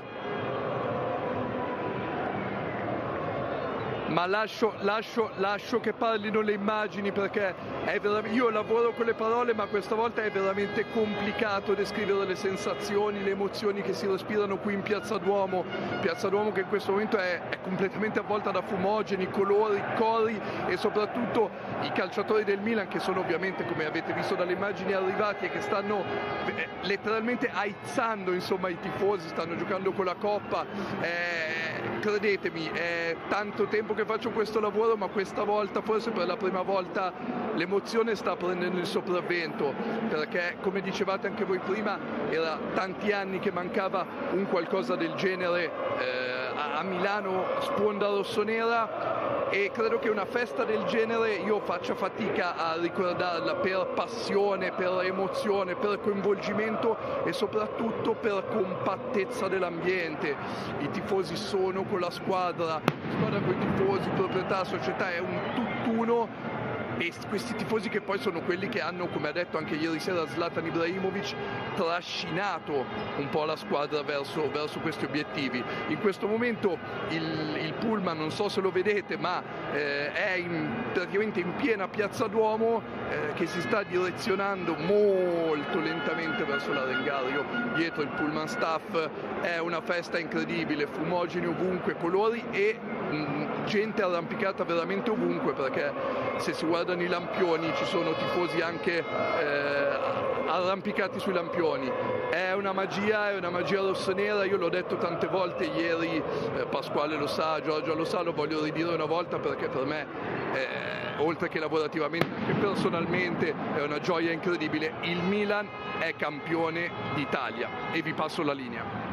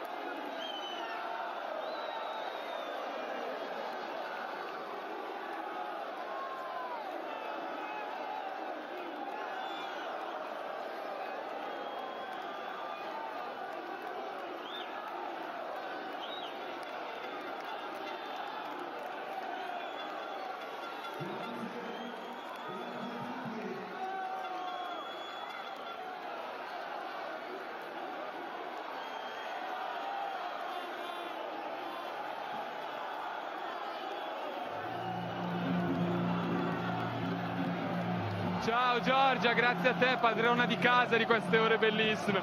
Grazie a tutti. Fammi ringraziare anche Miriam Piacentini che è qui con noi, non so se vuole venire, perché abbiamo parlato di Pasqua, abbiamo parlato di Lamberto, ma è forse la protagonista più bella di tutto quello che abbiamo creato, che ci ha dato fiducia, ci ha dato spazio, dà energia. Stanotte a che ora sei andata a dormire, Miriam?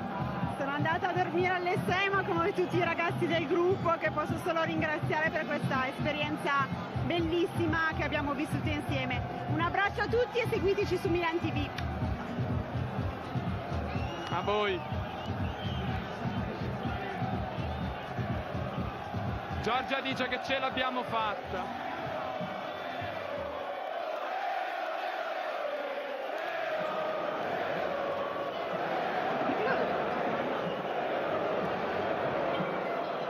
Ciao ragazzi. Forza Milan.